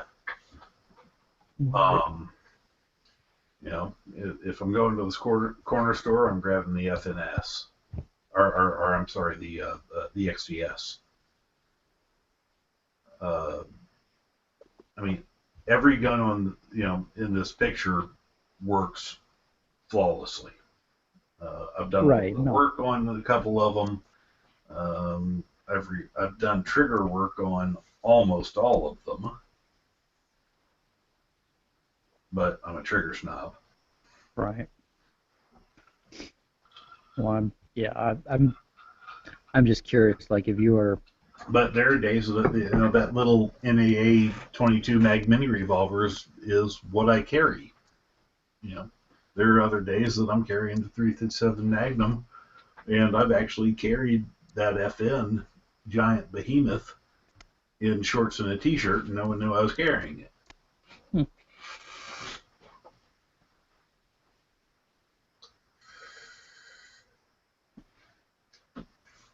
Let's see, what is that right there at the top left corner of the picture?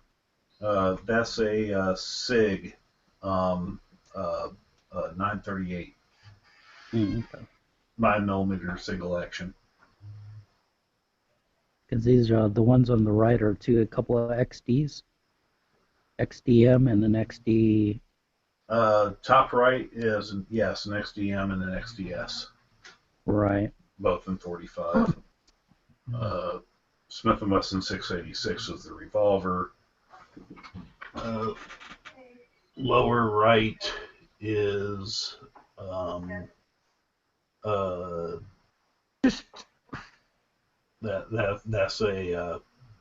that's an XDM 9mm, and the one between the FN and the lower XDM is a Glock 30S.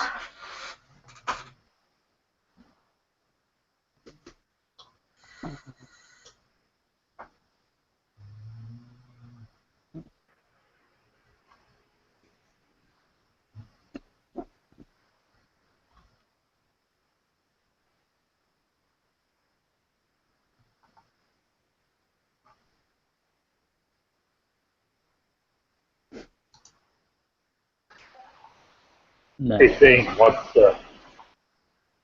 holster is your FNX in? That's made by Little Bear Custom Holsters. That's the SW Special, named for Scott Wiggum, buddy of mine. Let's see. We've got another picture of. There we go.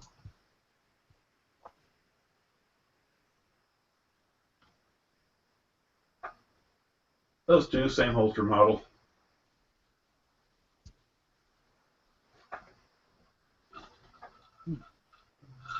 So the snaps, you can just wrap it around your belt and snap it on. Kind of a really convenient outside the waistband holster. And if you need to pop it off to, run into the post office or something, no problem.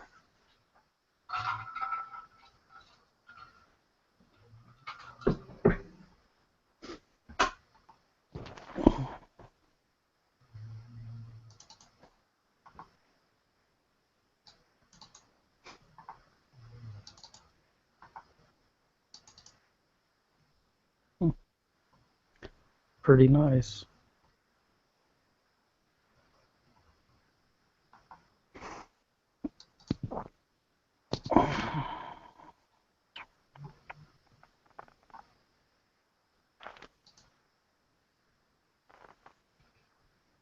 Yeah. Then I had this little rig made.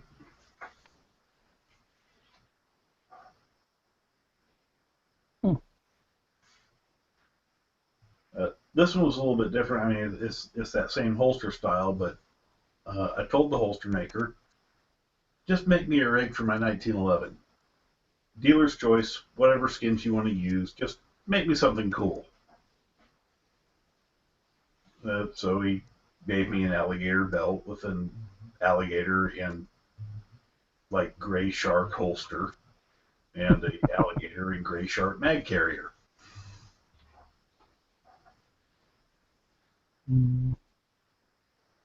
I kind of like that whole thing of just telling the holster maker, go nuts, make me something. Yeah, just make something cool, right?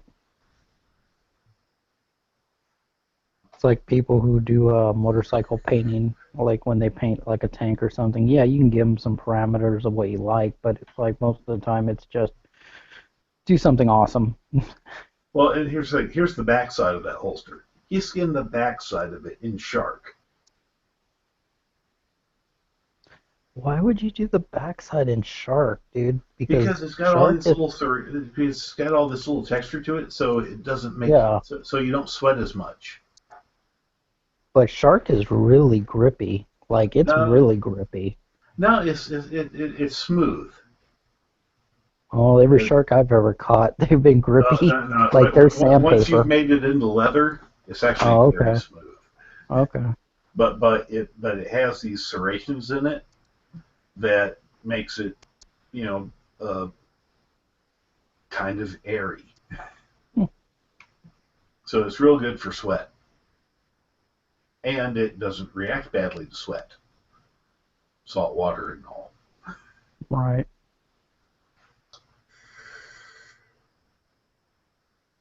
So yeah, it's putting an expensive hide on the back of the thing just for comfort. Well, that's cool then. 'Cause I don't think I've ever seen shark actually turned into leather. I've just seen seen them as sharks. I've never seen them as leather. I've seen what they call that stingray for like boots and stuff. I've seen that on boots, and That that's stingray pretty cool. is actually a more kind of grippy, tactile than shark. Right. I'll tell you what really would chafe you is elephant hide. Really? I've got an elephant hide belt, and that thing, the outside of it is a bit rough.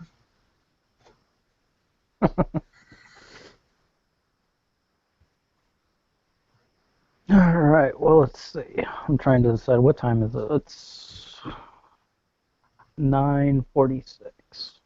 I'm bored and it's my day off, so I'm trying to figure out if I really want to go to the bar and go play pool. Yeah, it's 12:46. I'm trying to figure out when I'm going to head for bed. Well, I work at night, so when I get off on Wednesdays and Thursdays are my days off. So when I get off, I just naturally want to go to sleep when I get off work, and then, I'm up all night, so it's like I gotta, unless I try to sleep at night, but if I sleep at night, then that screws up my whole schedule, so I gotta figure out things to do. It's like last night I was on the chat until like, I don't know, 4 o'clock in the morning, and then I went to bed, I think around 6 or 7, no, about 8 or 9, because me and my grandma went to breakfast, so I slept all day. So now I'm like, oh, I gotta go do something.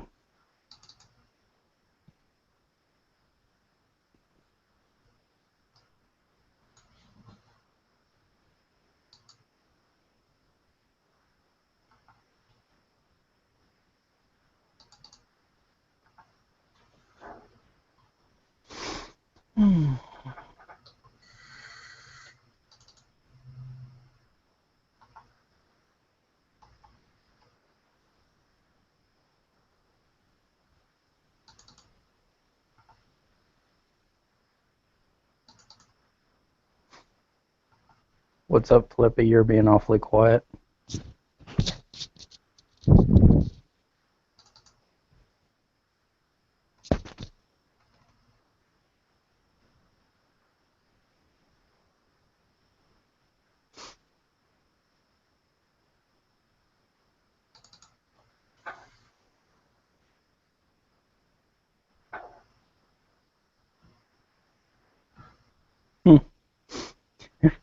That's cool.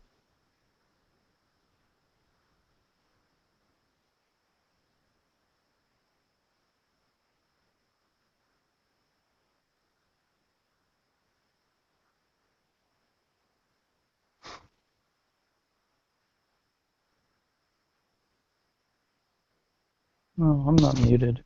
Can you guys actually hear me? Yeah. Oh, okay, I was just wondering if I was muted or not. No, you're on. All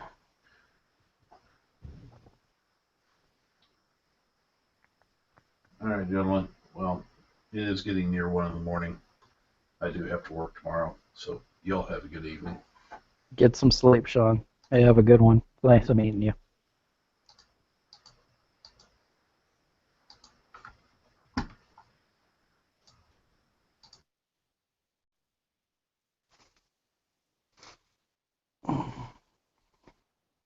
And then there was 5.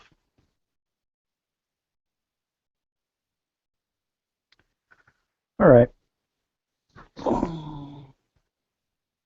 What do you say we go see what's happening at the bar, guys? I'll put my 4G on and we'll go do the hangout from the bar.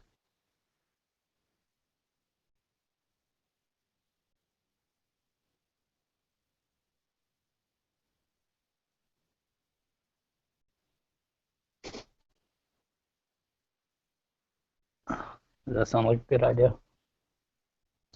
Or a idea?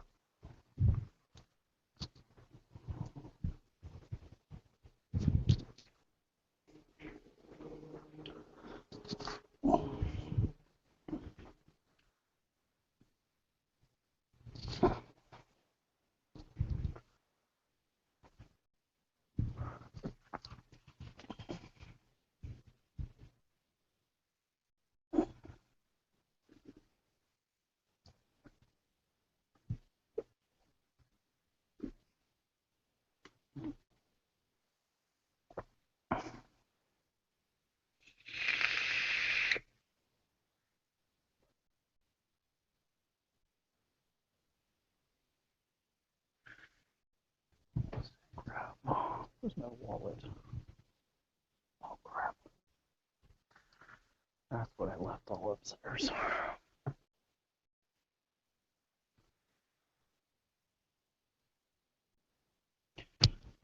I'll be back.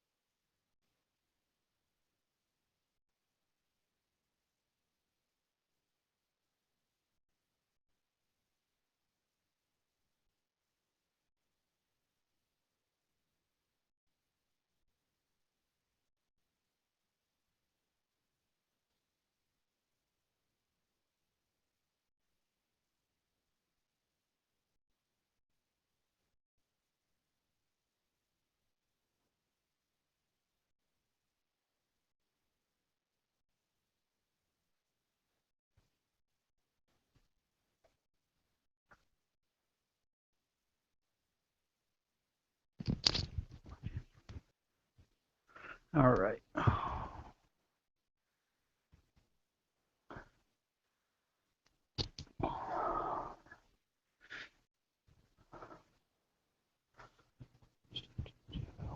Keys. We'll do keys. Oh, I guess I don't need to leave all these lights on.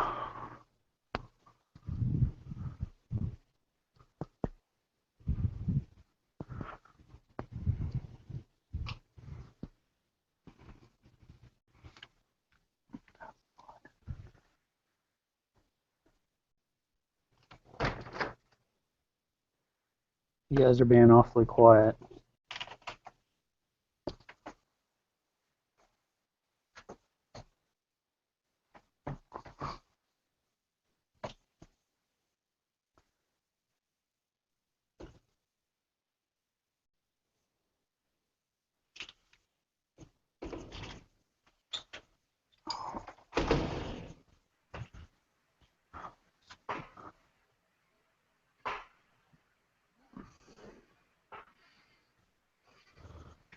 Oh, I heard somebody moving around. I was trying to see what was going on. Oh yeah, no, I decided I have to go play pool. So You have to what? I have to go to the bar and go play pool. Oh, okay. So we're going on a bar adventure. Okay. Oh, jeez.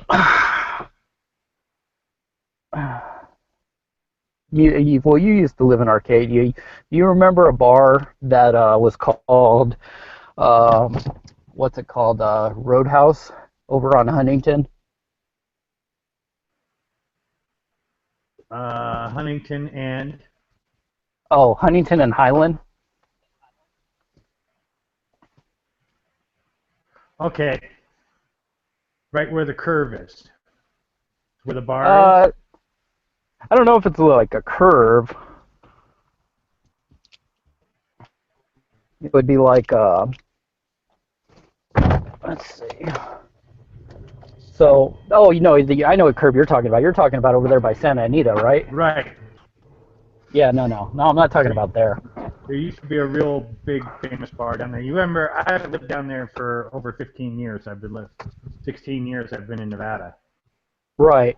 Well, I guess back in your time, then it was probably called Dorothy Stage Stop, Okay. and it was like it's right where the 605. You like, if you were in Doherty, you'd be it'd be on Highland, and there's like a 7-Eleven there, and let's see, where the hell can I put this damn thing? There we go. We don't need to see gauges, right?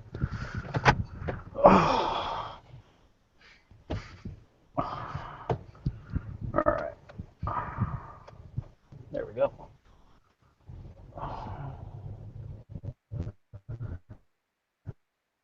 So is it a good bar? Oh, I've been going there for, well, since I'm 35 now, and I've been going there since I was 19. So yeah, it's a cool bar. So it's like, but it's only cool because I know everybody. You know what I mean? It's like, it's kind of like Cheers. When you know everybody, it's kind of fun.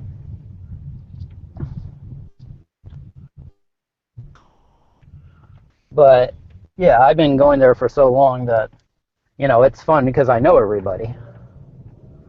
Oh, I might have glitched out. I'm probably off my Wi-Fi. I should be on my 4G now. Can you guys still hear me? Yes, no. Oh, let's see. No, I'm on 4G. Can you guys still hear me? Still here, yeah. Oh, okay.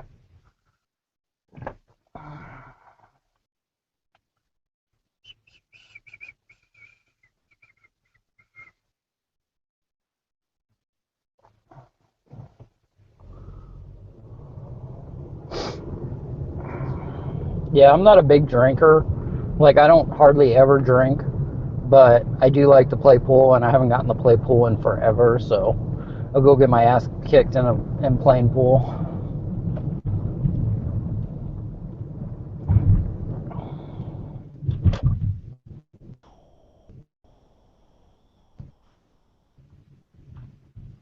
I'm sorry, my internet blinked out, so I was Oh, gone. okay. Oh, okay. Yeah. So last thing anyways, go ahead. No, I haven't lived there for a long time, and I've never been a big bar person. Yeah, I'm not really a bar person, but I mean, I don't know. It was just like when you're around a certain place for a long period of time, it's like when you go into your favorite sandwich shop or anywhere else. It kind of like you become used to it. You know everybody, and you know everybody who works there, and it's, you know what I mean. It's kind of that environment. Even though I'm not a big fan, like tonight's the blues night. See, Wednesdays used to be country, but tonight's the blues night, and it's okay. But these guys have literally been doing the blues night, like the same repertoire for like 10 years. So it's kind of like I've heard it for like I've heard all their songs and all of it, so it's a little bit old, but I'm not going for that. I'm going to play pool, so not concerned about it. Very cool.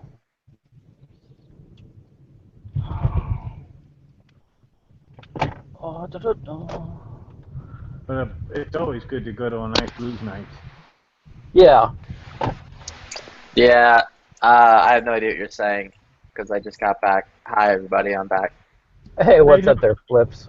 Also, Marco, or why do I keep wanting to call him Marco? I feel like that's racist somehow. Beaker sent me the pictures of the revolver, so I'm like, cool. And then I showed them to my wife, who was like, she decided that I should trade my cap for the revolver because we don't have a revolver. And, quote, she will go shooting with me with the revolver because grandpa or whatever. Bad quote. But, What caliber revolver? that's a 357. Okay. So, but it's like it's a lightweight, like a featherweight or whatever the fuck it's called. Still, it's a revolver and it's 357. It's going to be loud. It's gonna be loud and it's gonna kick. And I tried to explain to her, I'm like, honey, just keep in mind that because it's a lightweight revolver, and it's a 357 Magnum, it's going to kick. And she goes, "Oh, I know. I've played Left 4 Dead." I played Left 4 Dead. Why don't you put some 38s in it first, and run a few cylinders of that, and then go ahead and throw the 357s in it? Because, like, on a small gun like that, like my kid, he's 14 now, and when he was 13, he could shoot a 357, but a 6-inch barrel. A 6-inch 357 isn't that big of a deal, but it was like, still, it's like on a little lightweight gun. Oh, I wouldn't want to do that to him. You know what I mean? Well, it does say on the barrel that you cannot fire, let me see, something no less than something or other. Or do some hand loads of some really lightweight, 357 Magnum. I just thought it was fun because I'm like, okay, and she goes, "What? What did I say?" And I'm like, "Nothing." And she's like, "You're gonna fucking say that on one of those podcasts, aren't you?" And I'm like, "I don't want to talk about it." And she's like, "No, because then you and those people are gonna make fun of me." No, not at all. And I'm like, "Stays face." No, there's no making fun of her. I mean, if she can shoot a 357, I'm then like, more power to her. You've given me like chat gold. I'm going to use it.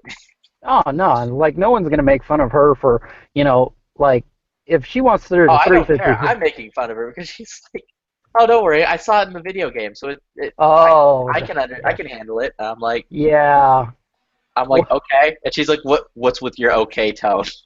Right. Well, it was funny. My kid, he was begging me because there was 3 guns, and this guy had a 357 Magnum, a 44 Magnum, and a S&W 500, and he wanted to shoot the 500, and I was like, "Dude, no, you're not shooting the 500. Try the 357 Magnum." And then we got a video of him doing the 357 Magnum, and we got a video of him shooting the 44, and he was like, "Oh yeah, I can handle the 500." He probably could have, but I didn't feel comfortable. I didn't want him to be one of those people that smacks himself in the face because I barely even could shoot. I mean, I could shoot it, but it wasn't like I guess he probably could have, but still, I wasn't going to put him in that situation. You know what I mean?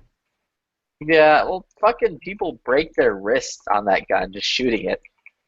Well, yeah, but also you got to remember the 8-inch 500 is a lot easier to shoot than the 4-inch. Yeah, if I get one, I'd totally have to get a. Oh, I'm gonna totally get one just because it's like it was awesome. Like I have a video and I'm like, oh wow, it was shooting it one-handed, and I was using the guy's homemade loads, so maybe they were weaker than standard loads, but it was cool. It was a cool gun. All right, let's go see what's going on at the bar. We're going on an adventure, Flippy. Okay. Are you saying that you were playing with that guy's load? Absolutely. There would be loads to be played with. And you didn't fight Yankee Marshall. Funny, you guys. Well, you just gotta go to a bar, you gotta go in laughing. Exactly. Alright, let's see. Looks like it's not that busy at least. Hey, is this being recorded? Like, is this going on YouTube? Yeah, it's live on YouTube right crap. Alright. Because the only reason because if there's music, won't that be an issue? No. Yeah. Yeah, it will. No, actually, it will. Yeah, so I'll cut off that doesn't sound like they're even playing right now, so I'll cut off if they start playing, then I'll cut off the volume or the mic. It's Thursday night. It's Thursday night in a bar in Arcadia. There's nothing going on. This nice bike, though. Hey, just hit me, dude. Right here. Thanks. Fucking idiot. Oh, nice bike. Oh, it's a Sportster. That's a nice Sportster. It's got the Streaming Eagle cover on it. Some dude walks up, "Yo, why the fuck are you staring at my bike?" Hey, how's it going? I know, he punches me in the face. Oh, it looks like they got a bouncer tonight, but I don't know where he is.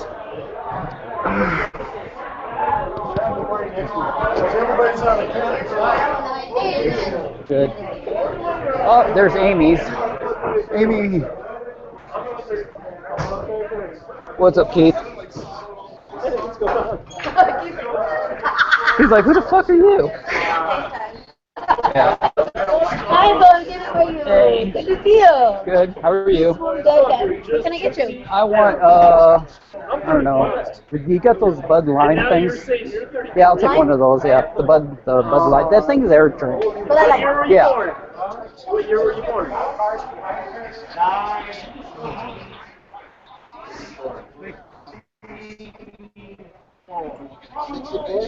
Okay, yeah, you're not 32. What year did you graduate? What year did you graduate? Oh, can I get some, like maybe, yeah, like $4 or so? Exactly. I feel like I suck. You gotta work on that shit, dog. I'll work on it. How's 1983? That's your own story. 81.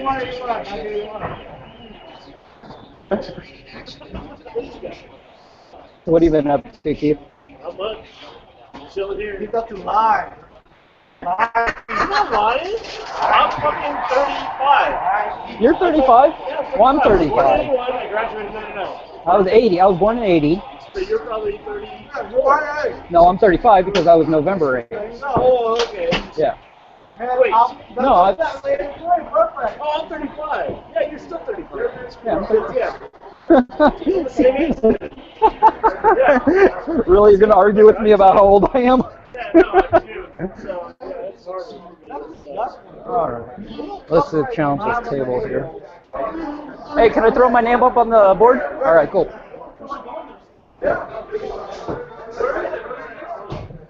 Alright, they're about to play music, so I'm gonna kill off the volume.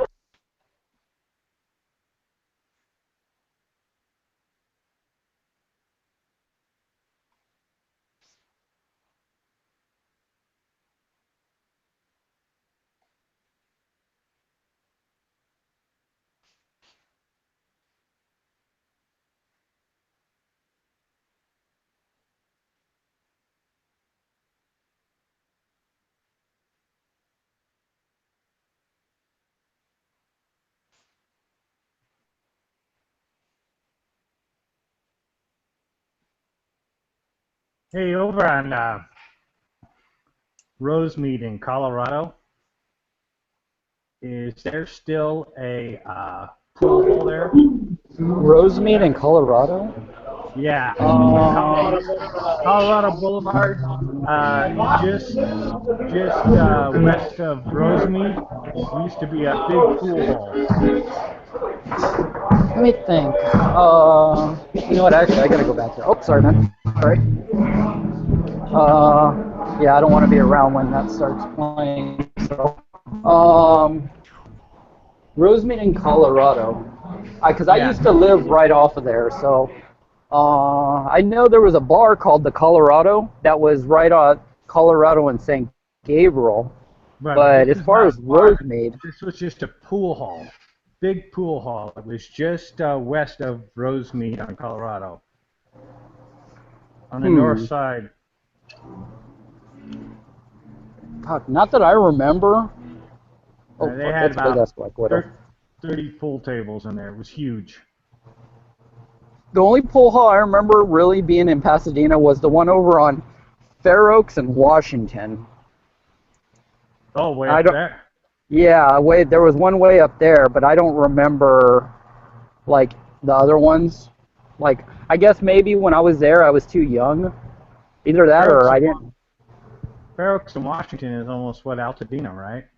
Yeah, actually, yeah, that's right. Like, actually, no. I was Lake and Washington. Lake. Oh, so Lake, it was still okay. Pasadena. Yeah. Still Pasadena, It was that. yeah. It was that little. It was next to. It was right across the street from the grocery store and all that. Mm-hmm. Yeah. Yeah, my mom used to live down by Orange Grove. Shit. I'm sorry, guys. I was over here fucking around. Put that right there.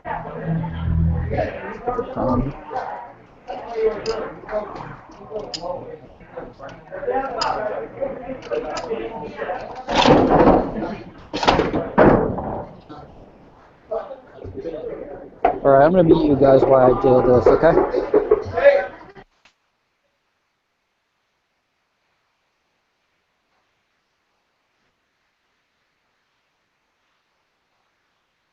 So what you working on, Flippy? Oh, being a big, dumb, fucking loser nerd playing World of Warcraft. He's selling all of his high-capacity firearms for revolvers and Mosin Nagants right before an election. It's pretty good. How much was our bet, dude? $40. Oh, cool. I'll send you my PayPal. Okay, Now, what, cool. Probably what is more. what is I'll the just bet? take a check or cash. I don't have PayPal. What's the bet? You're gonna have to get me a fucking Western Union. I thought you had PayPal, dude. I don't have PayPal. Step Just fucking- into the just future. $20 in an envelope and send it to Just me. send me some fucking Bitcoin, homie. I know you got some shit, dude. Okay, what was the bet about? Hillary No, we can't versus talk Trump. about it. It's a special bet. It's Okay. Oh, the bet is that, let's put it this way, since I don't think, whatever. The bet is that PMags won't be $40 November 9th. That's our bet. That Glock mags won't be $40 on November 9th. they're gonna go up in price. Yeah, that 5.56 ammo will start to disappear on November 9th. You're kidding. Oh, yeah. I mean, 22 ammo, is it back yet where you live? Maybe it never left, but... No, it never left here. Oh, cool. Well, November 9th, it's going to be back on fire sale. I don't have to worry about it. I don't even own a 22. Well, I had a it's not 22. that. I had a 22, but I didn't. I Before- sold it after 2012 when I couldn't find 22 for about a year. Oh, we had people from California coming here to buy 22. You know? But I had someone tell me before the last scare to make sure that I had 10,000 rounds of ammo for each firearm that I owned. Not for each firearm, but each type of firearm that I owned. And so everybody was running around scared looking for ammo. I'd go out and shoot 1,000 rounds and thought nothing of it.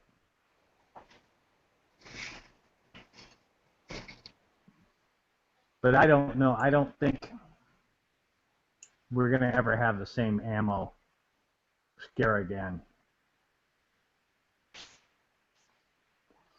There are a lot of people. I don't think with a they lot of- changed enough of the ammo way it goes, or the ammo manufacturing for the major manufacturers to ensure that it won't To stop a disappear again. panic? Yeah. No, I agree. No. No. It won't take very long. I think everybody's stocked up on ammo. They're not. No, believe me. There's new shooters every day. New buyers, like new gun owners every day. People get enthusiastic about it and buy a gun and ask questions. Right now, there's somebody literally creating a username and a password on AR15.com or thehighroad.org or, what was the other one? The firing line or whatever it is, like these forums, Glock Talk, SIG forums, HK Pro, I'm curious. I need to ask somebody who knows more than the guy at Gander Mountain who sold me a fucking left-handed shotgun. And I'm right-handed. The shit, Apparently, stuff like that.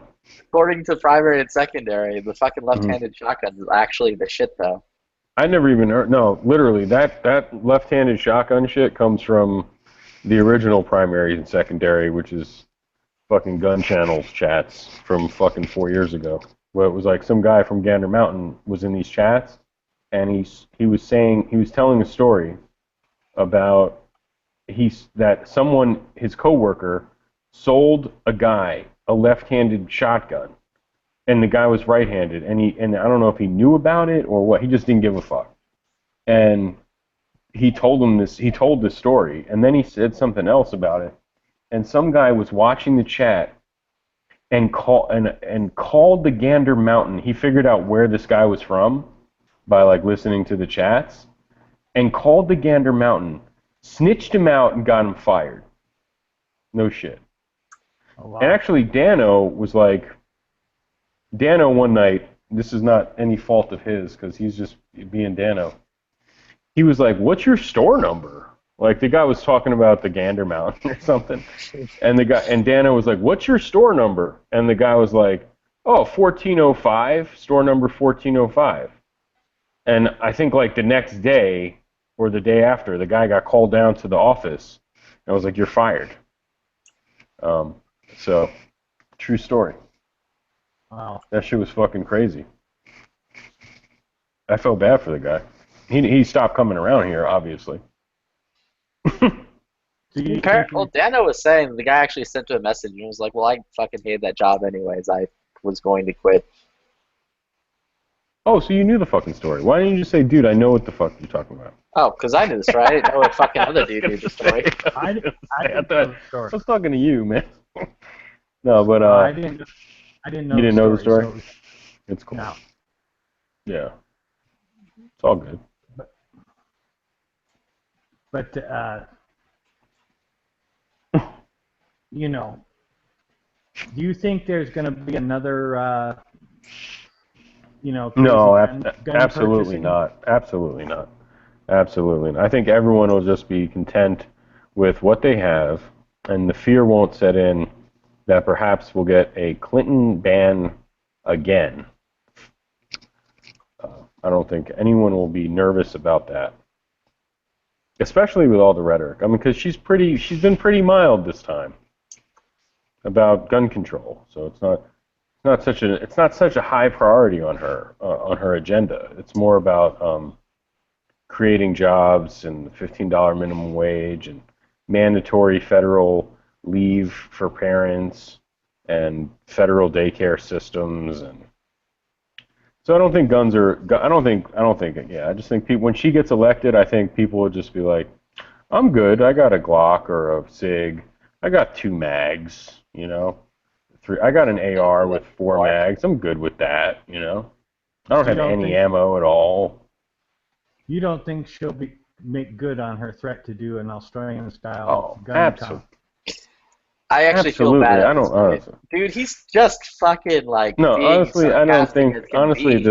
I'm gonna be honest. The Australian style thing, that is, to me, that is pure bullshit. Like, Yeah, I don't I'm not. see how I'm that not can even happen. kidding you. For real. That that's will what not she happen said. here, dude. But that's They, what she I can said. tell you some statistics if you care to listen, but Of course. they only had. I think they had 10 million guns total when they did it. Right. Right. So that's so. Do you know how many guns we have here? Over 350 million. Correct. So let's That we just know say of. that's old number. Let's say that. But anyway, it's a lot different than Australia. And Australia is a fucking goddamn continent onto itself, and it's a different story here. And their history isn't the same as ours, and all that stuff. So, an Australian-style buyback program would only kind of work on a state level, like let's say California did it, or something like that. And even then, it's ridiculous. Let's not even talk about. Let's just talk about something else. Honestly, knowing your target and what's behind it. We can start there. How tactical is that? Treating all guns as if they're loaded. Keeping your finger off the trigger until you're ready to shoot. Never pointing a gun at something you're not willing to kill. Stuff like that. I agree. It's total bullshit. Wait, so you're saying I can point my gun at fucking the webcam all the time?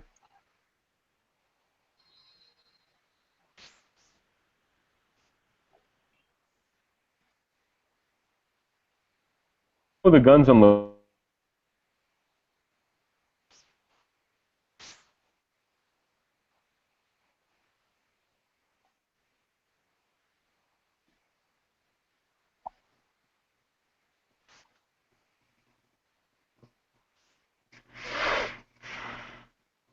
Yeah, you like lag quite a bit. Yeah, Me? I didn't hear you. Yeah. Oh, I wasn't saying anything. I was just saying that once you know the gun is unloaded, then you can proceed to fucking start doing like parlor tricks with the shit. Muzzle sweep all you want. Yeah, fucking muzzle yourself. Dude, whatever, dude. What I suspect is if Trump wins, let's not even go there, if he could win or whatnot, with the chances, the odds, the Vegas odds, all this stuff, wins, there won't be a run on magazines and ammo. And if she wins, I believe there will be a run on magazines and ammo.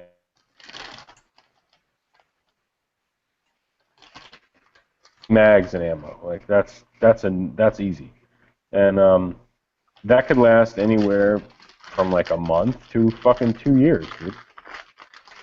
So maybe more. Who fucking know? I don't know. I'm going on the last time where Obama won, and then he won in November, and then Sandy Hook was December. He was sworn back in as president in January or whatever. So from, let's say, December of 2012 to December of 2014, there wasn't any ammo regularly available in 9mm, 22, 5.56, and magazines, were overpriced. They started to come back down to normal though, like towards the end. You know what I mean? But ammo, that's almost 2 fucking years, man. So, or I would say 2 years exactly, actually. So, when I started coming on these chats, all people used to talk about was like, how's the ammo in your area? How's the ammo in your area? Do you have 9 there? Do you have 22 there? And like, it was a fucking joke, man. It was sad. Because like, not a lot of people had any ammo in their area. I went out and bought, first of all, I sold my 22 that I had just bought like a year before. I didn't have much ammo. I only had a couple hundred rounds. After a year of not being able to purchase 22, I figured it's a good chance, I should sell this gun to someone who's going to use it, who probably has been sitting on 5,000 rounds of 22 or whatever.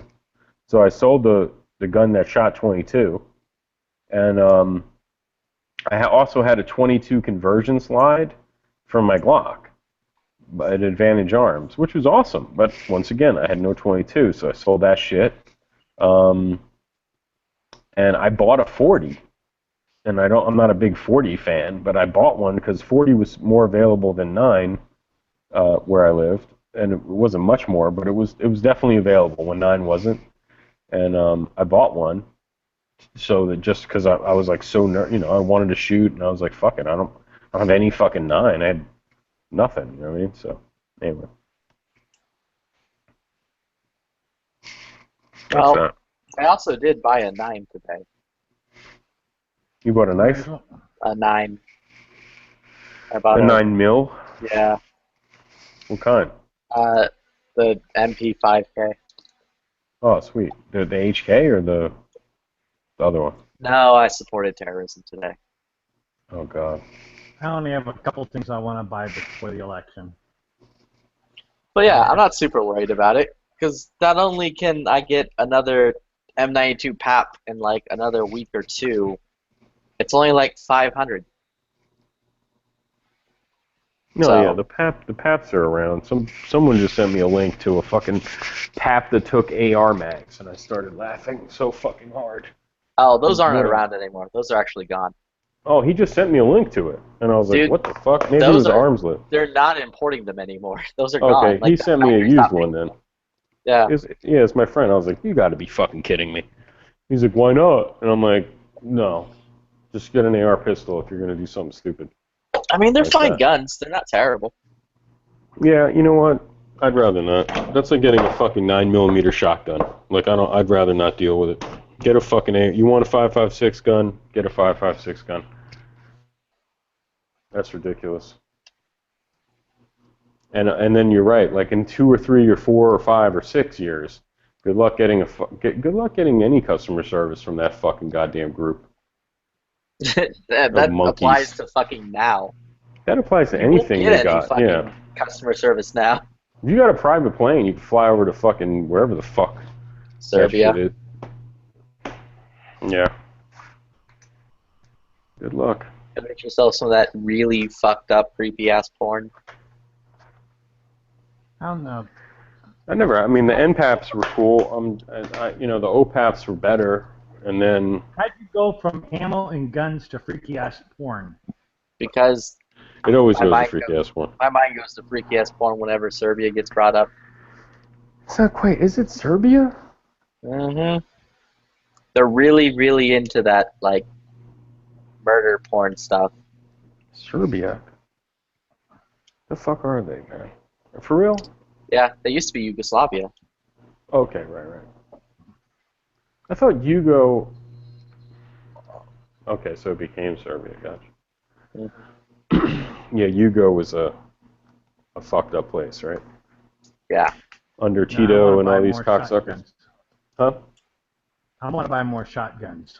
That's what I'm after. Yeah, buy a shotgun in 5.56. I mean, it's truly the way to go. Or maybe 357 Magnum or something. Why not buy just a shotgun and 20 gauge? It's like buying an AR and fucking. Why would you 44 buy a Magnum. 20 gauge shotgun? It's fucking weird. Yeah, chill.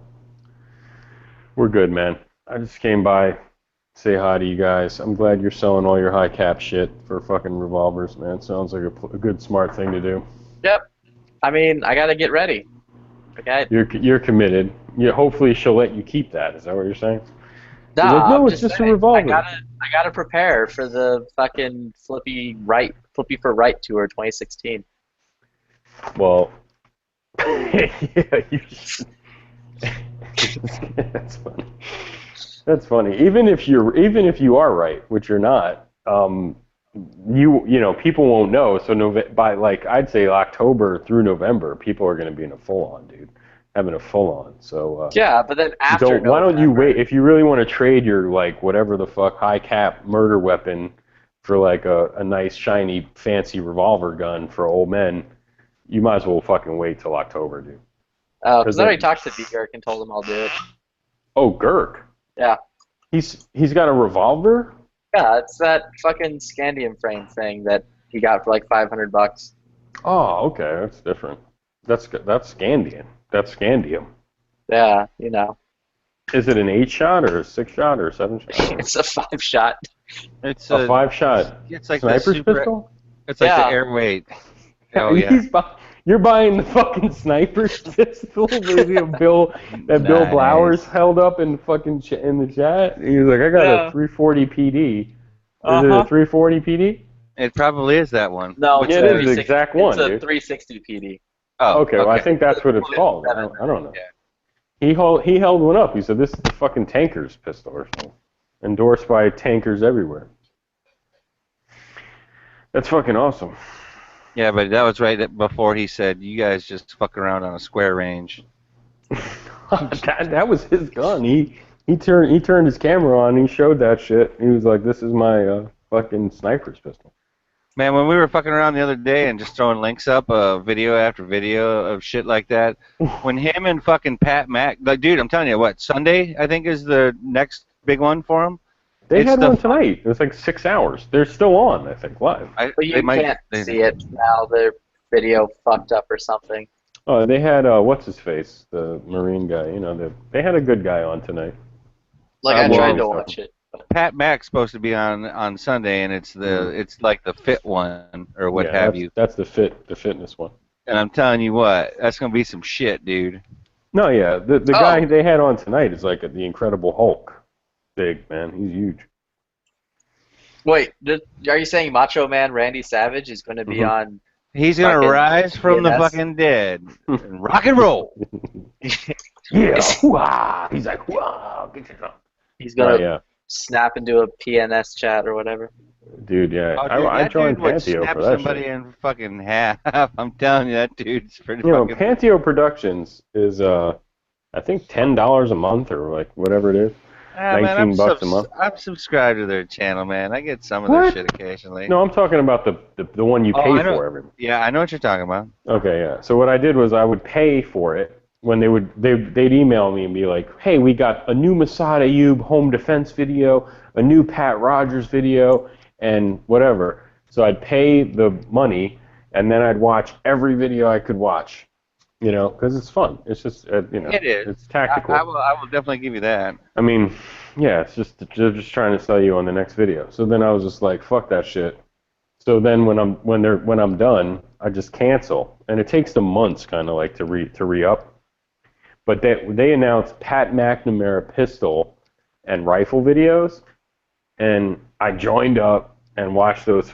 Those were fucking pretty funny, man. A lot of the shit he was saying was funny as shit, dude. He was making fun of guys on the internet too, which was fucking hilarious. Or that was the one where he's like, "What you're doing right now is saying, I give up. Like, shoot me in the fucking face," or whatever. Like, all these that was hilarious. That was hilarious. These guys who bring the gun back into like fucking their neck area and point it down at their dick, and they look around real fast, like every shot. Like, what the fuck are you doing, man? Yeah, that really is. Let's practice. Says the guy with a full-size jizz rag, though. I mean, come on. Now, is that for him or somebody else? For That's that? somebody else, right? You know that guy's like 70 years old, dude. Pat Mack, really? I swear to God, he's 60 years old. I wouldn't doubt it. yeah, Hey, he's number one, fucking I great ain't shit. fucking with Pat Mack. I ain't fucking with that No, dude. he's the man, dude. And did you see his wife? She's fucking hot too, man. She's like in her fucking early 30s or something. He's the man. I'm a fan. That big I'm ass Pat towel, I don't know what that's for. Like, I really don't. Is that to wipe his hands or his gun or what? I imagine it's gotta be. His face, his hands, whatever needs to be wiped. Yeah.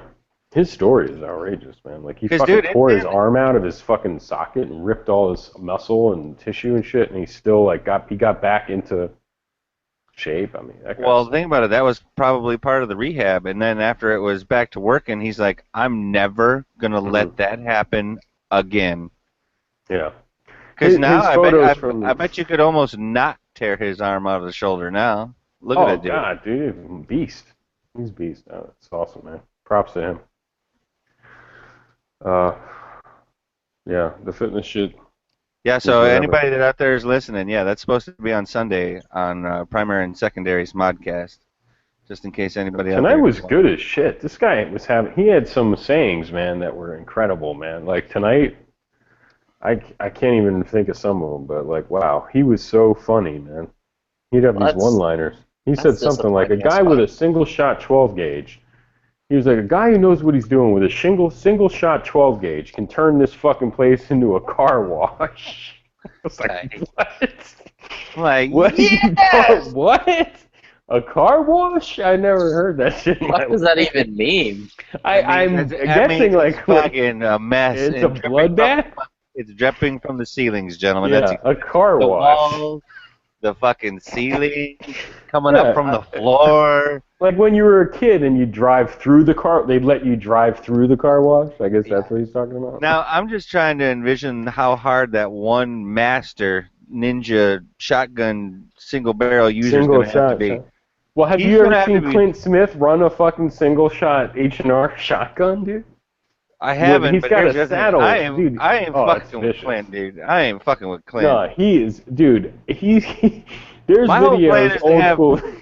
My whole plan with Clint is to be on Clint's side so that he ain't shooting at me from a This distance. was like when I first got into guns for real. Like I've been into guns my whole life, but like first got into guns, like buying them, shooting them, whatever. I was looking up on YouTube. That was like when the beginning of YouTube, and Clint was on there, so he was like about 10 years younger. I can and only he imagine. was still older. He was still old, but like he was 10 years Older. younger. So Don't say old, just say older. And he ran a fucking single shot break action shotgun. He had a side saddle with like maybe 6 rounds, and he was working that thing like faster than most people would work a pump action. It was like bam, oh bam, click, bam, like it was crazy, dude. So when he said that, I was thinking of, most people might have heard that and been like, oh, this guy's full of shit. This guy's making jokes. I just thought of Clint Smith, like, turning a place into a car wash. Yeah, as in, yeah, he's got this shit on lockdown. Yeah, like Here's he could do it. latest. Here's the latest Clint Smith video, by the way. Oh, you Raw know who, Clint, the episode guy who's 5. on right now, who was on for the last 5 hours, is Mike Lamb, and he's Really? yeah, Mike Lamb. He's sort of the shotgun guy, so they were all kind of making fun of him. A lot of those guys don't even have shotguns. They don't even own them. Well, they certainly. Well, oh, dude, last week's when fucking Fisher started talking about the shotgun for home defense, I swore, dude. I thought it was just gonna fucking the Earth was gonna tilt. Did they fuck with him or no? 'Cause Yeah, no, they hate absolutely did. Absolutely. Oh, I didn't see that part, dude. Yeah, fucking. You're out your fucking mind. I think somebody told him. Or What's something his to that. name? Who's that one dude? Oh, Bill? No, not Bill. The fucking Glassum guy. Roland? Yeah, Roland. Roland's like, Uh-oh. he's like, I'd take a shotgun any day. He's like, I'd love a shotgun. Roland's like, and I love fucking Korean prostitutes, but I wouldn't use that in a house defense thing. Oh, yeah. I believe it was. I believe it was Thai prostitutes. Yeah, sorry, Thai prostitutes. Yeah. She's like, I Yeah. wouldn't be bringing that in a home defense. Yeah, I've heard guys say the craziest shit. He was like, I'll put 6 in your fucking face before you could pump one fucking, pump around. Like, Yeah, he's the You're truth. talking about Thai basket fucks or something like that? Thai whores, I guess. They fucking hate shotguns. But that guy, Matt, the leader over there, was like, he's got Mike Lamb on tonight, so he was telling him, hey, dude, I bought an 870 last week. I just felt like I needed to have a shotgun. And this guy's like a law enforcement guy. He former mill, like, the guy's for real. But like a lot of those guys don't like shotguns anymore. All right, here you go on the Easy Bake Gun Club, which I still don't really understand if that's real deal or not. Mike Lamb talks girls, guns, and hood rat shit. He had some funny fucking sayings today, dude. He was like, "You're as wrong as." He was like, "You'll be fucked up like polio." He said. Oh, some of the shit he was saying was I'm jokes, imagine man. that's pretty fucked up then. If you're Yeah, it was some jokes, man. fucked It up was. shit. I gotta give it to him. Well, look, that shit'll go live, even if they had problems. Yeah, I but think it they won't. were- It won't go live until they cut it up later. You know what I mean? No. That one, no. He's been leaving the Raw one up. Like, so the 4-hour or 5-hour one is up, and then he'll edit it out, and then he'll, because that one we're talking about, I have to go back and listen to it if you're talking about, like, Right now it says 71 or something. the streamer stopped streaming on the one for today for tonight. that might have been technical. Yeah, I think so. Because the last one went straight up and stayed up. Like, he didn't take it down. He didn't edit it yet. But he's been putting up. Really? He's been putting up ones today from like older. He's been editing older stuff and putting that up all day. Nice. Yeah, it's like gun channels like was back in the day, but like if everyone knew what the fuck they were talking about, like, you know what I mean? Like, Well, there would they're definitely funny be a fuckers. different. There's a different experience level happening Oh, there. yeah. I think is what I would. we like to we say. used to have chats where like people were saying like, well, there'll never be a time I don't have to have 2 hands on my weapon because I don't have any doors in my house. I mean, we were having those kind of chats. Now, see, when we were talking to Noah about that for a split second, he's like, dude, we got to get those guys on here. And I'm like, no. No. No, that's not how it works. That would be a fucking Shit bloodbath. That'd be dope. I mean, it would be fun. Don't get me wrong. Mhm. It'd be fun. But, oh, man. You think it would be fun? I think it would be fun. Well, Girk one night, Girk was in here. He don't even come around no more, right? Girk, right? But he was in here one he's night. busy. I'm sure a lot of it is like he's just not interested.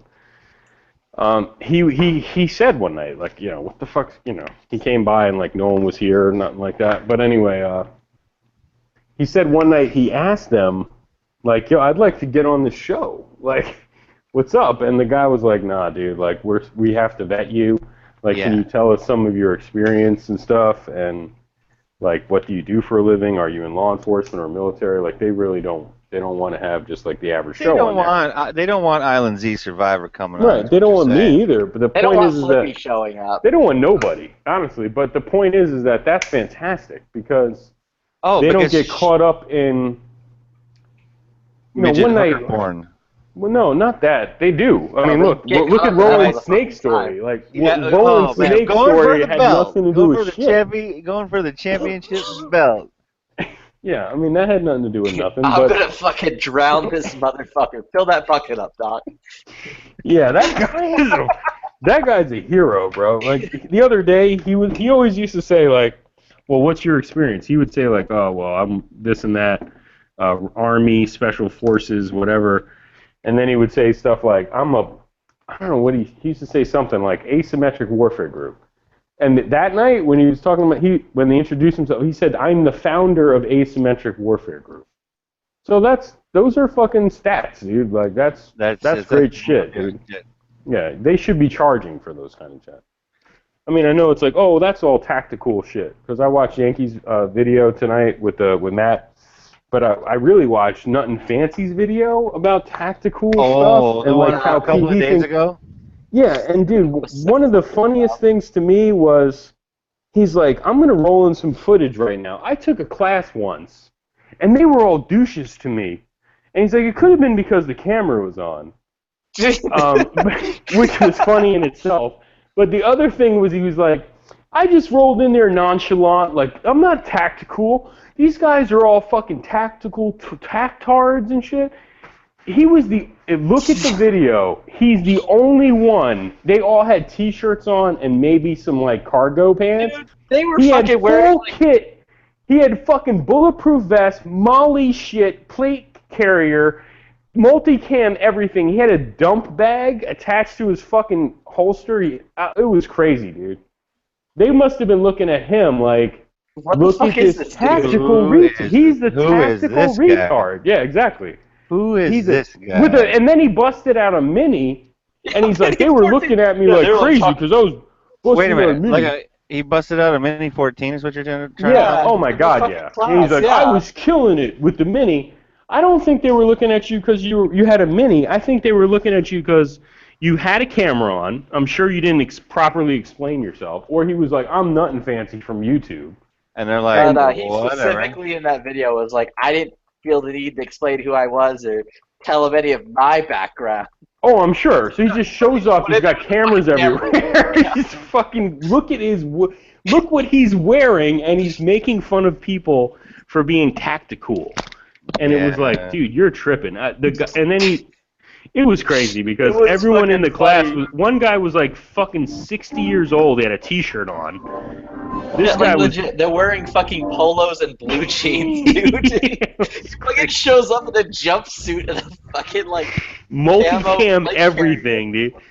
Then he started talking. He's like, I got another thing. I got multicam everything. Well, I'm guilty of this a little bit. Like what? Dude, you're fucking hilarious, man. Oh, the best was later funny. on where he's like, tattoos? Warfighters don't have tattoos. I don't have any tattoos anyway. And they're like, All right, what did I miss? Not a warfighter. We're talking about We're Nothing talking Fancy. shit on Nothing Fancy. He's awesome. I love him. Wait. Debunking top 10 top tactical myths. I shoot with my finger on the trigger guard. First of all, he's the biggest Glocktard there ever was, ever in history. And then he was like, oh, I shoot with my finger on the trigger guard, so I'm not tactical. Like I'm like whatever, dude. All he does is run around out in the desert with all this shit on, like his plate carriers and all this crap. No, don't get me wrong. God, I mean, it's like, don't get me wrong. It's like he was kind of the first out there to do all that, and he became a very big star. But I don't really take what he says for serious. I mean, he's just kind of a big kid, you know, as far as I'm concerned. When I want to confirm that what I just bought was good. I'll watch a Nothing Fancy video. Exactly. Oh yeah, that's right. I bought that shit, and I'm gonna watch all 50 minutes of telling me how awesome I am for buying it. Yeah, I agree with that. Because, gentlemen, I'd have to say a few of the guns that I do own were subjects of Nothing Fancy videos. Oh no, I agree. As much as I hate to admit it.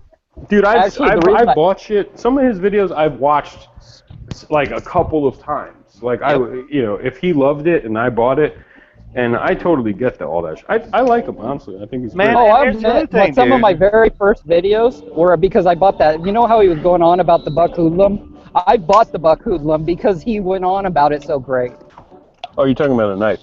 Okay, well here's where I knew I like like the running and gunning and the sledgehammer or whatever. I was just like, man, I wish I had a place where I could go run around in some kit and fucking let loose some shit and not have to worry about things like that. That's awesome.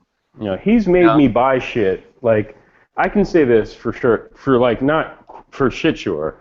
He's made me buy 100%, convinced me to buy a Kel-Tec PF-11. Like, no shit. And it was the worst gun I've ever bought in my life. Nice. He has convinced me, whether he tried to or not, to not buy a Utahs, to not buy a Kel-Tec. That's true. I mean, there's been a few things that he's, oh no, this is just regular issues, da da da da da. Like I think it was a KFG or something, or no, not the KFG, it was the 308 bullpup that Kel-Tec has, or whatever. And it's like the magazine or something like wasn't going in or wasn't staying in or just some fucking ridiculous bullshit with it. I'm like, yeah, no, that right there just because he was good buddies with the Kel-Tec guy forever, you know. That guy would go shooting with him and stuff. Yeah. No, so, but honestly, like he's definitely talked me out of a few things, but I think that's okay. I don't mind that at all. I actually appreciate it. He's a fucking champion. He's a fucking champion of gun and stuff. Like on YouTube, he's got to be top 10 of all time. I mean, he's I remember when I was watching him, and people were talking about FPS Russia, and I was like, you got to be kidding me, like. We can't compare these two. Yeah, because one is solely entertainment. There is he ain't trying to do nothing other than entertainment. Where at least Dutton is, dare I say, trying to sell guns. Well, he's trying to educate you according to what he thinks you should know. So I mean, at least there's a slight level of that. Hey, how about this? I'll give him a positive right here. I bought my first Arsenal SGL-21 because of him. I believe it. I mean, he did a crazy video. He had to take it down. And he had a video where he went to Arsenal in Vegas, and they were comparing Century guns with Arsenal guns, and he shot the SGL-21 in the desert with those guys, and he went down to the offices and not the factory, but where they were putting them all together. He took the video down, right, for unknown reasons. But they were showing you what a Wasser was back in 08, 09. Damn. What a real Wasser was back then, and it was mismatched serial numbers, caked on 20, 30-year-old fucking Cosmoline. Everything was just fucking used. The wood was cracked, and then he was like, "Now check this out. This is what an Arsenal, an SGL-21 is, straight from fucking Ishmash. Look at this. Everything's, lead rivets. Everything's done right. Matched This barrel's brand new." Yeah, they were showing brand new Wasser guns, supposedly brand new, and showing you the barrel and the chamber and being like, "Do you think this is new?" Like, of course not. Because there a lot of people at the time, including me, I didn't know the difference. I thought I thought maybe they were old. They looked old. If you remember, that was the time when people, and I'm not going to mention who, of course, because I ain't going to do that, but that was at the point in time when, any AK is a good AK. Or all AKs are good all AKs. AKs are good. And so this Wasser here is just as good as that fucking Arsenal, but it's $600 cheaper. So why would I want to buy an Arsenal? And dude, you know what's fucked up? You remember those chats, right? You do remember those chats? Those chats? Yeah. Okay, how about this? When he put that video up, doing the comparison, I bought an Arsenal SGL-21 for $7.99. That's how much they were. I think I just threw up a little bit. No, sure. And that was probably expensive. So it was $7.99 for an Arsenal SGL-21, mint, like brand new construction. Everything was straight. Versus, I think it was $3.99 to $4 for a Wasser. So that was not that long ago. That was like maybe 8 years ago. So 7 years, 8 years. Anyway, he convinced me on that. He sold me. I think he had a video called like SGL-21 Arsenal, the gold standard. Yep. You know what I mean? Like, it's like, okay, I watched it. And then he fucking Duracoated that son of a bitch. Oh, God, dude. Yeah. He's a funny dude. Anyway, He's funny. the whole tactard shit is fucking hilarious, but you know, I just feel like, okay, whatever. You shoot with your finger around the trigger guard.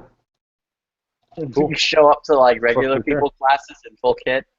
Dude, I'm the direct opposite. I've shown up to class. I've only taken a few classes, but when I show up, I'm wearing a t-shirt, jeans, maybe a polo shirt, you know, sneakers, and I'm surrounded by guys with drop leg holsters, 5.11 everything, and some of those guys are cops and shit. So cool, you know what I mean? Whatever. And they definitely look at me like he's describing in that video. Like they look at you like you're a fucking, like, look at this guy. You know what I mean? Like, he don't know what he's gonna, you know, they don't know what you're gonna do.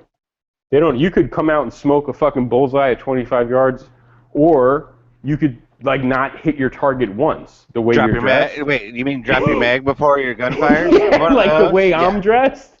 I'll show up in a seersucker button down, dude. Like seriously, like I'm not fucking around. And everyone else will be like crazy Under Armour shit, 5.11 stuff, Solomon shit, looking crazy, which is cool. That's cool, but I don't dress like that. Man, a fucking pair of Vans. I don't some own cargo anything shorts. like that. I don't even own anything. The only thing I'm almost embarrassed of owning right now is I have a chest rig. Oh, I think about selling it every day. I got a I also have a rig, chest and I rig. also have like the old school LBV, which is the load-bearing vest, the shit that hangs on the sides and everything like that. Mm-hmm. And now I will say that Flippy found me the Bulgarian Special Operations fucking chest rig or what have you, because of the camo pattern. And of course, I was in Arsenal Fever at that exact moment, so I eBayed it. And so really, that's the only chest rig I got. But I also have the LBV.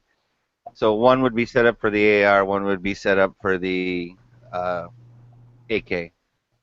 Now, are either of them set up? No, actually, they're both sitting on a hanger in the closet right now. No mags, no nothing in them, just sitting there, hanging.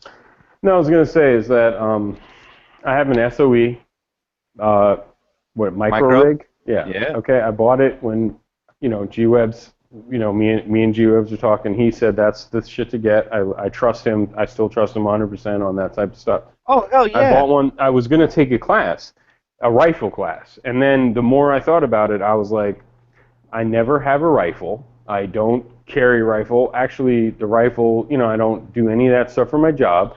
They sit in the safe. I never fucking even bust it out. I go to sleep. Whatever I was carrying that day is on my nightstand and stuff. So I just never felt like wasting, not wasting. Always felt like the pistol is the answer, pretty much. I carry a gun sometimes, a handgun, and I go to sleep every night with a handgun near my nightstand, you know, on my nightstand, inside the drawer, whatever. It's super rare that I ever fucking touch those rifles that I have, right? The couple of rifles I own. So I always was like, oh, well, I'll just take another pistol class. I'll just take another pistol class or whatever. You know what I mean? So that's just There's me. nothing wrong with that, dude. But I tell you what, if I lived near you, DB, we would shoot rifles a little more Well, often. if you live near me, if we were buddies, you live close by, me and you would get in my car or your car. We would drive about close to an hour, okay, to a fucking place that I know of, and it's no joke. So like that's an hour. I mean, shit, I don't mind that. I mean, that's myself. Cool. No, I'm just saying it's not like That's if I lived in a that's place when you're where making a day of it. It's not like you can swing by the No. range on the way home from work. I got you. No, I mean, I but understand. me and you could go 10 minutes to an indoor range and shoot rifle. It's not fun. It's loud as fuck. Yeah. And we're shooting at pistol range basically, 25 yards and in, right? Yep. So I go there. I just did that. You know, that fucking Frank Proctor, what is it, 10 yard zero thing? That shit. It worked, man. I mean, I could tell it worked. I didn't go out and verify it at a fucking 100, but it's a 10-yard 100 zero or something. You know what I mean? So like, I could do it. It's indoor range. I'm in and out quick. And then in a few weeks or months, when I get out to an hour from here and shoot, I'll verify it there. But for now, it's good to go. I can be like, okay, I could pick up that rifle and be okay with it. Well, let's be honest. You live in a city, in a major city, yes. Yeah. And I was gonna say, and the odds of you having to bust. Okay, say Oh you my have to God. bust out. Say you have Zero. to bust out the rivals. No, let's just say you have to. Okay. Mm-hmm. You have to. Are you engaging out beyond 100 yards in the city? I No, there's doubt no- it. there's- I mean, and even there's if no shit need. was, even if shit was crazy, right? Even if shit was crazy, you aren't shooting somebody at 100 yards. As a matter Can't of even fact, imagine. you know, you might be doing some CQB type shit. If shit got that crazy where you are using your rifle like that. My is what I'm saying. fantasy of like shit getting crazy would literally be me like sitting in my apartment until the National Guard came out, or they sent in the fucking army, or something crazy like that. I would try There to you go. sit here as long as possible, and if that was it, you know what I mean? If shit got super duper crazy, maybe I'd get on top of my apartment complex building roof and prevent fucking zombies from trying to access the building. You know what I mean? Like maybe that would be about it. But that's super duper 0%. You know, that's never Yep. happened. It's totally bullshit. And let's put it like this: if I lived in the middle of nowhere, like fucking, you know, the suburbs of Arizona or someplace where it was like the middle of nowhere, Texas, wherever it is, you're in the sweet suburb joint. My nightstand gun might be a fucking AR. You know what I mean? If I could look out my bedroom window and I'm in a 2-story house and my driveway is like 100 yards, maybe I would have that. Yep. I would agree with that thought process right there. Yeah. Specifically that as well, because yeah, you're just dealing with wider open spaces. You're dealing with longer distances. That 9mm plus B plus even is going to have a little bit of trouble getting on out there and doing something when it gets there, you know. And are you, you know, you're probably not going to take that shot at 100 with that 19. Oh fucking no! I couldn't ever. If I'm moving and they're moving, no way. But it's cool. I'm just saying, like, for AR, for me, it would turn into home defense if. I'm not even talking about the suburbs. I'm talking about like, you're out there, bro. Like you're an hour from a city, 45 minutes from a city. You got wide open spaces. There's no neighbors home, because otherwise, it would be fucking a gun with a light on it, or a light. I'd have motion detector lights everywhere, and all kinds of stuff like that. I mean, basically, maybe even use a shotgun, God forbid, at that point. You know what I mean? So. Oh, I'm watching that video but right think, now, what was and Roland he saying, is all tacked out with his. Oh my with his God! plate It's carrier. skip to the middle. No, skip. He goes, I've been to 1 or 2 classes, and he's like, I have actually footage. He went to a class with law enforcement. Yeah. It was like a law enforcement only class, and he Is could that when he qualify. took his Mini 14 or something? Yeah. And that Yeah. class was for military and law enforcement only. Oh, the And one I'm he watching right showed now. up. He's Air Force. He was an Air Force pilot. You know what I mean? Like, and he showed up in full gear, ready to go to World War fucking 8 with a Mini. I'm with a fucking Mini. That's the crazy part. It's like, Yeah, and he even made a comment in the video, be like, yeah, I rolled in with my Mini 14, and then instructor's like, well, we don't care as long as you can hit. I don't care. Right. yeah, With dude, his they were mini, looking like at he's him got whatever. 0 fucks to give. You think basically. any instructor, if you could smoke a fucking 25-yard bullseye, and he was shooting those pop-up targets, those automated steels, Yep. if you could smoke those things, and you can own anything inside 25 yards, do you really think anybody's going to comment that your left finger is on the trigger guard? Like, no one's going to give a fuck. If your thumb is forward... Or that you're shooting a canic. Yeah, if you were shooting teacup grip with a canic and you were owning shit, owning everything between 25 yards and you, owning it, no one's going to say a fucking thing to you, dude. So that's one thing I agree on. Like, They're gonna look at Oh, you, I don't I'll give you know. I that. mean, But they ain't because gonna be even- giving you too much shit. nah, they can't, dude. Here's Yeah, something because I I just posted- learned about in a couple years, like in the last year. I'm sorry to cut you off. Real quick. There's No, something go ahead. called an NRA B8. Okay, I learned this from really primary and secondary. They stress it. But like other instructors talk about it too, like Steve Fisher and shit. For the last 2 years I've been listening to him. It's called a B8. NRA official bullseye target. If you look at that NRA B8, it's a 25-yard pistol target. It's the official thing, right? It's a target. Right. It's a bullseye target. They sell them at the range that I go to all the time, but I see people shooting them at 10 yards, 5 yards. You know, like one time I went to the range. 100-yard targets. I went to the range. You might like this. I went to the range the other day, like it was actually a couple months ago. I had the KKM barrel that I got from No, right? Yeah.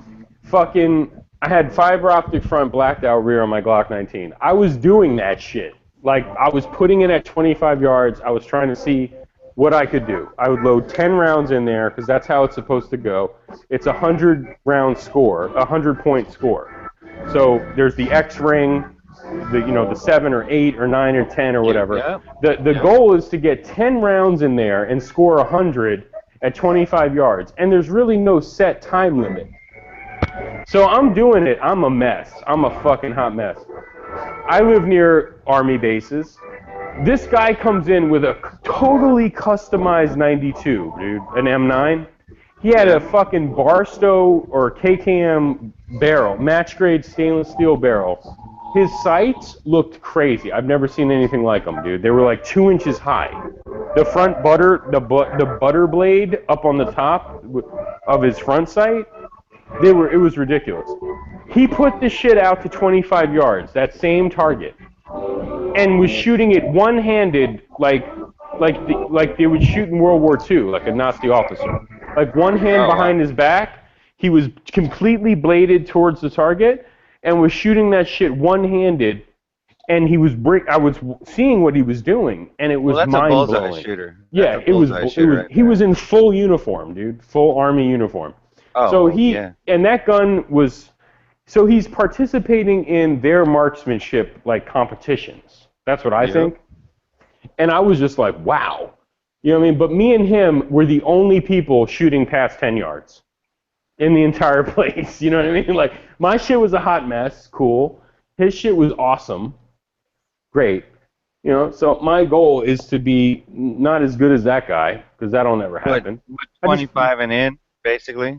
I want to own it. Yeah, I want to own 25 yards and in with a pistol. Two-handed. He was shooting one-handed, so I could never do that. But like two-handed. And it's not that, it's hard to do. But once you do it, like I was telling my friend, and I think I was in the chat with Dano or something, he's like, well, that's unrealistic, 25 yards. I disagree. That's 75 feet. It might be. I'm not going to argue it's unrealistic.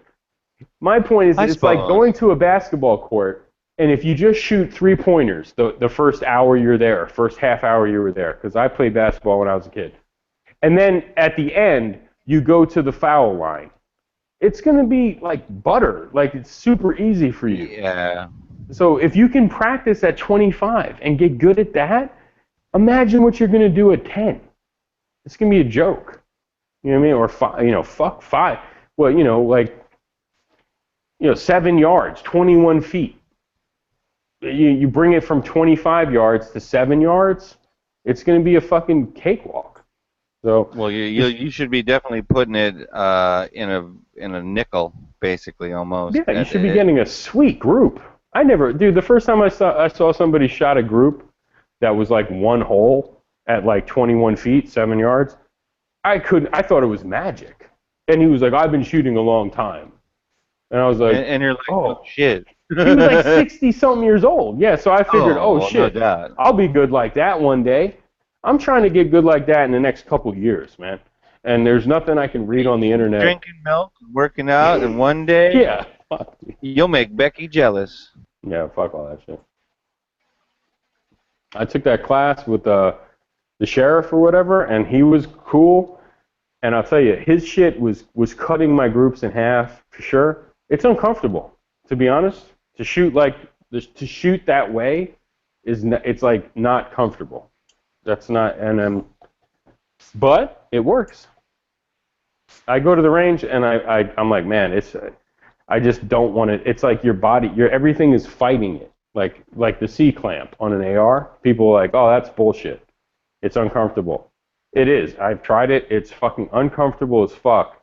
It might work. It might, it helps to move the AR around but it is fucking uncomfortable. It's something you can't do for long.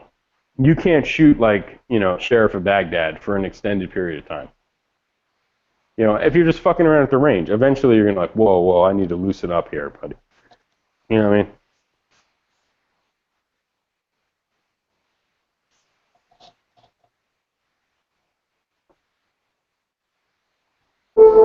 Yeah, but what I was saying on that whole, if you're, I posted a video on AR-15 owners group or something on Facebook, and I posted my son. He, it's the first time we went out to the desert and shot, and it's like he shot my AR a few times, but I posted a video, and I was pretty happy. I was proud daddy, because he's sitting there doing drills, because the guy showed, hey, try this, and you're doing turn kind of like an El Presidente, but with an AR, kind of like that kind of deal.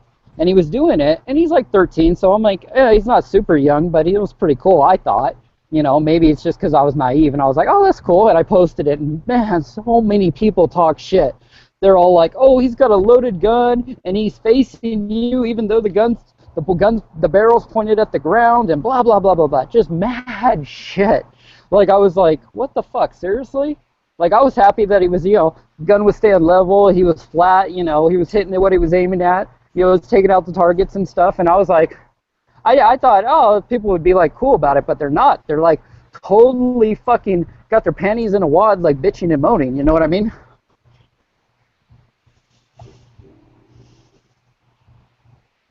Anything that they can bitch about, they will. It seems that way. In spades. Yeah, it definitely seems that way. You can't please everybody, dude. Oh, no, I was just making that comment because it's like you were saying, like, if you posted a video and you were totally owning the targets and you were doing good, no one would say shit, but that's not even true. No, I meant like if you're in a class with other people, it does sort of get competitive. Like towards the end, it might get competitive. And if you're burning shit down, your targets are looking crazy, you're owning everything. The guy next to you who's not doing that really can't tell you shit. Yeah, you know what I mean? It's sort of like, I understand what certain people were saying like tonight in Yankees chat was like, if you're killing it, there's nothing, like, I don't care who the fuck it is. If you're shooting better than Delta Force, SEAL Team 6 guy, with a Mini 4, and you have a Mini 14 and Tapco mags and a fucking, red field bullshit, fucking whatever. If you're burning shit down, they're not going to say shit to you, bro. Like, what can they tell you? They're going to be like, good shooting, bro. Hey, like, good shooting. They're going to tap you on the shoulder. That's a nice high point you got there. Yeah, they're going to be like, good shooting, man. Good shooting. Yeah, they're not going to sit there and start bitching and saying, oh, you didn't put your finger out or blah, blah, blah, or this or that, or, Well, there's not much they can say. They can't say anything. No, they're going to say, keep it up. Keep up the good work. It's like, it's like when I eat McDonald's every day, Burger King for breakfast, and Chick-fil-A for dinner, and Taco Bell as a snack, and I go into my doctor, and he's like, your cholesterol is great. Keep up the good work. You know what I mean? Like, wow, cool, buddy. You know what I'm saying? Like, you keep up the good work. They're just going to be like, yo, your fundamentals are, great. Your grip and stance are funny. Everything about you is weird and wacky, but it's not cool. It's not what people are doing now. But if you're fucking owning shit, fantastic, dude. I don't think there's a lot you can do about that. It depends what kind of class you go to, too. I mean, a lot of people talk shit about classes, and I know G-Web is always like there to defend that stuff because I believe he's right. Where they're not all the same. There's certain stuff you can't just say I've been to a class once. They're all shit. It's like you can't do that type of stuff. Oh, I agree. We were talking about it earlier today, I think, on the Daily Show. Or it might even been yesterday. It's just that there's so many different angles and mindsets and just skill levels and like literally, there's just so much to it. You can't even wrap it up with one statement. Yeah, like the last class I went to, there is no other class. Like. There's no selling you on anything other than that. Like he said, like tonight, like Yengi was saying, They spend the whole class selling you on the next class. You know, well, if that's the case, that's a bad instructor, that's a bad school, that's a bad class. I even took the McDonald's tactical response, a couple of times, and again, they never were selling me on the next class ever. Like, I remember I took Fighting Pistol on Friday and Saturday or something like that, and they were teaching advanced, quote unquote, advanced Fighting Pistol the next 2 days. They never were selling you on that or telling you should have taken both classes or anything like that. They were like, who's going to be here tomorrow and the next day for advanced Fighting Pistol? Those people raised their hands, and it was like, all right, cool. See you tomorrow, guys. Everyone else, like, here you go. Like, thanks for coming out, blah, blah, blah. Like, let's go over what we learned. I never felt pressure to be like, the entire 2 days they're telling you to come back for another 2 days or sign up 6 months from now. A lot of those classes, there's not even an advanced. It's like you take a 2-day class or a 1-day class, and that's it from that guy. He's basically taught you everything he could teach you in 1 or 2 days. And other than other stuff, like he might have a long range rifle or an AR, a fucking rifle class or some shit. But they don't even mention it. I think that, like that guy might have felt like embarrassed to be like, you guys need to come back and take my rifle class next time I'm here, like they don't fucking sell that shit. Yeah. No, you're right. I get it. I haven't seen the. Are you talking about the left to center thing? I haven't watched the video Oh yeah, yet. tonight. Yeah, tonight. Okay, He said tonight. He took a couple of classes and a couple of times, like the instructor, they spent the whole time selling you the next class. And yeah, but I don't know. Maybe that's his area, but I don't think. Yeah. Like I don't think they're all like that because when like doing security. I used to work for a company, and the guy would basically, he trained security guards how to be security guards, and it was like he had a firearms, one of those trailers set up to do, shooting tests and shit like that, so you can qualify and all that crap. And he would like train people how to do it and stuff. But it was like, I don't know, he didn't sit there and go, oh, you need to come back and do this and take my concealed carry class and take this class, and I don't know. He just it wasn't like that. So I don't think they're all like that. Maybe some of them are. Maybe he hit the one he took, right? I love Yankee, exactly. Man. I'm just saying he had let's say he had 500 viewers tonight. He obviously had a bad 1,000 viewers. That's not 10,000 viewers, but he had a lot of viewers tonight, and a lot of viewers. That's what they heard. Yeah. And and they heard that, and they took that to heart, and that's cool, man. Now, will I think that you absolutely have to have a class to operate a firearm? No, I don't think that at all. I think you can, I think that, you can, if you have any kind of common sense at all, you can figure out this is how I carry, this is how I defend myself, and then you're obviously going to look into the laws because, whatever happens is on your own ass. So, But like as far as training goes, I think. What's funny to me? If I think of all the firearms that I've had, right? To me, the one that, and this is, I'm partly biting this shit, but to me, the one that takes the most training, and I would like to have the most, like a family member, if they just bought one, I would like them to have a class, is a pump shotgun. And people will be like, oh, you're bugging out. That's fucking. They've been around forever. That shit got a safety lever. That shit got a pump, slide, like what is that called? That fucking lever by the trigger guard? Oh, yeah, your slide rack. lock? Yeah, it's not a slide. It's like whatever the fuck they call it. Your pump bucket. Yeah, it's your pump lock. And then you got, I've seen it firsthand with family members. You got short stroking the pump. Yep. It's a real thing. It happens. And the recoil's intense, and you only got 5 fucking rounds. So if there's one weapon or firearm that I can think of that deserves a 1-day class to a new firearms owner, like a single mother, a guy who'd never had a gun before, it's a fucking pump shotgun. So I get where a lot of that hate for that gun comes from, because it's not a fucking simple weapon. You shoot, you Yeah, pump. no, I you get shoot, that. you pump. You shoot, you short stroke. You use lever near trigger guard. You know, you pull Yeah. gun and you fucked up, then the safety's on. Take the safety off. Shoot the gun. Or are you having it what they call like cruiser ready or whatever? You know what I mean? Like the empty chamber. Full You mag pumped empty the round in, right? Like there's a lot going on with that fucking gun, dude. Yeah. No, I agree. And actually, that would be a good class. I wouldn't mind taking like a shotgun class, like a tactical shotgun. That'd be kind of cool. Yeah, one of my favorite YouTube channels for a while there, Twang and Bang. Are you subscribed to him? Not yet, but I will be after tonight. Twang and Bang. He did a class with I'd never seen him take a class before. He took a pump shotgun class and he put a video up that was like 30 or 40 minutes of video edited from his like 1 day or 2 day class. It was fucking awesome. It really is awesome. There's so much that somebody can show you on how to shoot a pump shotgun correctly, and just get familiar with it. And even if they're just telling you shit you know, they're forcing you in a day, which is like, it's the difference between like I work out 3 times a week to like I hired a trainer. You know, like that guy might be able to teach you something, and with a pump shotgun, you got to see Twang and Bang's videos, man. That shit was fucking awesome, really awesome.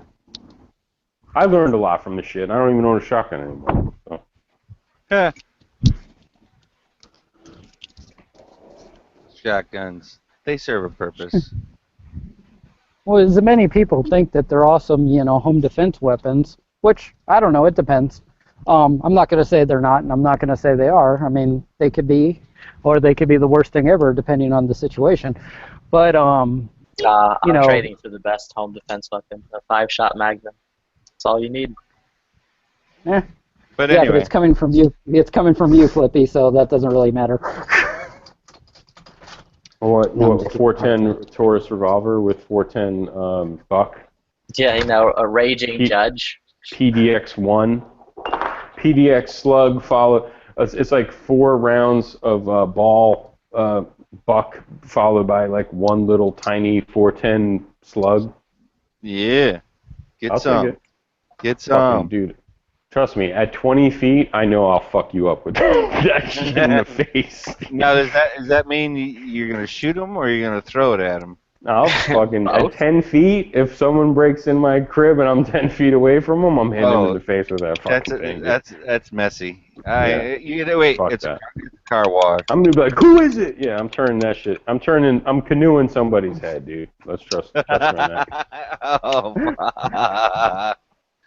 canoeing somebody. Oh my god. What movie did that come out of, that line? I forgot. I've been using that shit for like 2 years. Yeah. Canoeing somebody's head. I never heard that before in my life. Yeah, I heard That's cool, it from. dude. I heard it from some movie. I forget where it came from. It might have been like Training Day or some shit. Either way, my nightstand gun tonight is an LCP 380, by the way. Like, that's what you're going to get. You break into my fucking apartment. My nightstand gun tonight is my... What the fuck is this? Whatever the fuck I'm holding. Well, that doesn't narrow it down Zenith very much. MP5. There we go. Oh, did you have to go my out and God, buy are one of you those to be serious? cool? You had to go buy one of those to be cool? Is that what it was? Lippy? Let me get this out there. I don't have to buy shit to be cool. I'm already super cool. I bought it because I wanted it, and the guy pressured me into it super good. Like, Oh, what? Did you not haggle and everything? Come on. You got all on my bat the other night about haggling. Did you get it at a good price? no, I got it at a good price. I got it for $100 under what they were charging. But that's not the Oh, okay. point. The point being is I went in there. The guy was like, I checked out the place the other night because that's right next to where my wife gets all her tattoos done. I was like, I've never seen this place before. Went in, saw it. Dude's like, oh yeah, do you want to see this thing? I'm like, yeah, sure, whatever. You put it in my hand. I was like faffing around with it. And I'm like, it's cool. And he's like, you want to buy it? And I'm like, nah, I don't have the fucking $1,700 to pay for it. And he's like, we got finance. No, of course. And I'm like, nah, that's fucking dumb. I'll do it. Oh, just to change the subject real quick, I owned everybody on that pool table tonight, so I just wanted to let that be known. Nice. Well, I mean, the real principle is I now have something to put my EOTech on, There you go. which now it doesn't rack the bolt easily.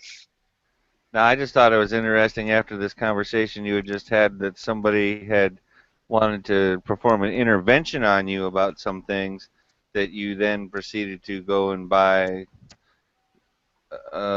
mid-range to expensive firearm. Oh, this wasn't expensive. It was only like 1,600. Yeah, but I think you understand what I'm saying, yes, Flippy? No. Okay, that's all right. I actually really don't. Can you please explain? Well, because she's probably going to cut your dick off while you're asleep is what's going to happen, I guess. Oh, well, are you talking about my woman being like, I spend too much money or I buy too many things? Yes, that's what I was talking about. Oh, this purchase is never going to show up on her account, so she'll never know. Oh, well, then there's that. Then there's that. Plus, she's all excited because I'm getting that fucking Magnum revolver, and she's like, that's just like what Grandpa used to have. I fucking love those kind of guns. We need a wheel gun. Awesome. You're See, right. I knew You're your right. wife was cool. Dude, I'm like, so if I buy it or if I get it, you'll go to the range with me. She's like, yeah. I'm like, all right. Well, just letting you know ahead of time. This is a very light gun, and it's a 357 Magnum, so it's going to kick hard. And her fucking response was literally, she goes, oh, that's fine. I played Left 4 Dead. I know how it works. Man, do me a favor. Get her some 38s, please. Dude, Please. I'm like, I said the same thing. the second she said that, I'm like, Now wait a minute. Okay. I'm not saying don't have a box of 357s. I'm not saying that at all, motherfucker. I'm saying yes, have a box of those, but start her out on a 38 so that she can well, appreciate the difference. Gurk is sending me 357s to go with it. Like Oh, right a on. few boxes of bullets or whatever that he has. But I'm like, all right. And she's like, what do you mean by that all right? It makes sense. I saw like how it recoiled on the screen. I understand. I'm like, okay. She's Yep. like, you're going to fucking tell those people on chat, aren't you? I'm like, I don't know what you're talking about. She's like, you're going to bring me up in a fucking podcast and make fun of me. I'm like, I don't know what you're talking about. She's like, uh-huh. So I had to then immediately go out and tell everyone because it was the funniest fucking thing my wife said today. Well, at least she's got a sense of humor, man. She's being dead serious. No, but still, yeah, I'm just saying she married you, so obviously has a sense of humor. Number Oh, two, no, I'm like the best thing that ever happened to her. She traded up in her life when she got with me. well, and here's the other thing. She has found, you or she has found a way to go to the range together. I mean, she said that when I fucking bought her 1022. You want to know how many times that gun has been shot? Once? Is that your guess? One I'm range gonna trip. say, One range say trip. That gun has never been fired. Maybe the Oh. factory shot it. Now, why? How is it that you can't seem to get her to go to the range with She you? just doesn't like it. She does not. She can't stand. Well, she also kind of has panic attacks occasionally, and she just can't stand being in a room with a bunch of people firing right next to her. All right. No, I yeah, have if you're taking her in an indoor range, yeah, it would totally suck. Is it indoor or is it outdoor? It's like an indoor gun club, though. So Oh, I wouldn't even do that. That'd be too much. it's like 115 degrees outside. I'm not going outside of my goddamn house unless there's like 5 air conditioning units strapped to me and a fucking bottle of ice cold water. Now, being a man of many resources such as yourself, Flippy, I can tell you that I don't know about in the town that you are in, but maybe the town that you're next to, there are ranges where you can get private time for not too ridiculously expensive, where she wouldn't have to worry about all the other shit going off, where you'd actually be able to spend some time with her where she could hear you and not be getting PTSD and all that kind of shit. Nah, she just needs to get over it. Well, there is tough love, yes, I'll agree with you on that, but if you're trying to sweet talk somebody into continually coming with you, you got to show them some of the good first before you beat them over the head with the reality stuff. Yeah, you can't just say it's tough love and she needs to get over it because honestly, you know how that's gonna go down. She ain't gonna go anymore. She's just not gonna go. And Yeah, then you will women have just bought a shut down and 22. that's it. You'll have bought a 22 and now a 357 that she won't shoot then. I mean, that 357 is probably going to go in my pocket when I wear shorts, so that way I don't have to try to fuck around with my Glock 19 in shorts. That could be relatively understandable. Like, that was the main reason I got it in the first place. Second reason is because DB told me not to, and I was going to try not listening to DB for once, seeing how whenever he tells me to buy things, I tend to go do that. Man. Oh, okay. So you're using the excuse that you know, you bought it for her, but you're full of crap. You just bought it for you, saying it's for her. Right? No, I didn't even claim to fucking say I was buying it for her. Like, she's like, I showed it to her. I'm like, yo, I showed the pictures. I'm like, yo, this is what, because this is literally how it went down. Fucking last night, I was talking to her. We were like in bed, going to sleep, basically, being one of those lame married people things, and like, she brought up the fucking AK thing that I was getting rid of. And I'm like, yeah. And she's like, well, what? She's like, what were you going to... She's like, how much were you going to make off that thing in the first place? I'm like, I wasn't going to make anything off of it. I was trading it. She goes, oh, well, what were you trading it for? And I'm like, oh, I was trading it for, like, a fucking 357 Magnum, like a revolver. And she goes, oh, we don't have a revolver. I'd love one. Those things are the fucking coolest. Grandpa used to have a revolver. I'm like, cool. And she's like, yeah, no, you should, if that's the case, you should totally fucking do it. And I'm like, okay, whatever. So, like, after she said that, I fucking texted Girk, and I'm like, yo, Girk, here's the fucking pictures of the gun, if you're still interested. And he's like, yeah, I am. Fucking sent me pictures of the gun he'd be trading me. I showed them to her, and she's like, that's so fucking cool, we need it in our house immediately. She's like, I need this. I'm like, whatever. Like, I never told her it was her gun. Well, that's a better response than I would have gotten. I would have gotten the whole, oh, you really need another gun? That's the response I would have got. So, aces for that. Well, the answer to that is clearly because that's why I got another gun. Yeah, exactly. Clearly I need it. I had too much space in my safe. Well, I guess she doesn't... No, go ahead, Flippy. I was talking to my accountant, and he said I needed to diversify my stocks. So I diversified the fuck out of my stocks with a new Glock. That's good right there. Yeah, she just gives me a hard time because I don't go out shooting enough, because here in California, it's like, it's an ordeal to go shooting. You're like, you got to go through like this and that, and then the whole ammo thing now, the whole, you got to, you know, get approved or whatever the hell you got to do. You know, I'm not going to do that, so I'm probably not going to go. I might shoot off from 40 with heavy a couple more times, but that's about it. I'm not dealing with this shit here anymore. And so it's like, my point is, if I went out shooting more, I don't think she'd care. She wouldn't give me a hard time. But since I don't go out as much as I should, since I have several guns, you know, she kind of looks at me and goes, well, you know, they're not being used. So it's almost wasteful, in her opinion.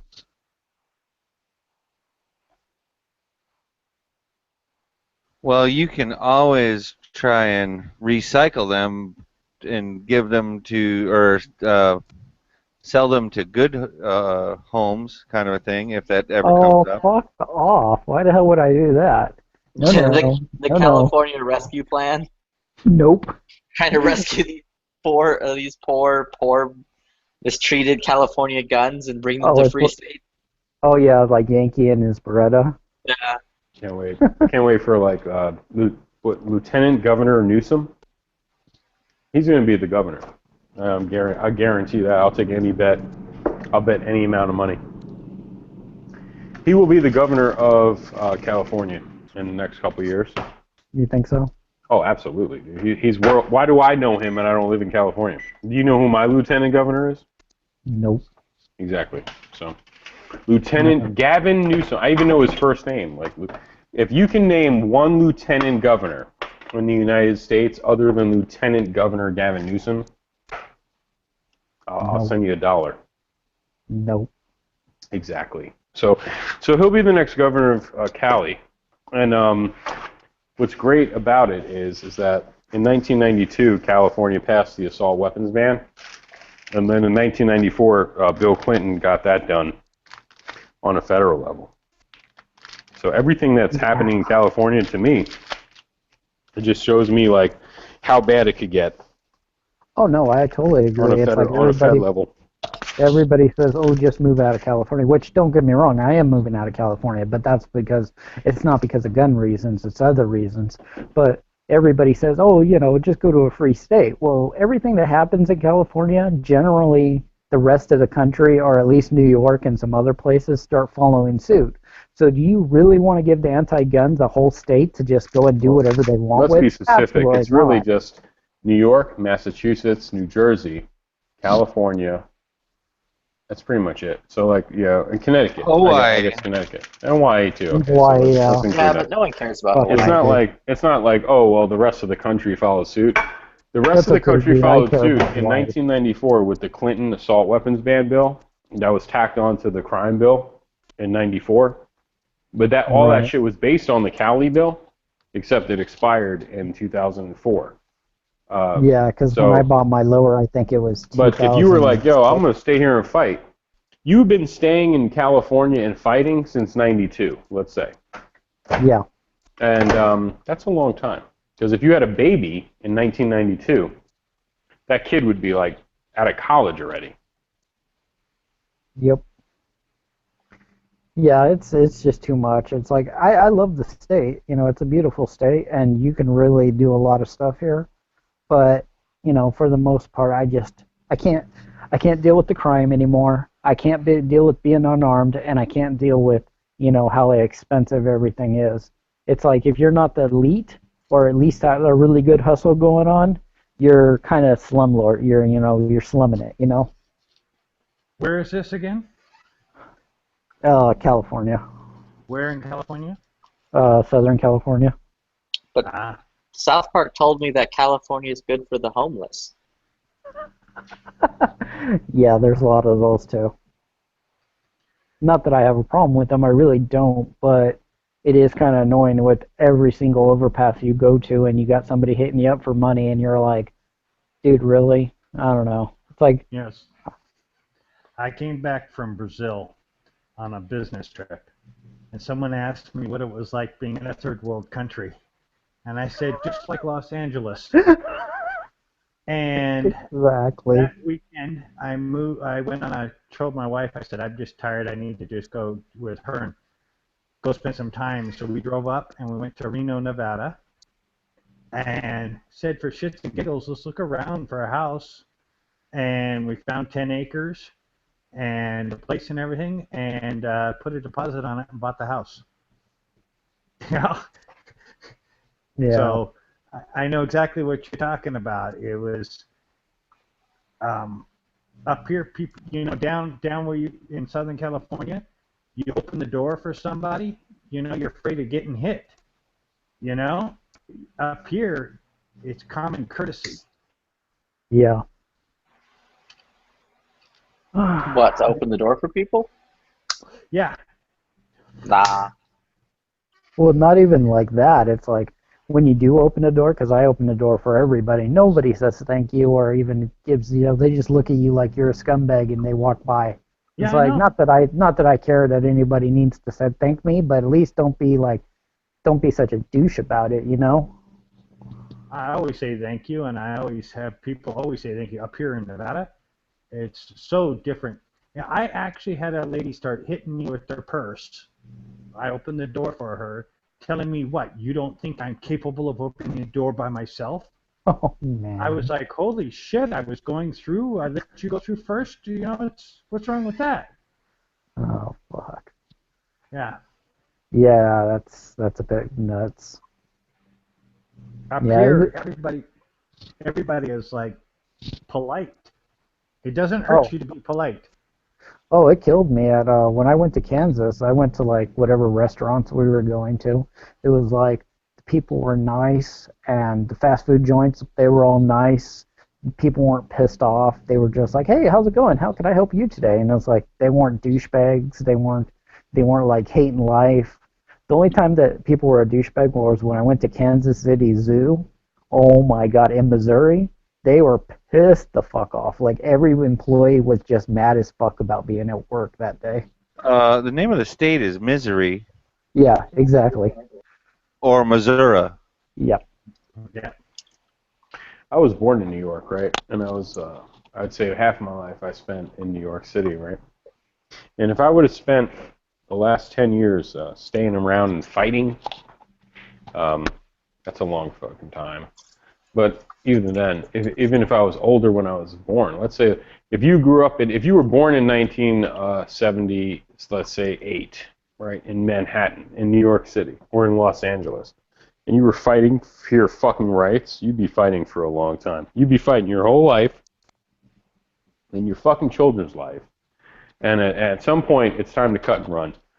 So get the fuck out of there. And the other thing, the other point I have is about, it's not just guns, it's pepper spray and tasers and stun guns and batons and any kind of self-defense at all is frowned upon and looked, and you could probably be held, liable in civil, even if some guy raped your fucking mom, or you know what I mean, like if some guy broke into your fucking house and you smoked him, like they'll figure out a way to punish you, and that's that has nothing to do with like gun laws and like open carry and what constitutional carry and all. It's like they got a fucking issue, man.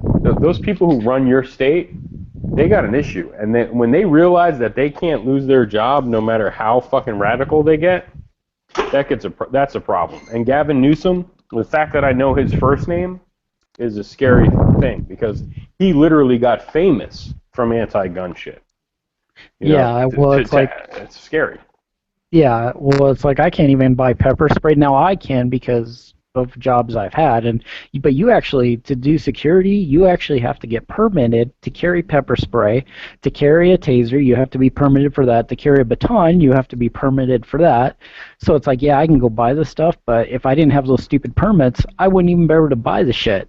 And technically, if I let my permit expire, I'm not even allowed to own it still. You ain't got to tell me, dude. I was like 17 years old in New York City, and my mom bought a taser. I don't know what, like how long, like it was like the first taser, like with the cartridges and all that shit, and she bought it illegally and carried it illegally from some person who bought it in another state. It was a fucking taser, bro.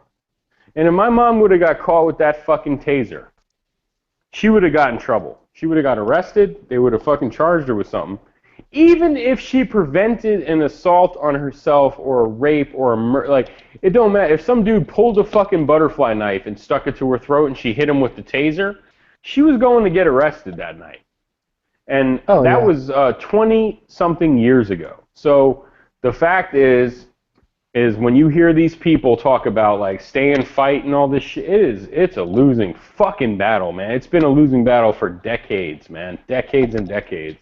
And do you want your fucking children growing up in a place like that? It's fucking beyond crazy, dude. Well, it's cool because my kid, he's kind of dealt with this for a while, and I bitch all the time about, hey, we can't have this and we can't have that. And when I take him shooting, he understands with my AR, it's like we got to have the button, and we can't push the button, and we got to do this, and we got to do that. So when he goes to Kansas and I switch everything over and everything's like to normal, like detachable magazines, 30-round magazines, all that, he's going to be like, oh my God, this is the greatest thing ever, and it's totally going to change his mind, like, this is awesome. Because right now, he doesn't know any better. But when we get over there, he's going to be like, oh my God, this is super cool, I've never been in trouble in my life.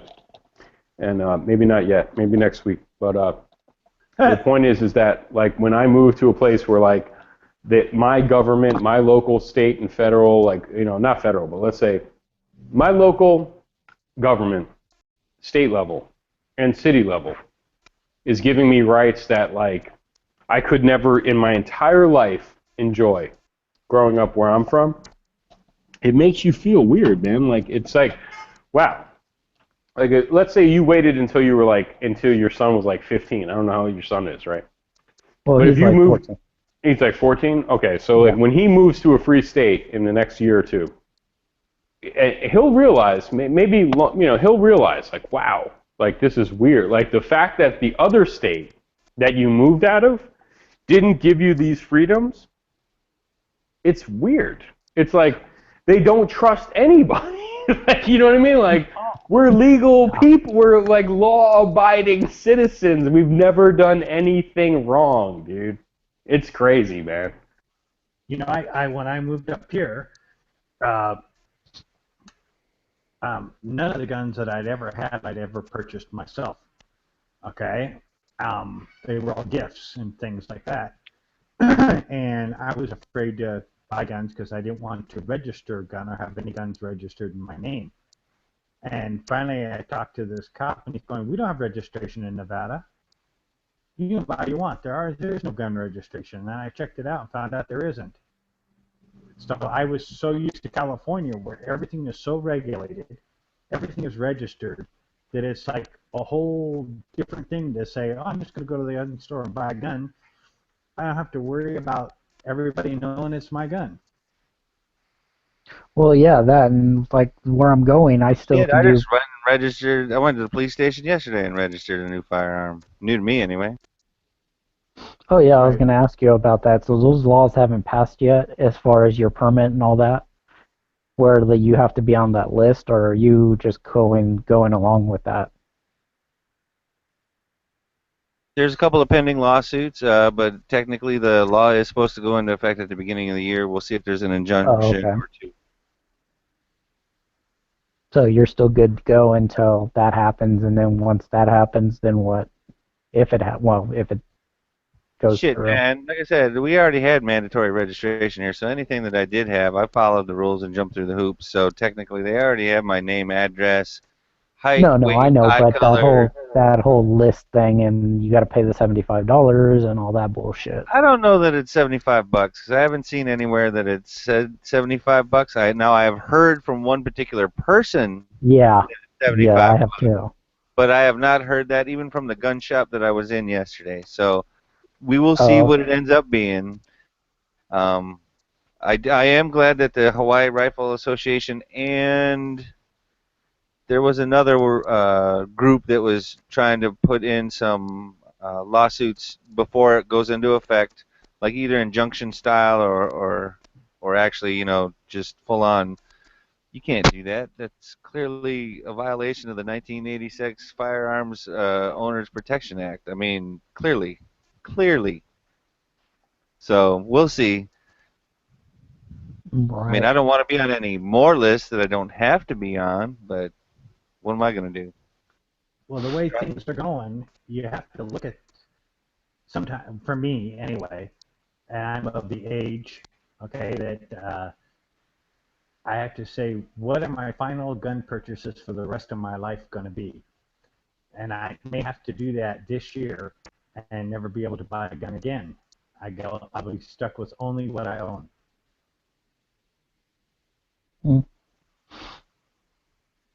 Could I live with what I have? Sure, but I don't know that I'd be happy about it. Yeah, that's what I'm saying.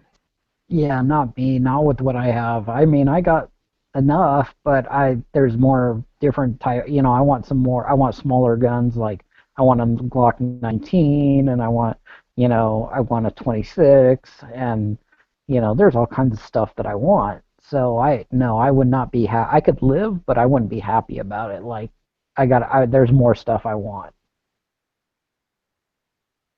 That's the problem. When you have to make the final list of what you're going to have for the rest of your life, the list keeps getting bigger. Yeah, exactly. When you look Okay. at, yeah. My list was real simple, and now it's just gotten out of hand. I'm like, yeah, but I'd really like to have one of those too. Well, it sucks because it's like not only am I looking at what I want to have, I look at what my son should have and what my wife should have, because if any shit happens, they Exactly. both need to, they need to have something too. And it's like that if Hillary gets elected and then we get into another assault weapon ban, well, yeah, I have one rifle, but where I have one, AR, but my wife isn't going to have one, and my son isn't going to have one, and they both like them. They both like shooting them, and, you know, I think that sucks. Like, that's ridiculous. Yep. You know? So, yeah, although it's like my wife goes, well, you become kind of a gun fanatic lately, you know? And then I'll show her a new thing, and I say, oh, I was thinking of, you know, you might like this one. Oh, my God, you know? Yeah, I want that one. You know, so Yeah. it's unfortunate that we think too much alike. That happens when you've been married for 35 years. You know, you kind of start, you know, it's like, oh, we don't need any more guns, and then you take her to the gun store and going, I heard about this new, you should, oh my God, yeah, let me just get that one. After that one, we don't need any more. Right. You know? Okay, and after that one, we don't need any more. Okay? Yeah, I'm still working on that whole trying to get her a little more accustomed to wanting stuff. Like, I know, like, we went in one time and she was shooting my 1911, and she said, I love the 1911. I like the 1911. That's what I want to shoot. That's what I want. So she went right home, started looking at Colt's website, and she started going, I want a Colt 1911. They're the ones who originated the 1911. Like, she just went, like, all freaking batshit crazy about it. So she got excited about it, and I was really happy about it. Bought my wife a Sig Sauer 1911 for her birthday about 3-4 years ago. Yep, she loves those 1911s. There's something about the grip Wait, of the you 1911. hate your wife? What? Did you hate your wife? I did not say I hated my wife. Oh, you said you bought her a Sig I 1911. was like, Not your wife didn't go, good. what's this external extractor, you piece of shit? Fuck you! What external extractor are you talking about? That's the problem, man. I'm just saying. No, the SIGs have like an external extractor that's held in by a roll pin that's punched in by the top of the slide there, by your rear sight, like somewhere near there.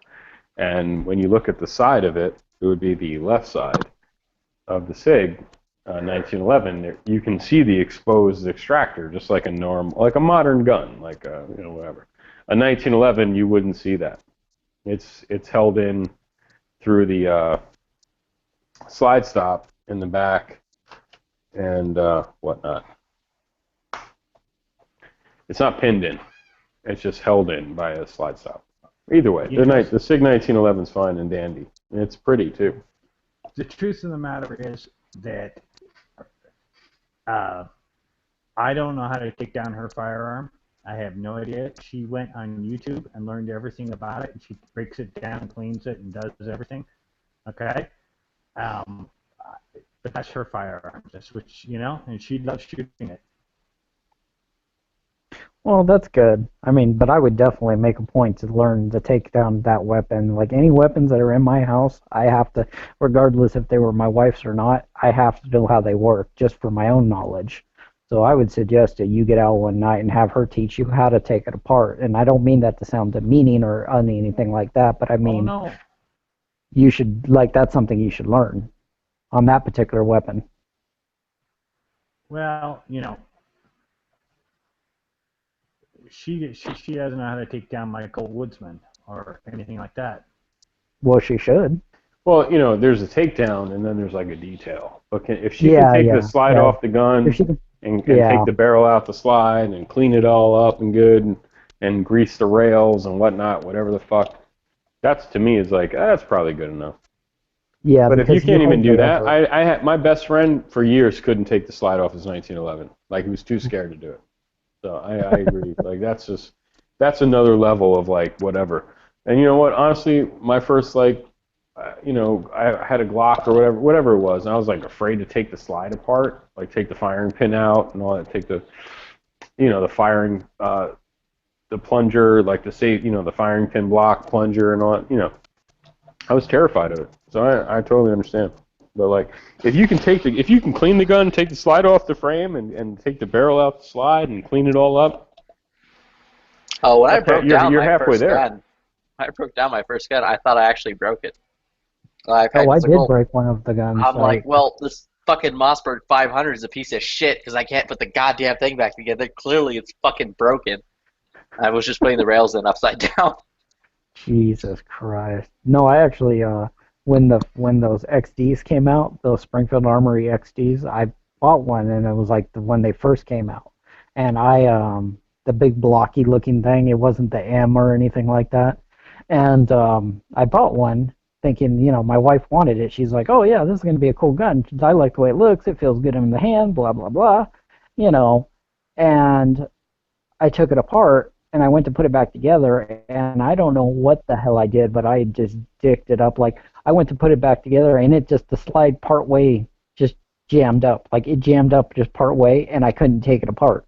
Like, I couldn't take it apart, and I couldn't get it to where I could take it down either. I don't know what happened. It just jammed completely up on me, and I actually literally had to take it to a gun shop and say, hey, what happened? And the guy at the gun shop couldn't figure it out. They literally sent it to Springfield and said, hey, I don't know what happened, but they fixed it. And ever since then, I was always really nervous, and then I got over it. Yeah. Although, to be honest, I literally have absolutely no idea how to disassemble and clean my PTR 91. I know how to disassemble it in theory. I don't know how. Can't be that hard. That's a None roller. None of this shit is that hard. Dude. It's a roller blowback thing. So it's Yeah, basically what I'm saying is it's just a big version of my MP5 now. Oh yeah, or like some sort of modified version of a fucking AK or an AR. It's all they're all pretty basic stuff. So no one invented like check out this firearm. Like look at the AR, right? It's like okay, it's a fucking something's blowing gas out the barrel. That gas is hitting something. That thing is going back. That thing is going forward, right? It's got a firing pin, whatever the fuck, a trigger, a hammer, a fucking thingamajiggy. I'm sure the fucking HK is no different. Like there's some things. There's a hole drilled in that barrel somewhere. I would bet. Maybe not. I'm betting because I've never fucked with one. And gas is somehow pushing something back. That's moving the bolt back. That's it's something like that. Some springs attached to it. Figure it out. Clean that fucker, dude. I want to get a PTR so bad. That might be my final. Like, well, they're great because guns. I'm down now to like nothing. I'm down to I got a Glock and an AR. That's basically my shit. So, I would like to have a 308, and if I did one, I would do the PTR. They're also super inexpensive. Like that PTR, well, not mine, but when they first came out, they were like 1,100. Like they've gotten lower in price, but the mags are cheap as shit, yeah, right? the mags are $4.25 a magazine, dude. It's crazy. Like they're insanely cheap. Like you can buy a box of 36 of them from like HandKparts.com for like fucking $125 Yeah, for sweet. 36 magazines. Yeah. I'm down. I'm totally down. I just don't know if I have time So before why the is election. it that you're selling off all your firearms? Me? Or who was it that just said they're down to only a couple? I'm not down. I'm just saying like I'm done. Like with for now. Like my fancy guns are done. I'd rather have two. They're just tools now for me. I don't know. I'll get back into collecting when things are safer. I'm not sure what's going to happen in the next 12 years. Maybe 18 years, 16 years. Because my bet is if she wins, she's not going to lose. In 4 years, I mean. So my math is getting. I'm having a Hillary moment. You gotta try this chai latte. It's just like, if she wins, she's good for 8 years. And then someone else will come around and they'll be good for 8 years. It's a lot of fucking Supreme Court judges. It's a lot of bullshit we're going to go through in the next fucking 8. And you want to keep your fucking head up. I'm voting for fucking Trump. Whatever the fuck. You can go vote for whoever the fuck you want. I don't really care. If he loses, we're in for some shit. and it's going to be a long ride. And during that long ride, I don't want a nickel-plated fucking sissy pistol, to quote fucking, you know, what's his face from fucking U.S. Marshals. You know what I mean? Like, I don't need a nickel. I don't need a nickel-plated sissy pistol. Right. Tommy Lee Jones from fucking U.S. Marshals. Yeah. You know, I just don't need it. And that shit'll be worthless. And you know what? Honestly, shit'll be crazy, dude. If like a fucking Colt 6920 might be worth $2K, dude. And your fucking sissy nickel-plated pussy fucking Mosin Nagant thing is going to be worth nothing. You know, that'll be worth $50. You know what I mean? Well, you're paying $200 for a Mosin right now. You're fucking on crack. You know, so I don't know. And these people that are like, if I swear to God, today I went to a gun shop. I saw a dude buying a fucking like Colt Python. It was like $2,900. It had like a case and everything. And I'm just like, this guy he has it like that. Like, I'm sure that's great. You know, that's fantastic. But for me, I'm not in that tax bracket, and that's not the game I'm playing right now. The game I'm playing right now is I'm going to have a kid, and that kid is going to have a gun, and that kid might have some mags that I haven't fucking cut open yet. You know, I have the plastic. You know, and it's not going to be a fucking revolver, dude. Not right now. You're hating a lot on my fucking revolver. No, revolvers are cool. No, a snubby like what you're talking about. I'm talking about like a $2,000.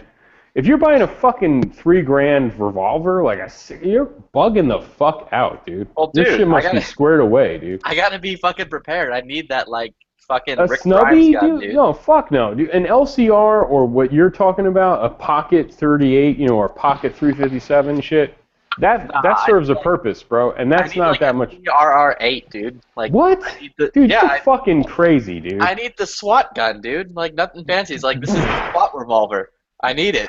Dude, not right now. Oh Those my guns God, are literally yeah, ban-proof. Those guns are ban-proof. That is Yeah. ban-proof shit. Ban-proof. Like That's a I feel the same. Right? Dude, I feel the No, same it's an way. 8-shot. I feel the same way about a That's what I said. 1911.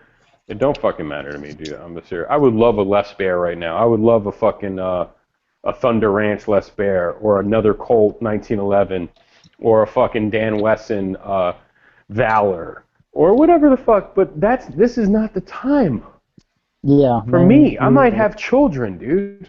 Like serious, and those kids, I would like to be like, hey, if I'm kicking the bucket in 10 fucking years and I'm looking at my 10-year-old son, I want to be like, hey, there's a box of 20 PMags under my bed. It's your fucking it's your college fund, exactly. Like you ain't going to college, my dude, but you're gonna have some But you're gonna PMags. have magazines for days. No, seriously, I'm not fucking shitting you, dude. I'm not kidding, dude. I want my family to be good. You know, honestly, even my stepfather and my mother and my aunt, you know, if it came down to it and they're like, oh, I got this AR, but I only had 3 mags with it. I want to be like, hey, I got you. I'll give you 5, dude. You know, I got you. My cousin, you want 5 AR mags in 2020? Let me send you. I might have some I haven't even opened up yet. I'm not playing this game, dude. I met old timers, and old timers told me in 12 after Sandy Hook, like, oh, this will pass. This is nothing. This is nothing. You know, I had this guy who worked, like, had a good job, an engineering job. We sat down and talked for a while, and he was telling me in '94, before the ban took effect, he spent a lot of money, like a lot of money. And he said to his wife in 2004, the night before it expired, he said that entire decade, he was trading mags for stuff, he was trading ammo for stuff, he was trading guns for stuff. And at the very end, when it was about to sunset, he said he took his wife down to his basement, and he was like, hey, you know, girl, I want to show you something. And he took her down to the basement. He's like, all this stuff tomorrow is going to be worth nothing. Like, he must have had drums and AK mags and AR mags, you know, and he was using that stuff as barter. and then it sunset, and it was over, you know. But he had shit. But what if it didn't sunset? What if George Bush wasn't tied up in 9/11? What if Al Gore won? What if they renewed it? There was no guarantee they couldn't renew it or press to it. So, Right. you know, that thing could have been renewed for another decade or whatnot. I'm telling you now, if she wins, we're in for it, bro. Oh, yeah. We're in it. We're Yeah, in the no, I shit agree. again. And she might get something. There's no guarantee that she might get anything. But my mind was like, if you asked me 6 months ago, I would have been like, well, worst case scenario, she wins the Senate. You know, now if you ask me now, worst case scenario, she wins the House and the Senate. In a slaughterhouse. And she gets Yeah. exactly what Obama got in 07, which was the House and the Senate. And he only had it for 2 years. And 2 years is a short period of time. And he went for what he figured it out, and he said, you know what I'm going to do? Healthcare. I'm going to do government healthcare. And that's gone. So in 2 years, if she had the House and the Senate for 2 years, what is she going to she do? would go after. Yeah, she's gonna go after rifles. And Yeah, stuff. no fucking shit, dude. There's 30 nothing else for her to rounds, get. Because Yeah, the it's- illegal immigration stuff is just that. It's illegal. You can't. It's illegal already. You know what I mean? Like, she can't be like, wave a wand. Maybe she could. I don't know. But like, for me, I think the low-hanging fruit is the gun stuff. Well, not to mention, I don't think she She's going would to come go. after semi-auto. I'm sorry, go ahead. Yeah, No, I'd please. like I to would- think that, you know, when Obama was doing that, he looked her right in her fucking eyes and was like, I'm about to take your legacy away from you, bitch. Well, she worked on that shit as vice president. I mean, not as vice president, as first lady. So she was involved in that whole thing. damn They near couldn't. They vice could president. just think. Bill Clinton was president for 8 years and couldn't get Obamacare done, or Clinton Care, or whatever they would have called it. But what he did do was a 10-year assault weapons ban. And he personally said to fundraisers a few years ago, it was a big mistake. If you go after Americans' guns, they will not forgive you, and they will come back and hit you with it afterwards. So they will vote you out. And what happened with him was he had the House and the Senate, and they passed that assault weapons ban bill attached to a crime stimulus bill or whatever the fuck it was, a crime omnibus. And what happened was, as soon as they passed it, guys like us that were our age or even in, close to, in 92, 94, my bad, in 96, they came back and they voted in a Republican House, and he got Newt Gingrich led Republican House, and they wound up trying to impeach him. And he thought that if he didn't do the Clinton ban, the gun ban, the 94 ban, that perhaps maybe he could have held on to that House another couple of years.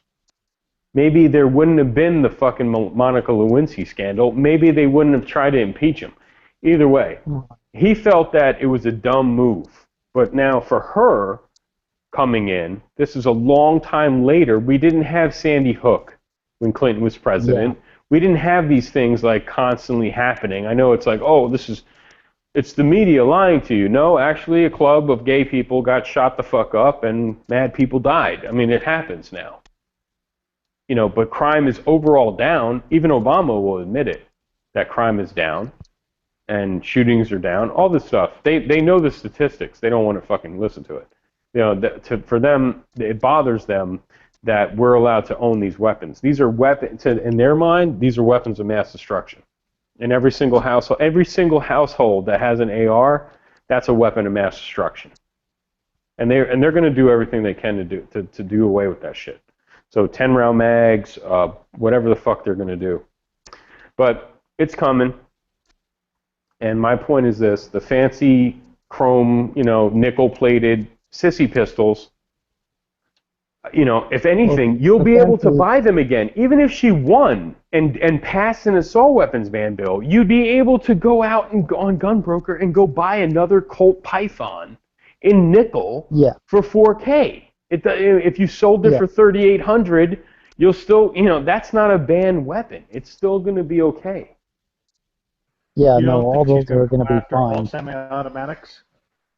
No, I she's think gonna what go she'll after do all is she'll go and try to do. I think what she'll try to do is put it all like limited magazines, like limited to everything to 10 rounds. So like a Glock 17 will be like 10 rounds, like it is here in California. I think that's about as far as she'll go with it, or she might go 8 I think rounds. she's gonna but go straight for the Clinton banned like V2.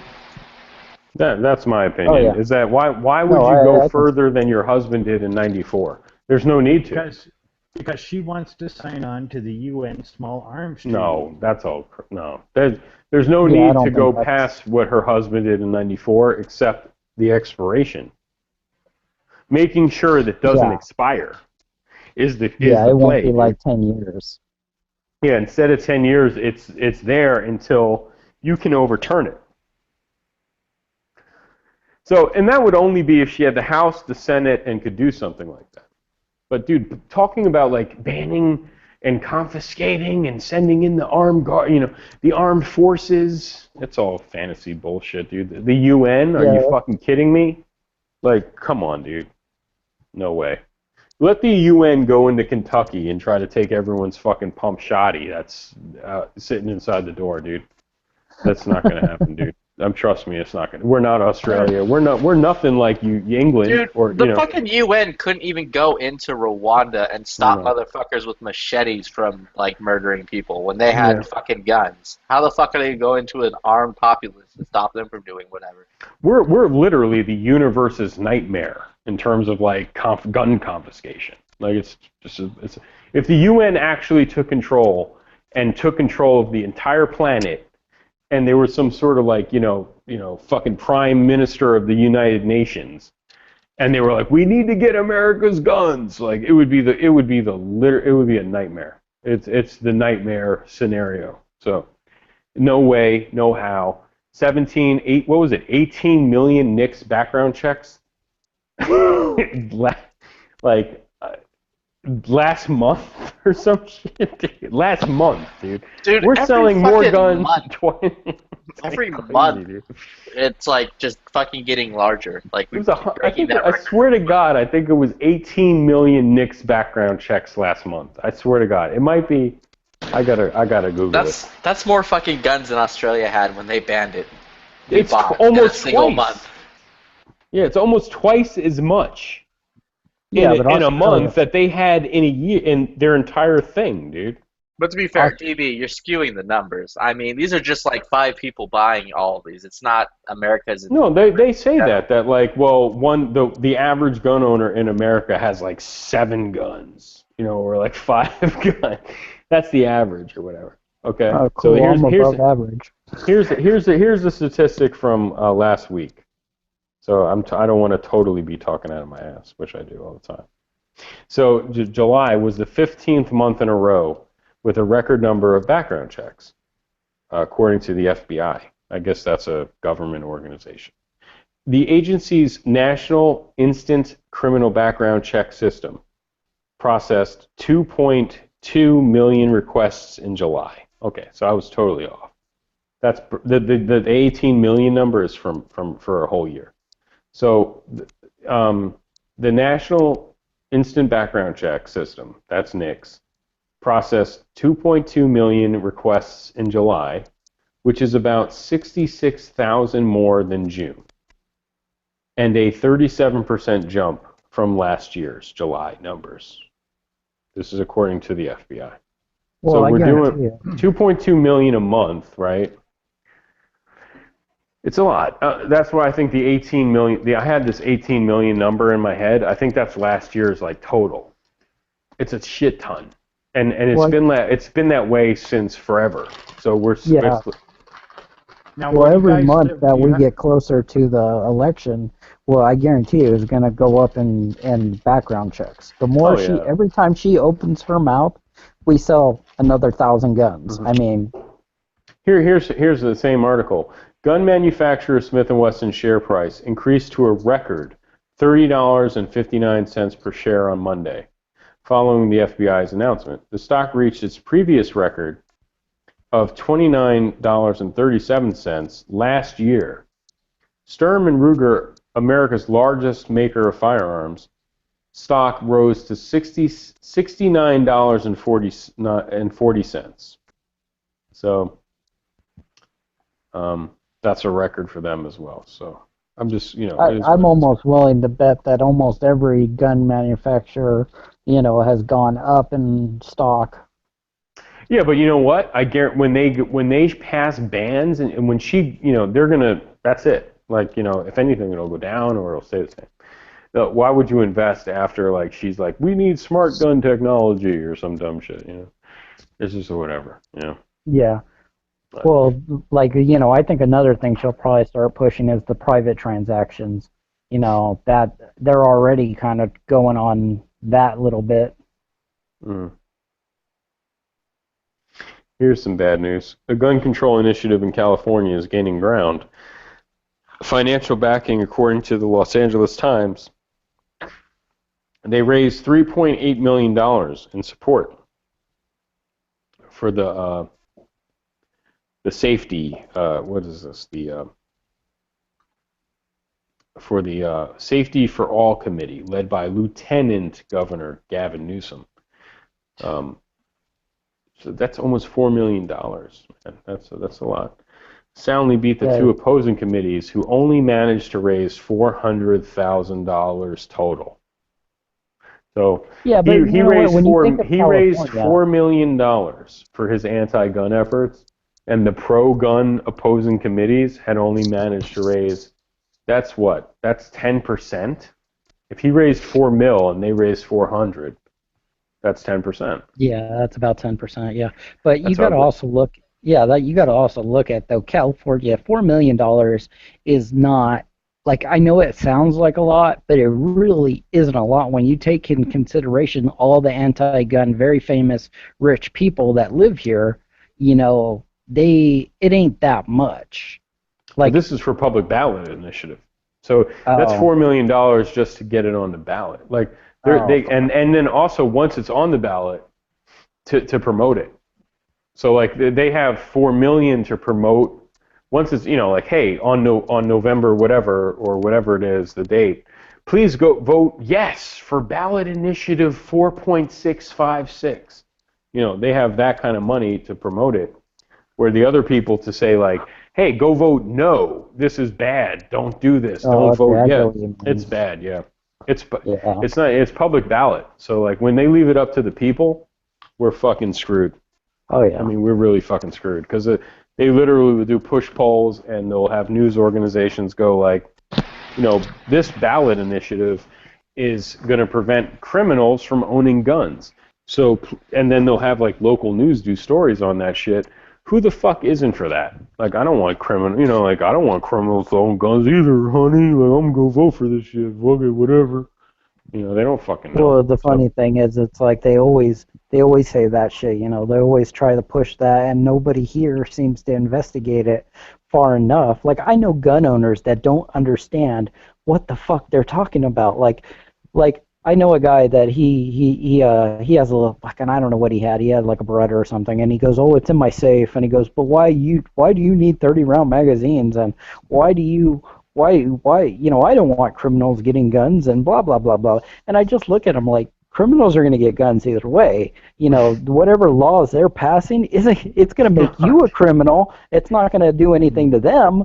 And they don't get it. They don't understand that. We need somebody to come out and say, "Hey, you guys got to understand that these laws don't mean shit, and they're not going to help you." They're when Hillary said, somebody needs to get out there and go, "Hey, this isn't going to help. This isn't going to do shit. It just make you feel good kind of crap." They'll tell you that themselves. I know they did. They'll go "This wouldn't have stopped the last 7 mass shootings, but it will save a life." But we need to start somewhere. Whatever, whatever it is. Because let's look at it. Sandy Hook, the kid shot his mom in the face, took the fucking guns out of his mom's safe, went to the school, shot up the kids. That guy, Major Hassan, shot up an army base. He was a sergeant, or I think he was a sergeant, or he was a major, my bad. I don't know if he was a sergeant, major, whatever the fuck. He was a fucking guy, had a gun. He went to the army base. He shot up a bunch of people. Okay, we had the Orlando shooting. That guy was a security contractor, contracted with the Department of Homeland Security. He had complete fucking background checks. He went and bought a gun. He went and shot up the Orlando gay club. We had the guy in Dallas who shot up the cops. He was a former Marine. Okay, he'd never been arrested. He went. No, I think he was a Marine. He went and he was a carpenter in the army. One dude was the no, that guy was Dallas. Yeah, my that was bad. Dallas. So, Yeah. so the Dallas dude was an army dude. He had a clear background. He went and did that. The guy who did the thing in was it Louisiana in Baton Rouge? He was like a fucking he was the Marine. He had a clear background check. He went and shot up the shit. The fucking guy in South Carolina who shot up the black church. He had some sort of drug offense, and they're calling this like the South Carolina loophole. Yeah, the Charleston loophole, where like something happened and he was on a hold. Either way, it wasn't bad enough. The background checks didn't work good enough, and he went and shot up a black church. We had the old school Columbine joint. Where those kids, I don't know where I think they got their guns from their parents or friends or whatever. Yeah, I think, yeah. Yeah, I mean, so either way, they know every single one. Oh, the guy in Colorado who shot up the movie theater. He was a graduate student, had never been arrested ever. He was I think he was seeing a psychiatrist. And whatever. He'd never been arrested. He'd never been committed. He was also in medical school, too. Dude, he was clean. Like, he was clean. But that's the thing. We need to make a point to let people know that. Like, people need to understand that. And then they're going to go, well, we need to push for more gun control. And then when you say, well, you know what? You got to get them to the point where they understand that, basically, no matter what you do, there will always be an opportunity for somebody to kill somebody with a gun. You got to get them to the point where they understand that basically you got to ban all guns. And once you take them to that point, maybe they'll realize, oh, you know what? I'm gonna tell you, Joe. I'm gonna tell you. Here's how I would do it. I put my shoes. I'll put my feet in their shoes. Right. Here's the deal. If you want to own a gun, you need a psychiatric sign off every 6 months. You need to go see a psychiatrist. They're going to interview you for an hour. They're going to see what kind of medication you're on. They're going to talk to you about your life. They're going to okay you every 6 months to continue to own the firearm that you have in your house. Every time you go buy a gun, they're going to call the psychiatrist that, whatever it is. That type of stuff, dude. They do it in other countries, man. That's how it works in Israel. Yeah. Like so it's not that far-fetched. That's the goal. It doesn't work like that in Israel. No, it does. You need a doctor's note. When you go to the doctor, they need to sign off and go, this guy's A-OK. I seriously object to all of that. Yeah, no, I'm just saying. I'm not saying this is cool or not. I'm just saying this is the end game. And then once that happens, that's when they'll start paying the psychiatrists, or maybe they'll just change that. Like eventually it'll be like, nah. He gets angry. Like one time, his girlfriend was flirting with his friend or whatever. It don't matter. They'll just figure out a way to be like, this is craziness. In Israel, by the way, you can only have 100 rounds of ammunition in your house. So don't tell me that that's cool or anything. I know the doctors sign off. I wasn't saying it was cool. I think you can only own one gun. No, for a country like that, I argue this shit with my best friend all the time. He's like super pro-Israel Jewish guy. He's fucking awesome, dude, whatever. At the end of the day, when a country like that's surrounded by people who want to fucking cut your head off and kill your babies and rape your women and then kill them and cut their heads off, when they're doing stuff like that, it's not a good. That's weird to me. Well, also, if you take into account, isn't most of Israel the people that go to aren't they mandatory military? No, they are, but that's the point. When they get out, they're not allowed to have a gun. Like you have to go, you have to do everything just like you lived in New York City or Los Angeles. It's a crazy sum of hoops. That's ridiculous. That's craziness. That's if anybody looked at that, they would say that's just insane because you have these people that actually know how to handle firearms and they're still not allowed to have firearms. Trust me, they're liberal as can be, dude. If they weren't that liberal, then Netanyahu would have done something about this Iran deal a long time ago. I think it came out last year where he had been trying to do something about this, like strike Iran and knock out their nuclear facilities, and his fucking government, who he's the president, he's the prime minister or whatnot, they were like, nope, nope, nope, nope, nope. So, you know, they're very, even though they're like, it's Israel, they're pretty liberal. And obviously, with the 100-round limit on in what you can have in your house, I don't even think one state in America has that kind of shit going on. Oh, Amit was telling me it was only 50. It wasn't 100. Oh, either way, I'm just saying that's outrageous. Yeah. That's outrageous to me. But no, my point is this: is that if you want to put yourself in their shoes, you would do everything in your power to get us to that point, and then you would choke that out. And you would choke that out, and it's a slippery slope. It would be like, you're going to, you know, that's all it is. It's like getting us to the point where you're getting choked the fuck out, you're losing consciousness, and you're going to go to sleep. And that's it. You know, we're going to take them from you. In that scenario you were talking about, the reason I totally object to it is I had a stroke, okay? I was incapacitated, okay? And I needed a firearm for protection of my home, okay, because I wasn't able to physically defend myself any other way, okay, against even a wild animal, okay? So this whole thing of doing a psychiatric evaluation or determining what you are, that's bullshit. It doesn't, you know, you're taking. I remember, you'll appreciate this, because like a few years ago, maybe it was like 5 years ago, there was a story in the local news where a blind man wanted to get a carry permit for a firearm, a pistol. And I think he got it. And it made national news. It was like crazy stuff, man. It was a news story. And a friend of mine was like, well, what do you think about this? You know? I think it might have been my girlfriend. She was like, what do you think about this? This is crazy, no? And I'm like, well, let's put it like this. Say you lost your vision, and you lived in an apartment, and you wanted a .38 special revolver to keep by your side so that if someone mounted you like a fucking dog mounting another dog before it fucking slit your throat, right? Wouldn't you want to press this up against that scumbag's fucking chin and blow his brains into your ceiling? Like, do you need to have vision to fucking press a gun into someone's fucking chest and press the trigger? Do you need sight for that? Do you? I'm asking, like, do you need vision to physically grab someone in the, you know, and shove it in their stomach and press the trigger 5 times on your LCR? I don't. You think don't. So. You fucking don't. So, you know, I said that, you know, in a less, like, aggravated way. I was just like, well, you know what? If you're blind and someone breaks into your house and they start fucking beating the shit out of you, maybe you could press it against their fucking thigh or stomach or chest or face and pull the trigger. And it's not a lot of sight involved. It becomes a contact weapon. The best contact weapon you can ever have. So, you know, I'm for it at this point. You know what? And that might be like ultra radical. You're radical. You're for blind people with weapons. But I don't want them to start pressing off their fucking shots. Like bam, bam, bam, shooting at sounds. I wouldn't want that. I don't want them to try to fucking like snipe a dude at 100 yards. Yeah, I don't want that. But if they wait until they're close enough, and dude grabs the back of their head and they fucking hit him with his stomach and shoot them 5 times in the chest, I'm for that. Hell yeah. Blind as a bat.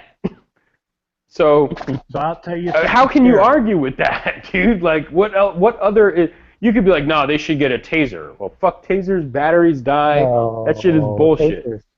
No, tasers, at that close a range, if somebody was on top of you, a taser is not the best weapon you can use. Not to mention, once you know, even if you have the projectile taser, which isn't good for that close a range, but even if you did a dry stun on them with the, you know, the prongs, once that person gets off of them, they're just going to realize, okay, now I'm going to go in for the re-attack. You know, I'm going to now I realize he's armed, I'm going to disarm him, and now I'm going to still do what I want. So that's if I was blind, if they were like, okay, dude, you're blind now. What kind of gun do you want now? If you're blind, I want a fucking 5-shot 357 Magnum LCR. That's what I want. I don't, I'm blind as a bat. That's what I want in my pocket at all fucking times, man. I want a raging judge. No, I don't want that. I still wouldn't want that. Fill it full of 410 buckshot, and then still not hit whatever you're aiming at. But nah, like, correct me if I'm wrong, but if you're fucking like tasing a dude who's like holding on to you, aren't you going to also fucking shock yourself? No, it doesn't. Like, if really. a dude's making like skin contact, like he's making out with your face, and you're trying to tase him, like, aren't you going to like shock your fucking brains out or something? Not really. Keep in mind, I went to Texas education school, so I don't know how fucking science works.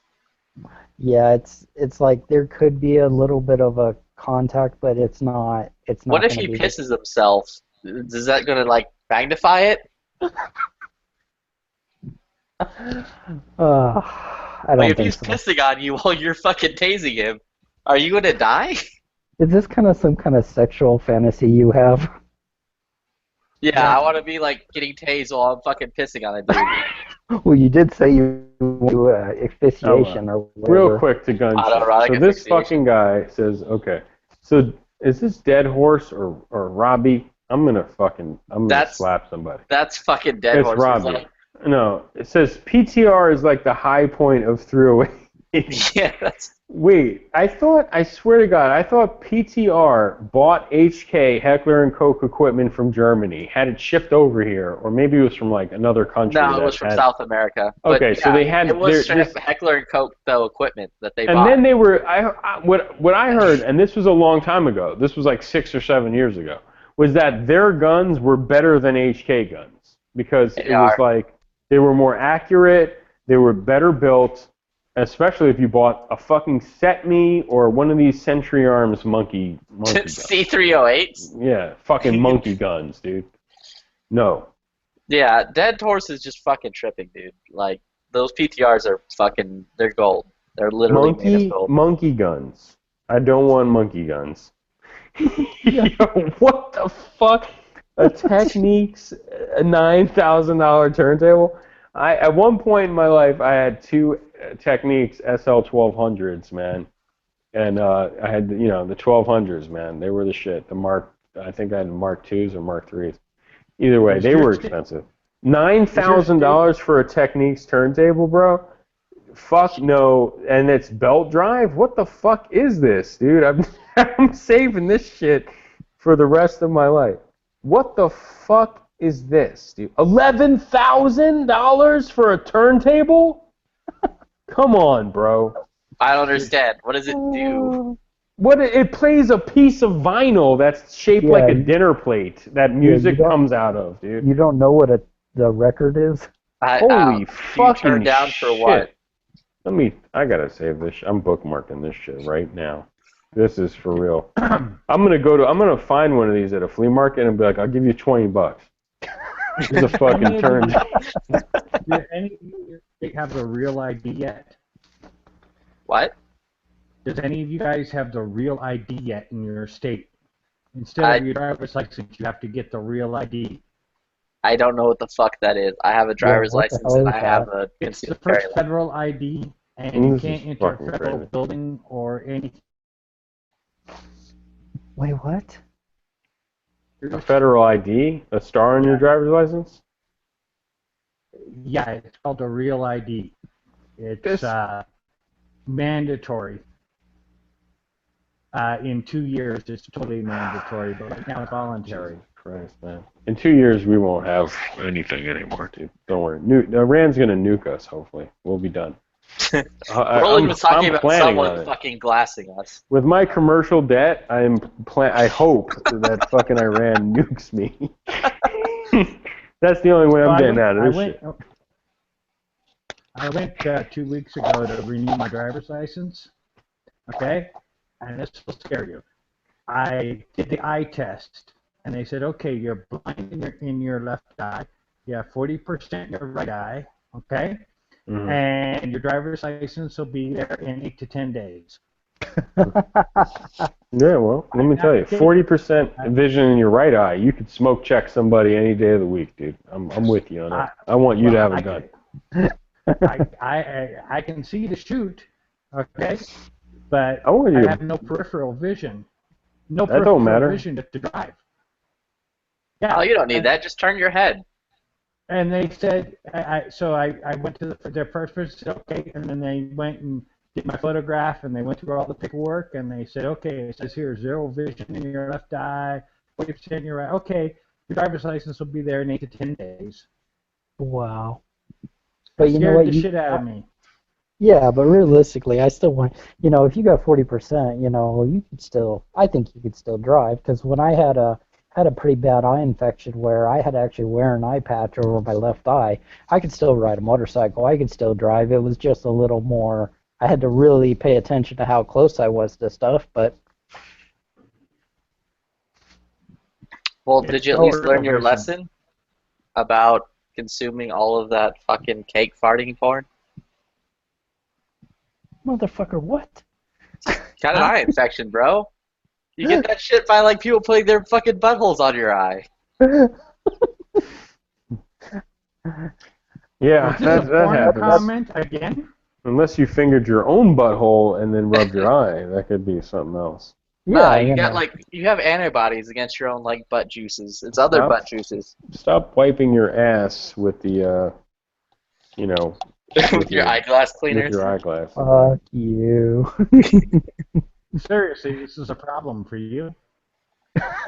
Dude said, with the economy crashing, that'll help with credit card debt? I hope fucking so, dude. But either way, Dude, I need a hope so, nuke too. to go This off. shit, this shit needs to happen tomorrow. I'm Yeah. financing some fucking gun. When you're financing your groceries, that's when you know it's a wrap. But Yeah. I'm not at that point yet. But come on, dude, this shit is fucking a wrap, dude. Hopefully my car will get paid off this year, and Jesus, man, I am fucked. I am so fucked. It doesn't even fucking matter at this I point. want to get back to this guy who has a problem wiping his butt and then wiping his eye. Oh, you don't want to go back to that, dude. What, Trust me. really? That's something else. Really? No, you don't want to do that. You skip that day and like. You don't want to fucking do that. You don't want to get back to the bunghole porn, dude. If you shit yourself and then wipe your face, then you get red eye or whatever, pink eye or whatever. Don't do it, man. Okay. You get brown eye. You start talking all kinds of shit. All I'm saying is this: 40% vision in your right eye. Hopefully, your right eye is your dominant eye. I will gladly. I would love for you to have every weapon I have, and you're gonna smoke check somebody, dude. Trust me. You're gonna canoe someone's fucking head, dude, at fucking 5 feet. I want to see that happen. What the fuck is that from? I have no clue. Can we Google it? I never heard of that. I'm drinking. Canoeing someone. Listen, it's 333 where I'm at, and that's you times that by 2, and we got what this chat's turned into, 666. I'm gonna take one more shot of fucking Lagavulin, and it's like a barbecue. I suggest you have a shot of that. Lagavulin. Hold on. Lagavulin. It's like a fucking liquid shot of a barbecue. Anyway, on top of that, hold on a second. Take your Let's see what sissy we got pistol, uncovered. your nickel-plated sissy pistol fucking bullshit, and buy yourself a real fucking gun, dude. All right, let's see. We've got to have a shot with DB here. So we Have a gotta shot find of out- Lagavulin or some of the nastiest shit. I remember one night I was like taking a chick out for a date, and she was late, so I was sitting at the bar waiting for this chick, and I was You like, see I like this, scotch. DB? Huh? Oh, hold on. You Let see me. I this, can. right? Yeah. Hold Because on, I'm trying let to me see figure which- out what the hell I need to You drink want- here. I can take a Oh, shot of nice. spice rum. That's I can take a nice. shot. What about this shit? I've never had this before. That's something. I don't know. That's whiskey. Do you have any nasty, smoky? Oh, Jameson's good. That's similar to what I'm drinking. Oh, Yeah, take a shot of that. Take a shot. What about some E&J? No, that's fuck no. Fuck no. All right, the When me Jameson? and you are gonna rob a gas station, that's what we're gonna take a sip of before we go in the gas station. What? Grab a fucking Miller 40 or whatever? E&J brandy, like that's the shit I used to Oh, drink. God. Like, give me that E&J. Like, yeah. We're gonna fucking rob a Korean deli. I'm gonna turn your head into a canoe. We're gonna go in this Korean deli and we're gonna steal cereal. Boy, this conversation got weird. God. Oh well, it happened one time. I mean, I was with a You few robbed the people and Korean we went into this deli and a dude was with us and he started stealing like cereal and I looked at the guy. I was like, I'm sorry, man. I don't know this guy that well. We just I'll pay for this series. we just left. No, I was like, we're out of here. He stole so much shit. We're leaving. I was like 17. I don't know. But yeah, nah, buy that cheap. Have a good time. Have a Or good that- time. I'm gonna take one more shot of this Have and that it's night night. PTR 91.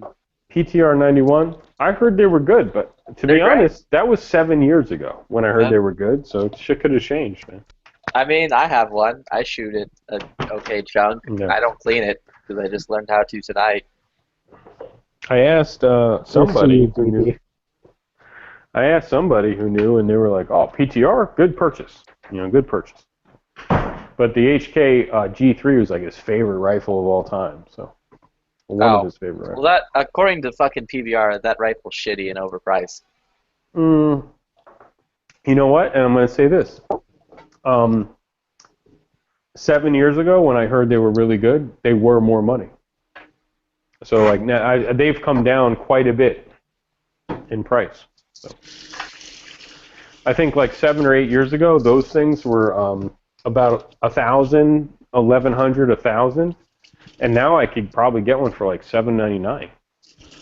Well, the one I linked is $8.99, but that's just Mhm. because that was a old parts kit that they assembled.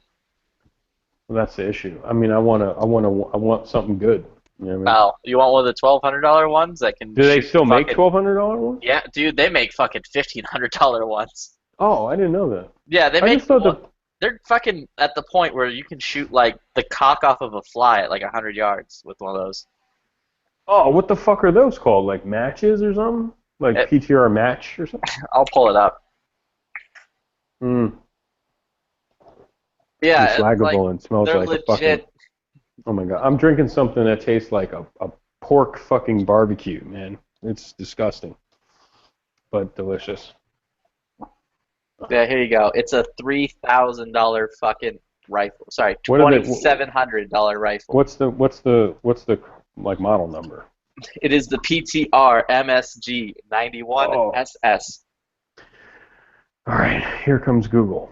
Like, it's fucking free floated. It's like all set. It's good to go. If you want to like dome someone at like fucking 800 yards, that's your rifle. That's one of the other things. Aren't all those HK triggers horrible? Like a Glock trigger, like garbage?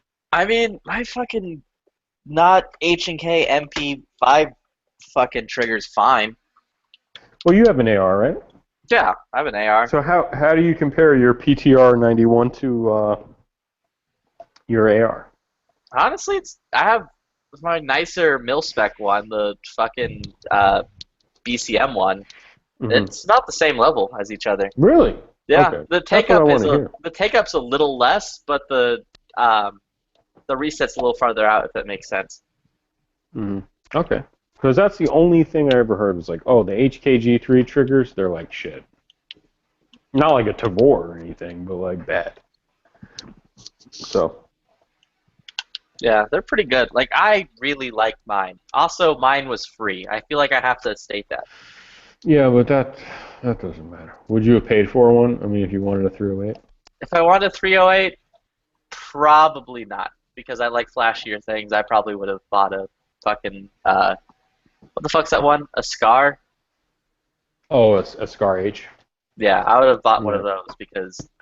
No, I was thinking, if it was me, for real, if money was no object, I might get an M1, an M14, like, you know, the Dude, fucking if LRB money was one. no object, I'd buy one of those. The Philcom 16 or whatever it's called. Yeah, for shit, sure. But no, you Oh, know yeah. what? I shot one right, of those. Those are for perfect. right now, it would be pressing it, but a PTR 91, if I'm getting decent accuracy at 200, 300, Oh, you'll get that off of any of them. with an optic, and then those mags are so fucking cheap. $4 a magazine. Yeah, they're so cheap, dude.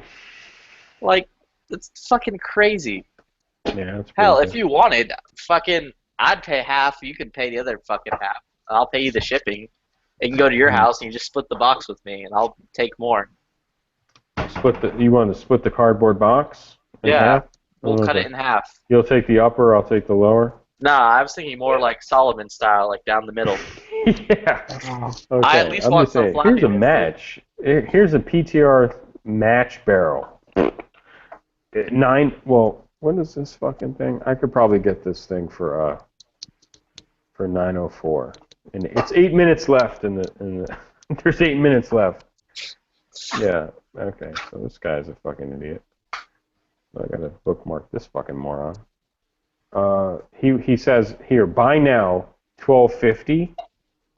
Minimum bid $904. Current bid $899. So if I want this rifle for approximately a couple $100 than what he thought he was going to get for it, or what he was hoping to get for it, that's what I could get. PTR 91K, 308, 16-inch match barrel, whatever the fuck. So. Yeah, the only real big problem with the PTRs is those things are fucking heavy. Mm-hmm. Well, they're 308. They better be, because it's 308. It's like a 14-pound rifle. Oh, I didn't know it was that heavy. But you know what? No, they're fucking heavy, dude. It's I hear people when they're like 308, 308 is bullshit. Like 5.56 can do everything you want, and if you want to step up after that, then I don't know what they're stepping up to. But they're like, yeah, 308 is the shit. It's expensive, man. That's the other thing. It's expensive to shoot. It's expensive to have a stockpile of I mean, it. it's not terrible, because again, with these PTRs, the other good thing is you just use steel case ammo, and that shit's like not bad. Oh, okay. Like Tula, I don't know who Yeah, makes it. it's basically like Tula. I think Wolf even makes it. Really? That's awesome. Think so. I'm gonna double check because I don't remember, but it's not Well, let's put it expensive. this way. If Like, Trump fucking- wins, I'm buying this shit. If he loses, I'm good. I'm good. I don't need that for now. Because honestly, 5.56 is a 300 fucking yard gun, dude, easily.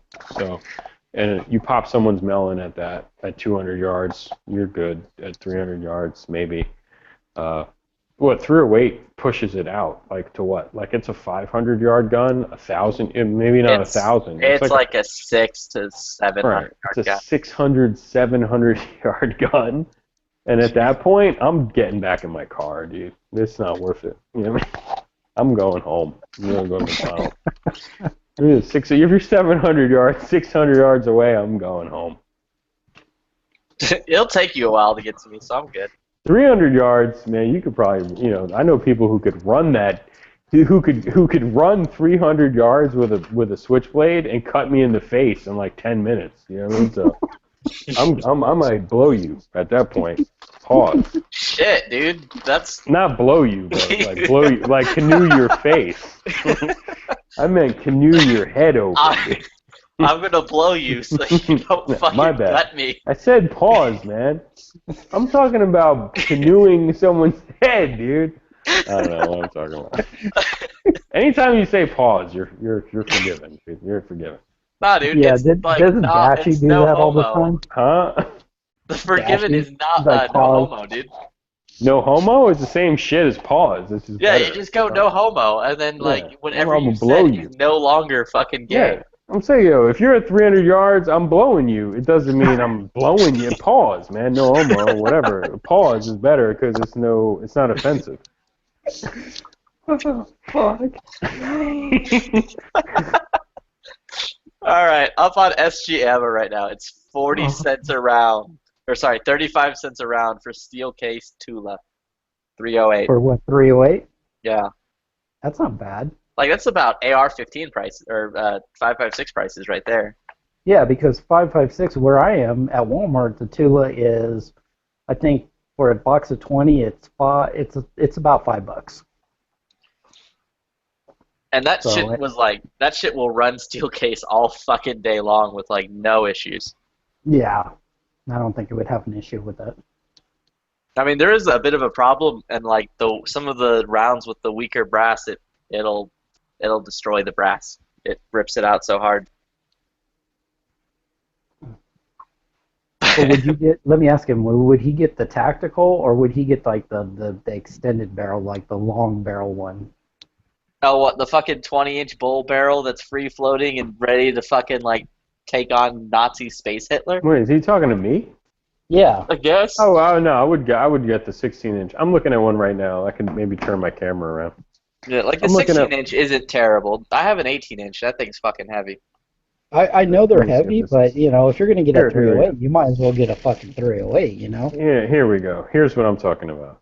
Current bid That's not bad. $8.99. Minimum bid $904.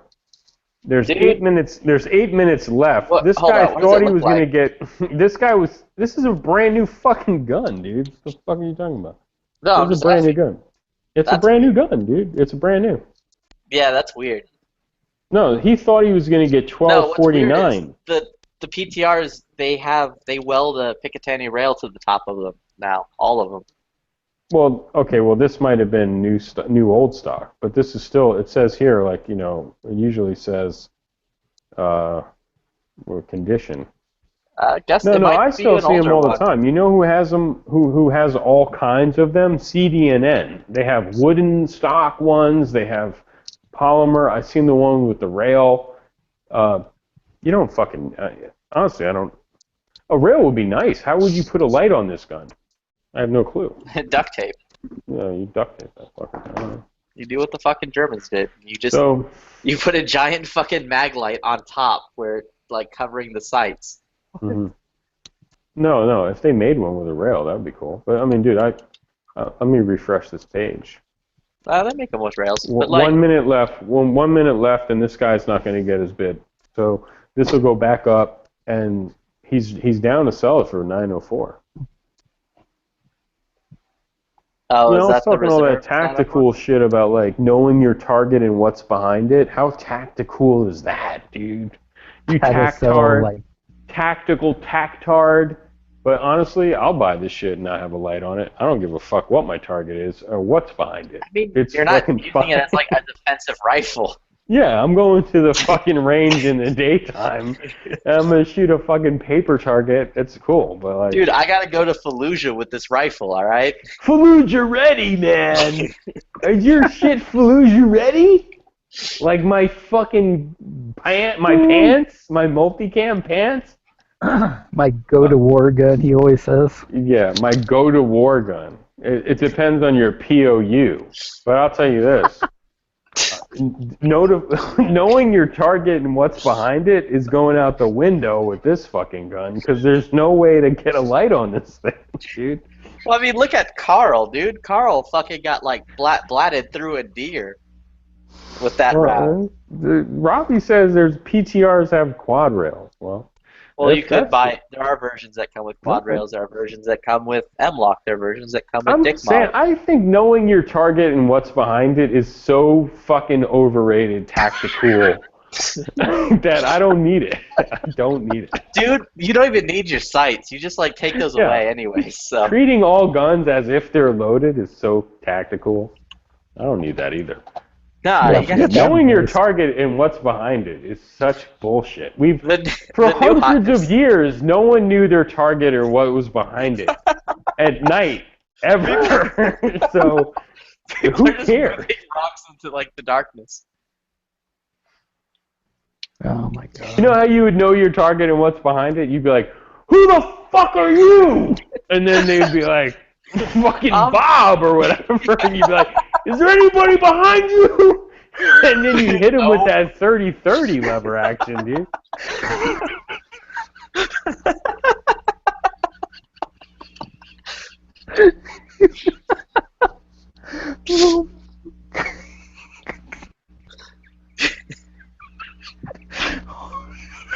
Yeah, that's Jeff Cooper's know your target and what's behind it. Who the fuck are you out there?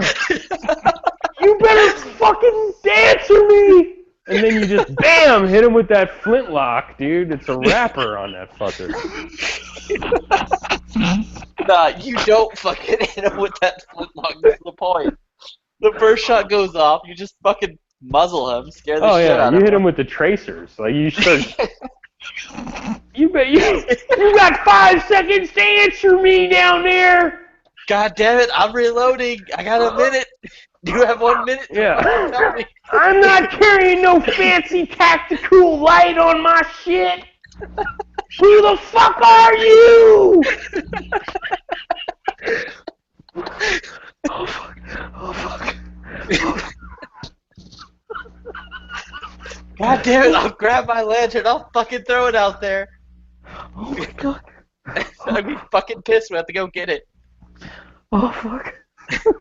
I'm gonna take a fucking Surefire instead, dude. I'm gonna see who that fucker is. I got a couple hundred lumens. My light's gonna, yeah. I'm gonna hit you with the light. I'm gonna ask you to fuck you are after that. I'm gonna fucking canoe your face with the light. My light, you're gonna need retina transplant when I hit you with this tactical 1,000 fucking lumen light. Dude, forget about it. You're gonna be like looking for a cornea replacement. Dude, it'll be fucking crazy. You whip it out of the freezer after it's like frozen in a solid block of ice, and it's still flashing at him. Hold on a second, I gotta get my tactical light. Wait. Fucking shit there, man. Robbie wants to know, I don't have anybody on either side of my apartment for the last couple of years, which is sweet. No one hears me screaming, so. Like, who the fuck are you? No one's bothered by me. Oh fuck. That's funny shit.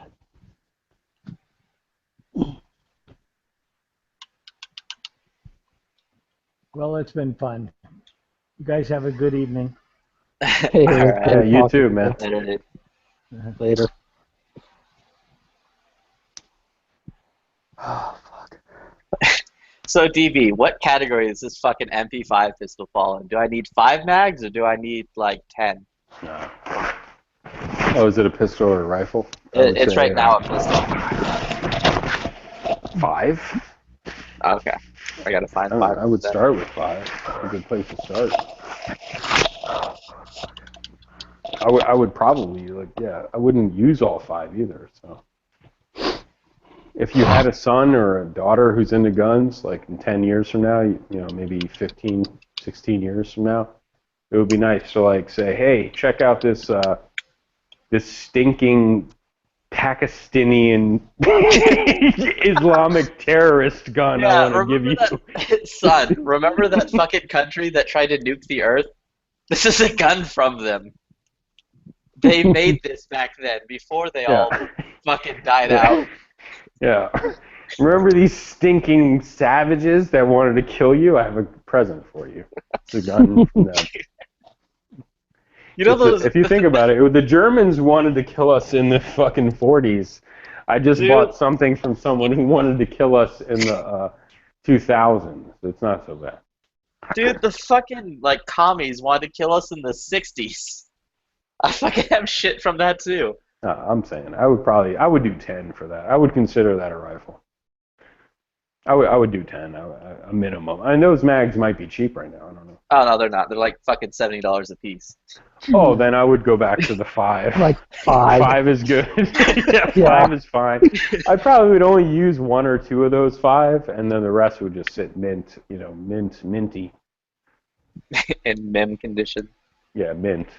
Well, I mean, I could buy the $30 fucking South Korean ones, Yeah. but Is it tactical to have a light on that? There's no place for me to put the goddamn light, dude. No. Do you want to know your target and what's behind it, or are you just gonna fucking go off? I guess I could put a Surefire, Just take some Gorilla Tape and Surefire it to the barrel. I'll just put the fucking Surefire on top of the gun where the rail is, where the optic is, and just take off the optic. Yeah, just do that old FBI, chin hold. Dude, I'll just do that fucking, that old school fucking German special forces thing where they had those giant fucking mag lights that were bigger than their goddamn... I thought they had fucking awesome HK guards. I thought they had a hand guard that had that came much later.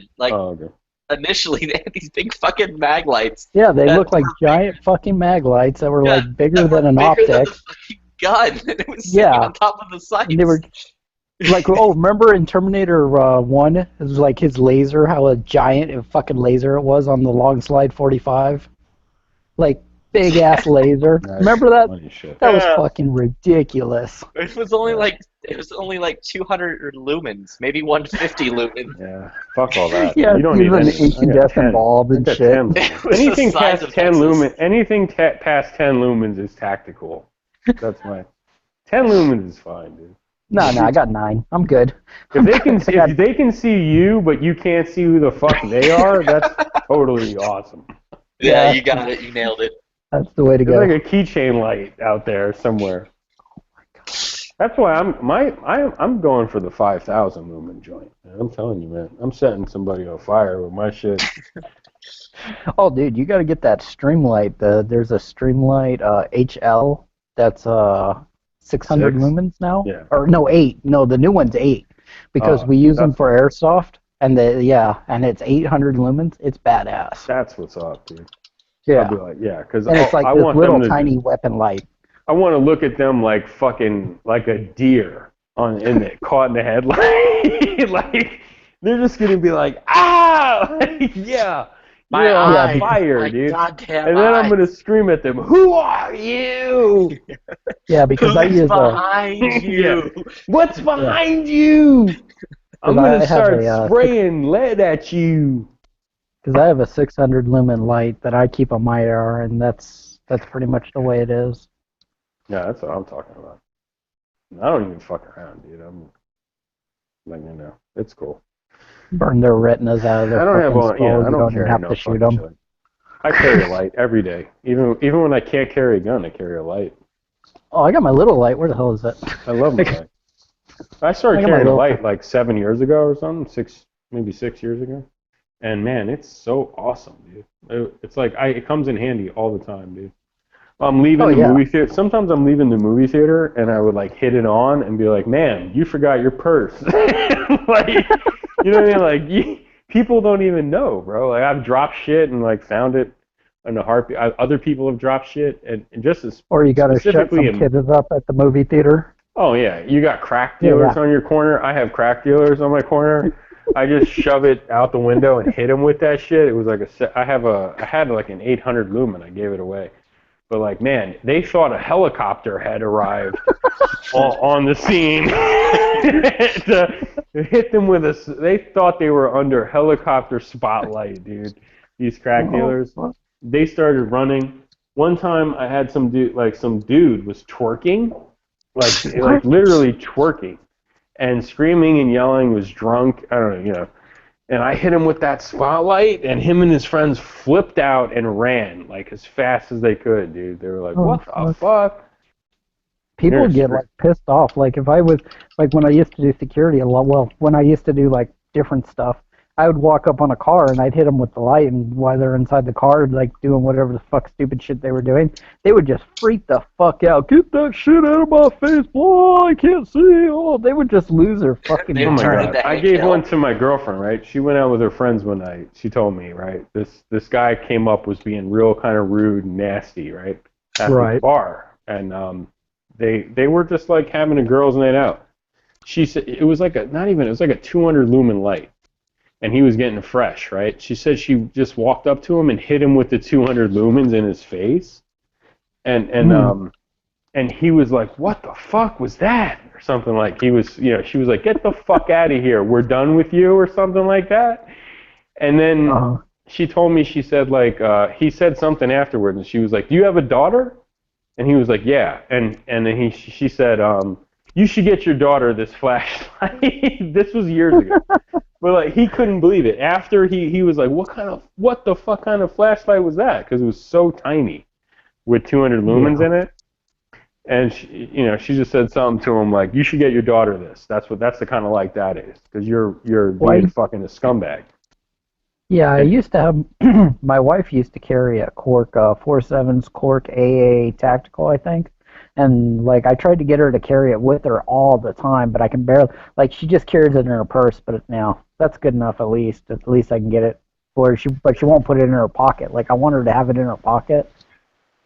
But yeah, it's about like I think 180 or something lumens. It's not bad. Yeah, little I'm not double A light. carrying a everybody. flashlight around. I got on me. everybody carrying a flashlight. I got my mom carrying one. I mean, she had a 4.7's, what you just said, a AA tactical one. I got her. Yeah, a cork tactical. Fucking Nut and Fancy got me on that one. Yeah, me too. That was a long time ago. It was Bastard. like 5 Yeah. years. Anyway, Yep. the fucking thing. Something happened. The batteries malfunctioned and they started to leak. So it was corroding, and it was like, that's nasty when battery acid gets out. Right. So she threw it in the garbage, my mom, and I was like, whatever happened to that light? And she's like, oh, I threw it in the garbage like a month or two ago. Like something happened with the batteries. And I was like, what? That has a warranty. Like I could have got you a new one. Like that was like a $60 or $70 light. It wasn't they exactly weren't, like, cheap. They don't even make them anymore, dude. I've seen them. No, they don't. Yeah, it sucks. Anyway, for now, for me, for my, it's Surefire is great, whatever, but Olight makes some really cool shit. They really do. No, I like Olight. Right now, as far as my EDC light, I just carry my Streamlight AA ProTac or whatever the fuck it is, and then for my work lights, I carry Claris. Claris is pretty decent.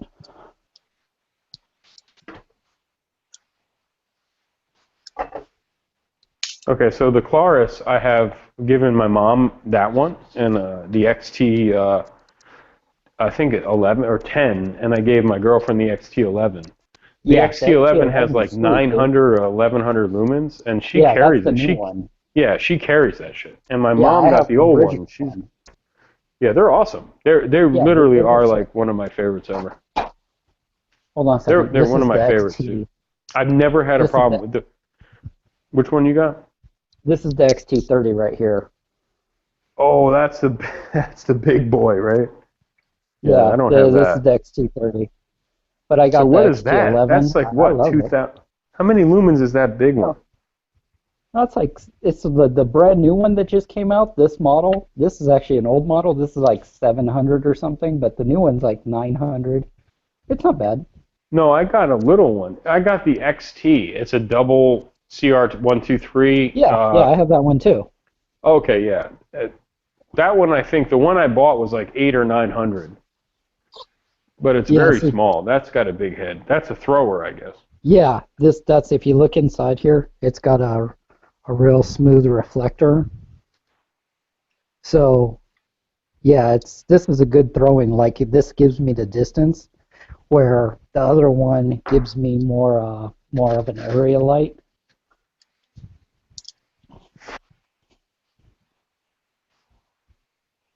I'm so sick of it, dude. Like my stepdad used to be like, "How's this light?" He'd go buy a new light like every fucking 6 months, and he'd be like, "Check this out! I got this at Home Depot for fucking $9.99 or whatever." And I'd be like, I would say like, "You see the one my mom has, the XT, the Claris?" I was like, he would literally be opening it up in the box and be like, "What do you think of this?" And I'd be like, "That's shit. Like that's garbage." And he'd be like, "No." I'd say, "Okay, it was 3 times the size." I'd go out in the yard and check out with my mom's light that I gave her and see what the deal is.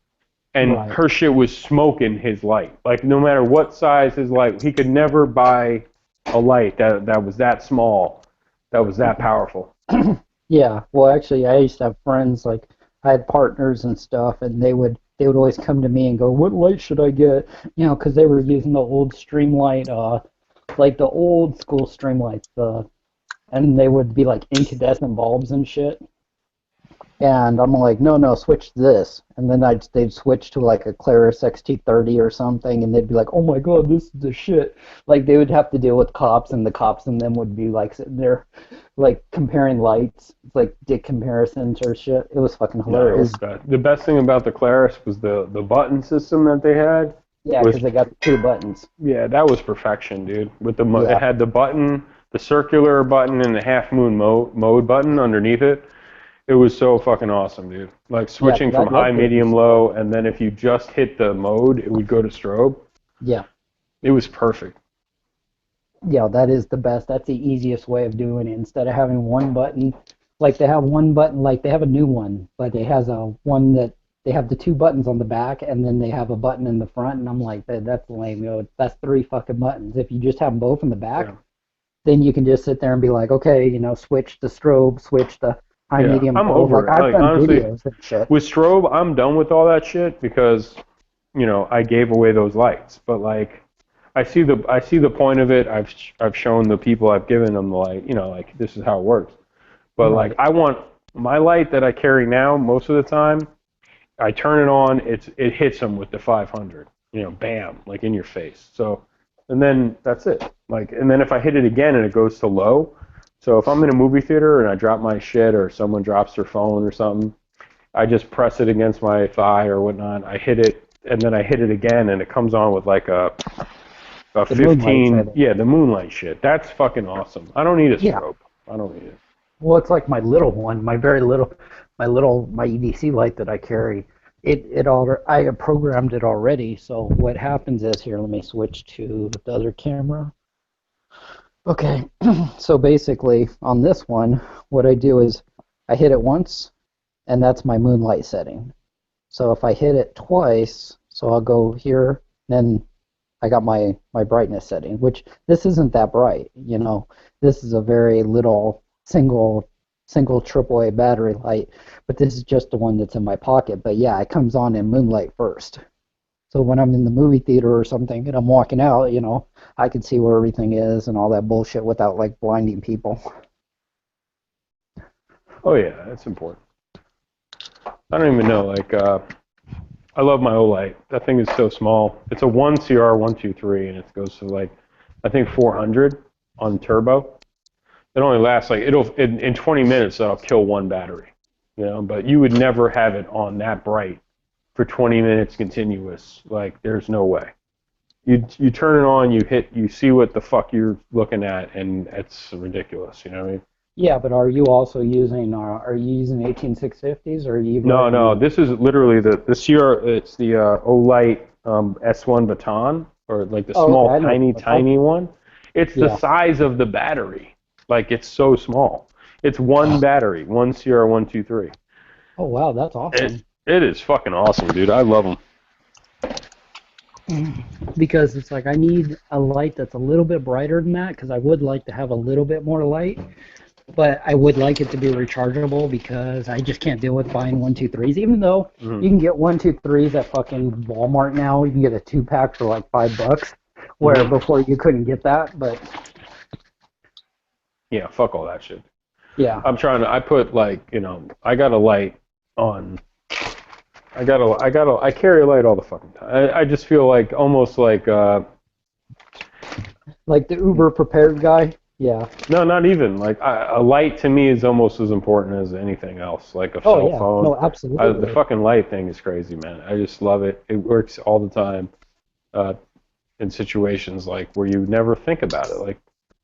I can't believe I'd never carried a flashlight before. I don't carry 7 a years ago. flashlight. It's crazy, dude. Probably never going to carry a Because, flashlight. my girlfriend would be like, oh, my phone has a flash. My friend would be like, well, the same thing. My cell phone has a flashlight.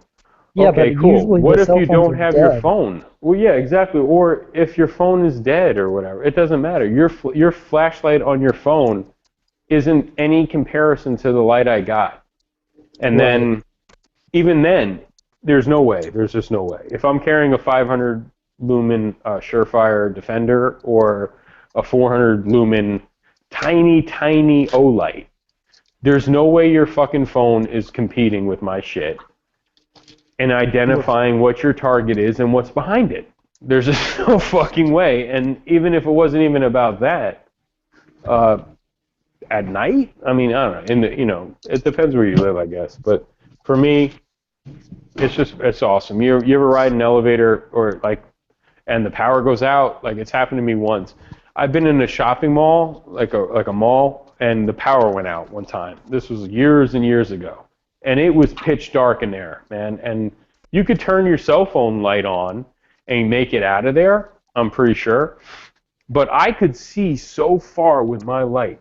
It was like a fucking, it was like a beam, like a laser beam. So.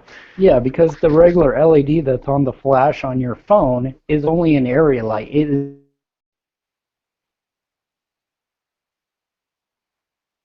You just pulled your mic. Yeah, it's an area light. Honestly, I mean, Flippy, you're a younger guy. I never started carrying a flashlight until I was like 35. I mean, why would I need to carry a flashlight? I have a gun. Well, you need to know your target and what's behind it, dude. Nah, you can't I just take their word for it. We've Because if you're already like, who is it? And they're like, oh, I'm just trying to sell you some cookies. I'm with like, the no, Girl I don't Scout believe- cookie. No, I don't believe you. Fuck you. Yeah, Baba, exactly. baba. you can't Yeah, do and that. then you Wow. just popped a Girl Scout. You and don't now, sound like like you're a Girl Scout, you know. No, you want to see. No, I'm just saying, if you're carrying a flashlight, fuck the gun thing. Like just in flashlights, like a flashlight. Yeah. Did you see Stranger Things? Like if you're caught in the upside down, this No, stuff I happens, haven't yet. bro. Okay, I cool. still Well, if haven't you're in the watched upside the down show. and shit happens, bro, you need a flashlight. Oh, fuck. I'm just saying, like that's. Yeah, even if you it's don't cool carry a shit. gun, you should carry a flashlight. Like a flashlight is like totally handy. You don't realize how handy it is until you can just reach in your pocket and be like, boom, I got a light. Yeah, I have this talk all the time. You know, my friend and my cousin. It's just like, you carry. You know, I carry a knife. I try to carry a knife every day, but Right. I've been I carrying always- it every. I I've been carry a carrying. knife. I've been carrying a knife way longer than I've been carrying a gun, so that's not a big deal. And then a little tiny flashlight, that's not a big deal, because I used to smoke cigarettes, so I'd carry a lighter and a pack of cigarettes.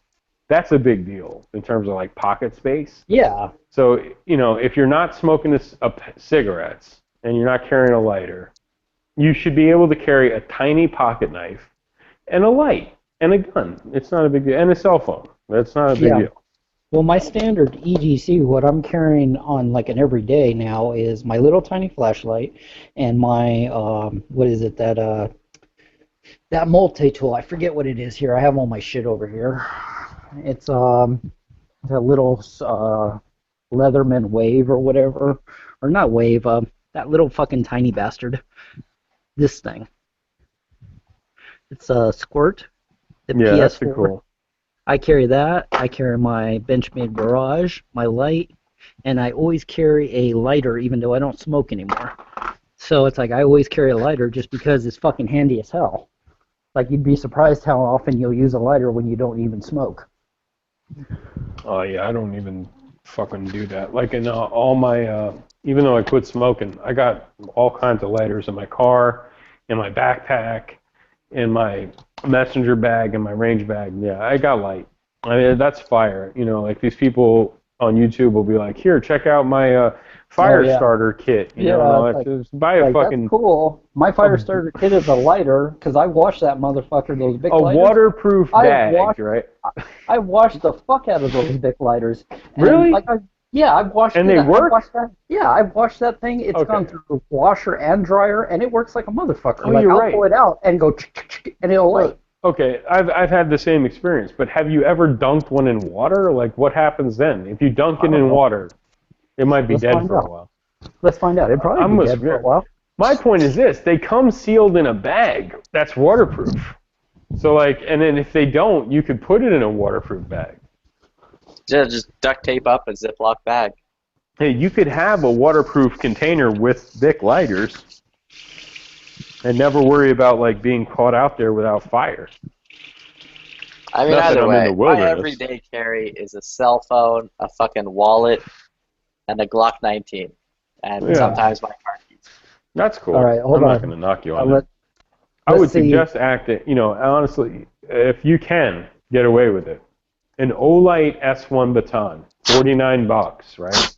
It's 400 lumens. It's so bright Oh, and fuck, so did you see tiny small. Oh no, I didn't. Do you see that?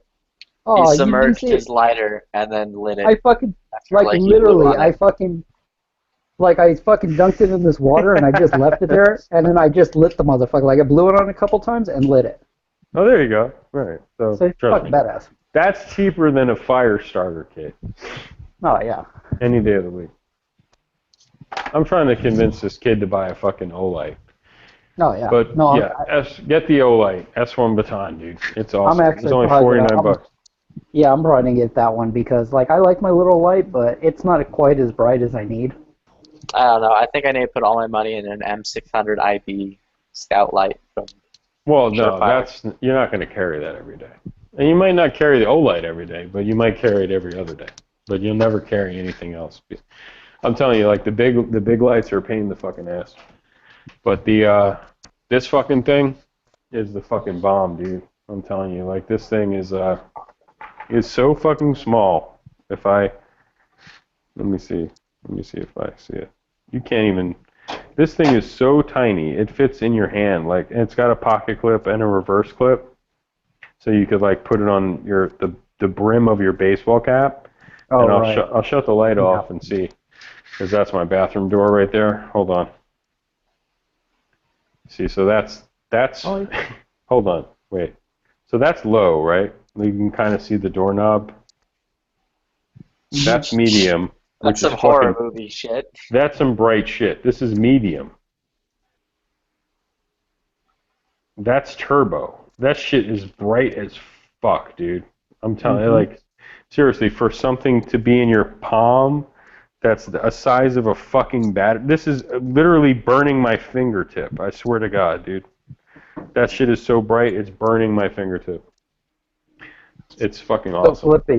So Flippy, are you convinced? You should carry a light? I think I'm good with my cell phone, my gun, and my wallet. Okay.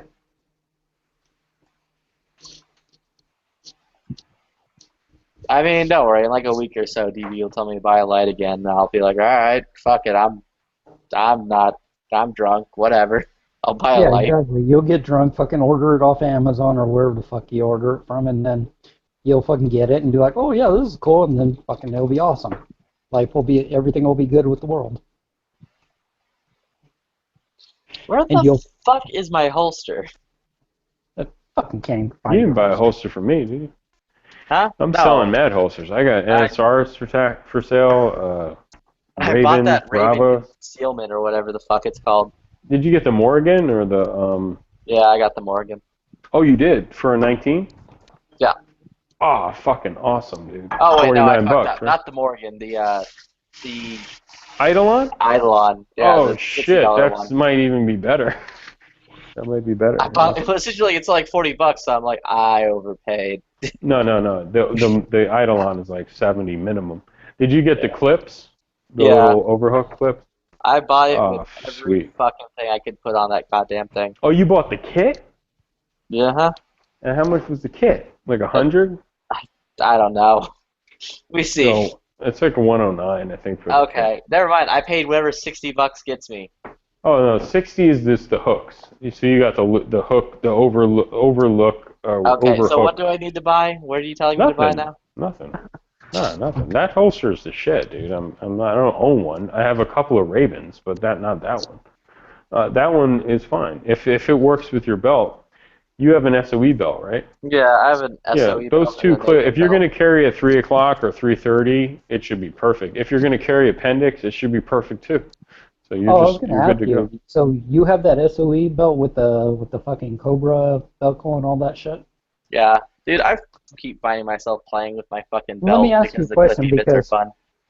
All right, hold on. Let me take off the belt that I'm carrying. I've been really Whoa, happy. we're still live. Okay, well, whatever. You could drop Like, your I've been- pants after live. Yeah, I've been using like this. What the hell is it called? It's the 511 Tactical Operator Belt or whatever. The Yeah, fuck fuck it that is. shit. Go get a Cobra. Really, but like, is it as Oh, easy to put on as this? Because this is super easy. I don't have to like undo buckles and shit. What you need to get is a do a Wilderness. No. That belt you got there is a copy of an American-made belt called Wilderness Tactical. It's called the Wilderness Instructor Belt, and they run about $40. That belt that you're holding up is, a copy. I have that belt, the 511 one, but that's a made in China copy for exactly the same price as the American version. Who invented it? I'd rather get the American version. Yeah, they obviously. invented it, bro. Like, no shit. So the wilderness.com, the Wilderness Instructor Belt, and the reason why they call it the Instructor Belt is because that's the belt that they were using in at Gunsight. Yeah. When Cooper was doing his thing there. Well, I've literally had this Oh. belt for probably, I don't know, 5-6 years, something like that, and Yeah, I'm going to show you this real quick. This is on my refrigerator. Overkill never fails. Absolutely, I agree. I No, agree since with that. since 1981, The Wilderness, thewilderness.com. That's their number, right? The Wilderness. That's 511 is making that belt in China, and it's a direct copy of the belt that they've been making since the 80s. That the instructors at Gunsight were wearing since the 80s. Other than that, the SOE belt is fucking awesome, except once you put it on your pair of pants or put it on your pair of jeans, it's kind of stuck there, until like you can wear it for a few days or whatnot, but like to take it off, you need to, to put it on a new pair of pants every day, it's sort of a pain in the ass. So that's why I like the instructor's belt. I have the Wilderness belt, I have the 511 belt, I have the SOE belt. I mean, you put it on the same way you do the Wilderness belt.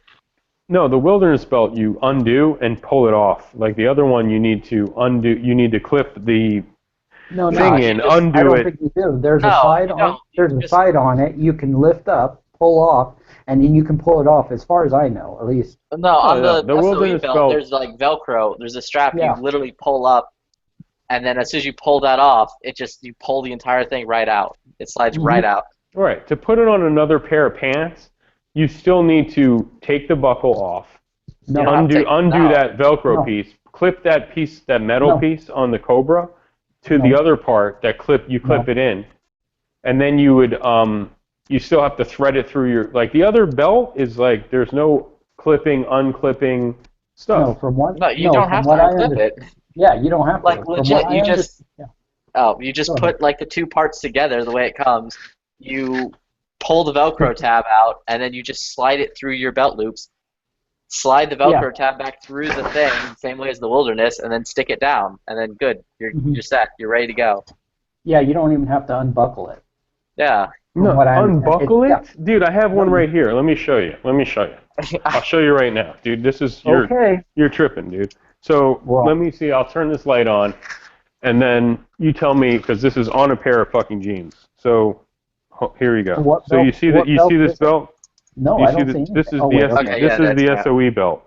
You can't see that because the light's I not can bright see enough. it's kind of dark. But Okay, so this is the SOE belt, explain to right? him, Flippy, explain to him how to do it. So this is the clip right here. This is what your Cobra that buckles into this side. This is the other side of it, right? Right. These two pieces come together, and it clips in, right? So that's how that works. Yes. To take this off, I need to undo the Velcro. I'm gonna try to get a brighter picture here. I needed to. This is not even bright enough. Either way, I'll show you here. You need to take this piece off. This is separate. This is floating. So I need to undo this Velcro. I need to take this piece off, and then I need to take that piece and stick it in this piece. Okay, Right? that's what you're doing wrong. Hold on, DB, real Yeah. quick. You can't take this off. You can't take this off your fucking pants the way it is, bro. I mean, you could, but no, what I'm saying is you just snap the two together. You pull up the Velcro tab after it's snapped, and then you just pull it straight out. Oh, I see. But okay, so either way, this piece of Velcro that you're talking about still needs to be folded and re-threaded through these loops. Which takes just as long to fold through the Wilderness one, 'cause it's the same system. It's just there's no quick access to whip your pants off. Dude, a Wilderness belt is completely fucking. There's no two pieces of metal. So in a Wilderness situation here, you got fucking a belt, like a normal fucking belt. Well, good. Alright? Alright.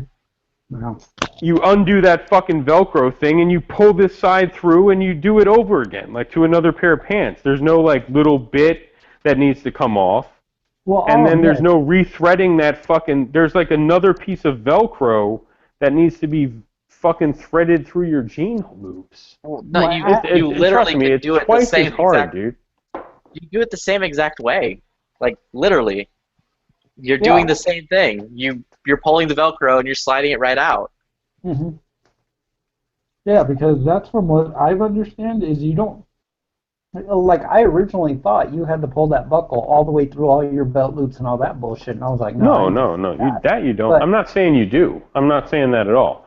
I'm saying you have to take that belt buckle off, and then either put it in the other side, lock it in place into the other side of the buckle. That's what you need to do. You have to. Like when I put that through and thread it through my jean loops, you can't have both sides of the buckle attached to the belt. It won't work. So there's no way.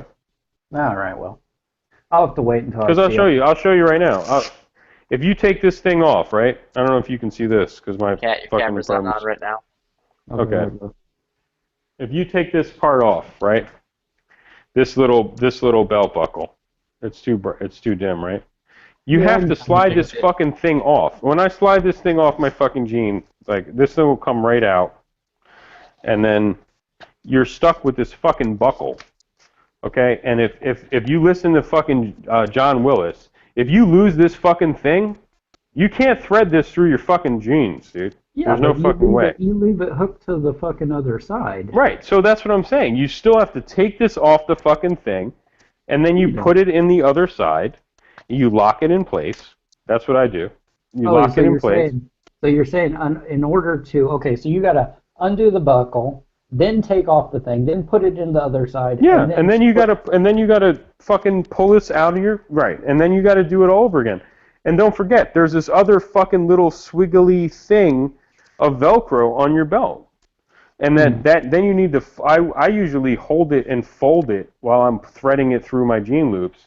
Either way, there's no comparison to how easy a wilderness belt is. All right, then I'll probably go just wilderness belt because I mean the big craze is right now the Cobra buckle, and I think everybody's on that bullshit right now. They're the Cobra buckle. No. And that's all tactical right now, and I'm not with that, so I'd rather just go with the wilderness. I one mean, you the said. Cobra buckle's nice if you want to go fucking take a piss or something. You just pop the Exactly. buckle off and then That's fucking where that's where the convenience comes in, and I'm setting back my belt. That's where the convenience comes in. Because Also, when they're together, you just fucking unpop them. You can unlock it and then drop your trowel and go in the bathroom, and be okay with that. But every day to be rethreading your fucking belt buckle, like, look, if you're going to the bathroom, what's better than doing this? You just fucking pop this you pop it open, and then you're done. Like you can unzip your pants, and then you pop it back together.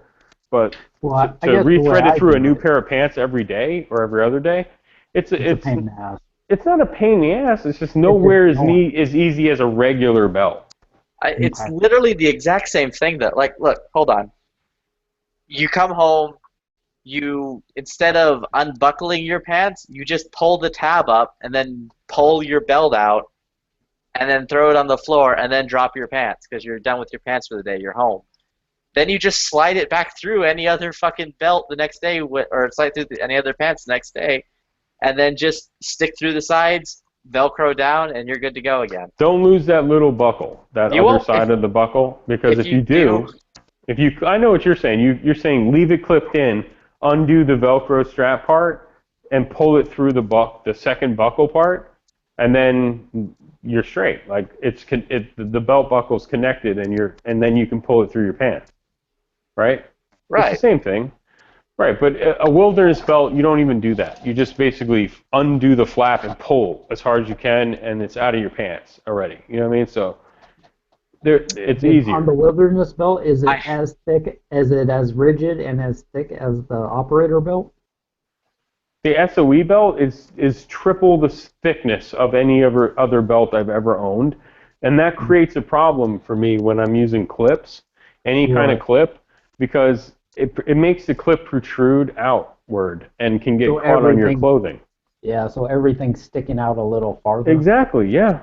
And the wilderness shit to me is the shit, dude. When you buy one, make sure you get the polymer insert for like an extra $5 or whatnot, Plus, it's got the carabiner buckle, so like you can clip shit on there. I do it all the time. I'm walking my dog. I fucking Actually, clip. that's exactly what I do. Is I have the little pulling fucking walking leash thing, and I have a carabiner through the handle of that, and I clip it to my 511 part. It's awesome, dude. Honestly, I mean, I would like to have both, and they're having a sale at SOE. I would recommend get both. The EDC Cobra is the way to go on their end, because it's cheap and it's good quality and it'll last a long, long time. But the Wilderness Belt is the same shit. It's quality, it lasts a long, long time, and the buckle is perfect, dude. Yeah, I think I like that triangle part better than the 511 because that little curve part on the 511 isn't as actually easy. It's not easy to get a carabiner through there. I mean, you can do it, but I forgot the dog leash I got. I think it's called the Freedom leash or the Freedom harness. And it's crazy. It's got like a loop for the dog, the dog leash, a loop for your wrist, and then it's got a hook that hooks onto the harness, and then it's got another hook that's like on an O-ring by your wrist. And I guess that's meant for the other attachment on the harness, so you could have 2 points of attachment on your dog. Oh, that's But what I do is I take the other point of attachment and I don't hook it to the dog. So he's on there, he's connected to the leash. I connect that other piece to the Wilderness buckle, and now if a fucking scumbag jumps out of the bushes, I can drop the leash, and he's connected to my fucking buckle, dude, pretty decently. And Right. they're awesome. I mean, it's just fucking awesome. Well, actually, I don't even, like I said, I use that, I wish I had it here. My wife's got the dog and everything, but it's you go to PetSmart or whatever, and it's got that rolling, extended, like it's got a little hook on, like, that you put connect to the dog, and then it retracts and goes in and out, and it's got the little locking thumb thing, and it's got a handle on it, and it looks like a giant tape measure or something like that. And we have that, and I have those big black carabiners, and it's got the little locking bracket on it. So I slip it through the handle, and I connect it to my belt. And as the dog moves closer to me or away from me, as I'm walking to the dog, or the dog's pulling away from me, it automatically adjusts the leash, and it just takes up the extra the length, and that works perfect for me. I mean, even if there's another dog, if I see another dog ahead, I can start moving up quickly, and then I hit the lock. So my dog is literally next to me, and he can't pull out the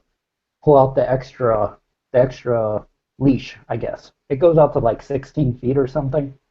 That's sweet. I just like that's also rated for like weight too. So I guess well, my dog's only if that Wilderness instructor belt was on your waist, Velcroed down, like regular style, and you hook something to that buckle, I think it's like rated for like 500 pounds. Like, so you could connect something to that and fucking it could hold on to you and your weight. Right. No problemo.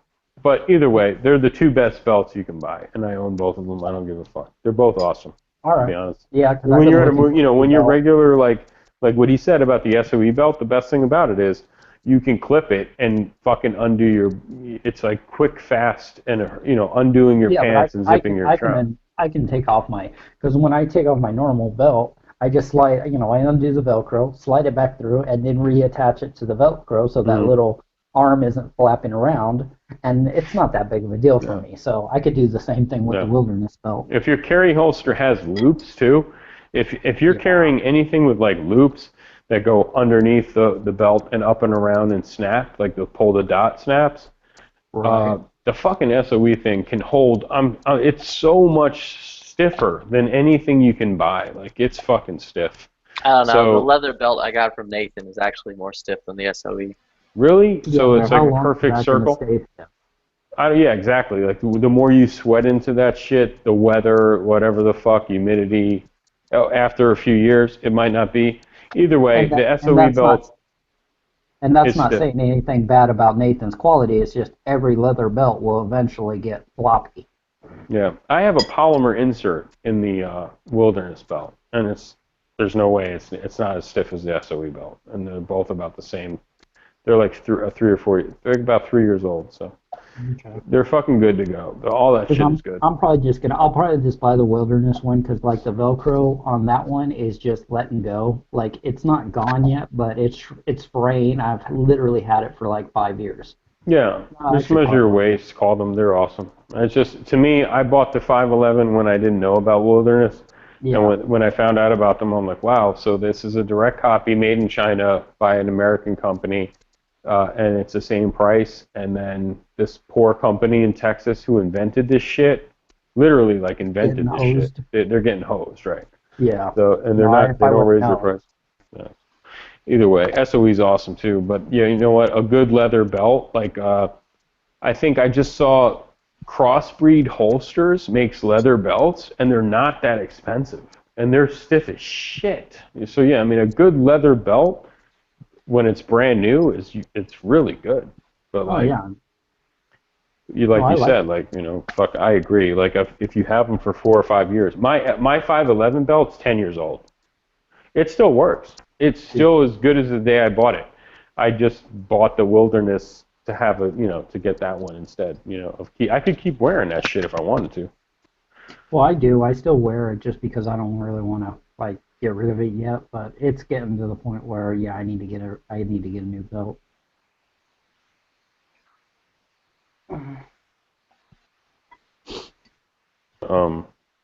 Somebody's like, oh, he's saying goodnight. All right, Guns of August said goodnight. I am done romanticizing about the Foreign Legion against ISIS. Okay. I don't know what he's talking about. ISIS, yeah. It's coming, man. Yeah, I stopped reading chat. What the fuck's happening in chat? I don't know. The chat was crazy. I have everything paused right now, so I've got, when I wake up tomorrow and I'm on my way to work, I'm going to be listening to the PNS chat, and then this shit has Edge. Was Edge in this chat earlier? Yeah, Edge was in this chat earlier. What? My shit is paused when Edge was in here, Sean was in here from Florida Carry, Night Strike, Hawaiian Volcano, you, and Foose, and some other guy. So I get to watch all of that. Unfriendly you. You're like Edge and you. You and you and you and you with your revolver. I'm saying, fucking dude. Dude, I would get like it engraved. It's gonna say Revolver Ocelot on the side of it. You need to get that shit as a Bill Blowers fucking It's going to sniper's be pistol, so dude. fucking big and pimping. It's like you You want to got- know. If I would No, engrave you anything gotta on have a that, it would revolver be. off. You got to engrave sniper's pistol. It's literally the same. Whatever Bill Blowers, that guy, said that night when he was like, "This is the fucking tanker's pistol." I think he said tanker, like endorsed by all tankers everywhere, or something like that. See, if you're gonna if you're gonna inscribe a Revolver Ocelot on a revolver, you gotta get a single action army. That's the gun right there. Oh no, they changed it. You're so much What? better He off with that than he a doesn't fucking use LCP. He doesn't use a fucking single action army in like Metal Gear Solid 5, The Phantom Pain. I carried an LCP 380 today, dude. I'm embarrassed to say it, but it's true. And if you can get away with pocket carry, a fucking, a 360 PD or that whatever, was like go the for main it. point of it in the first place, because like it's Texas, it's hot as fuck. Sometimes Yeah. I'm wearing like basketball shorts.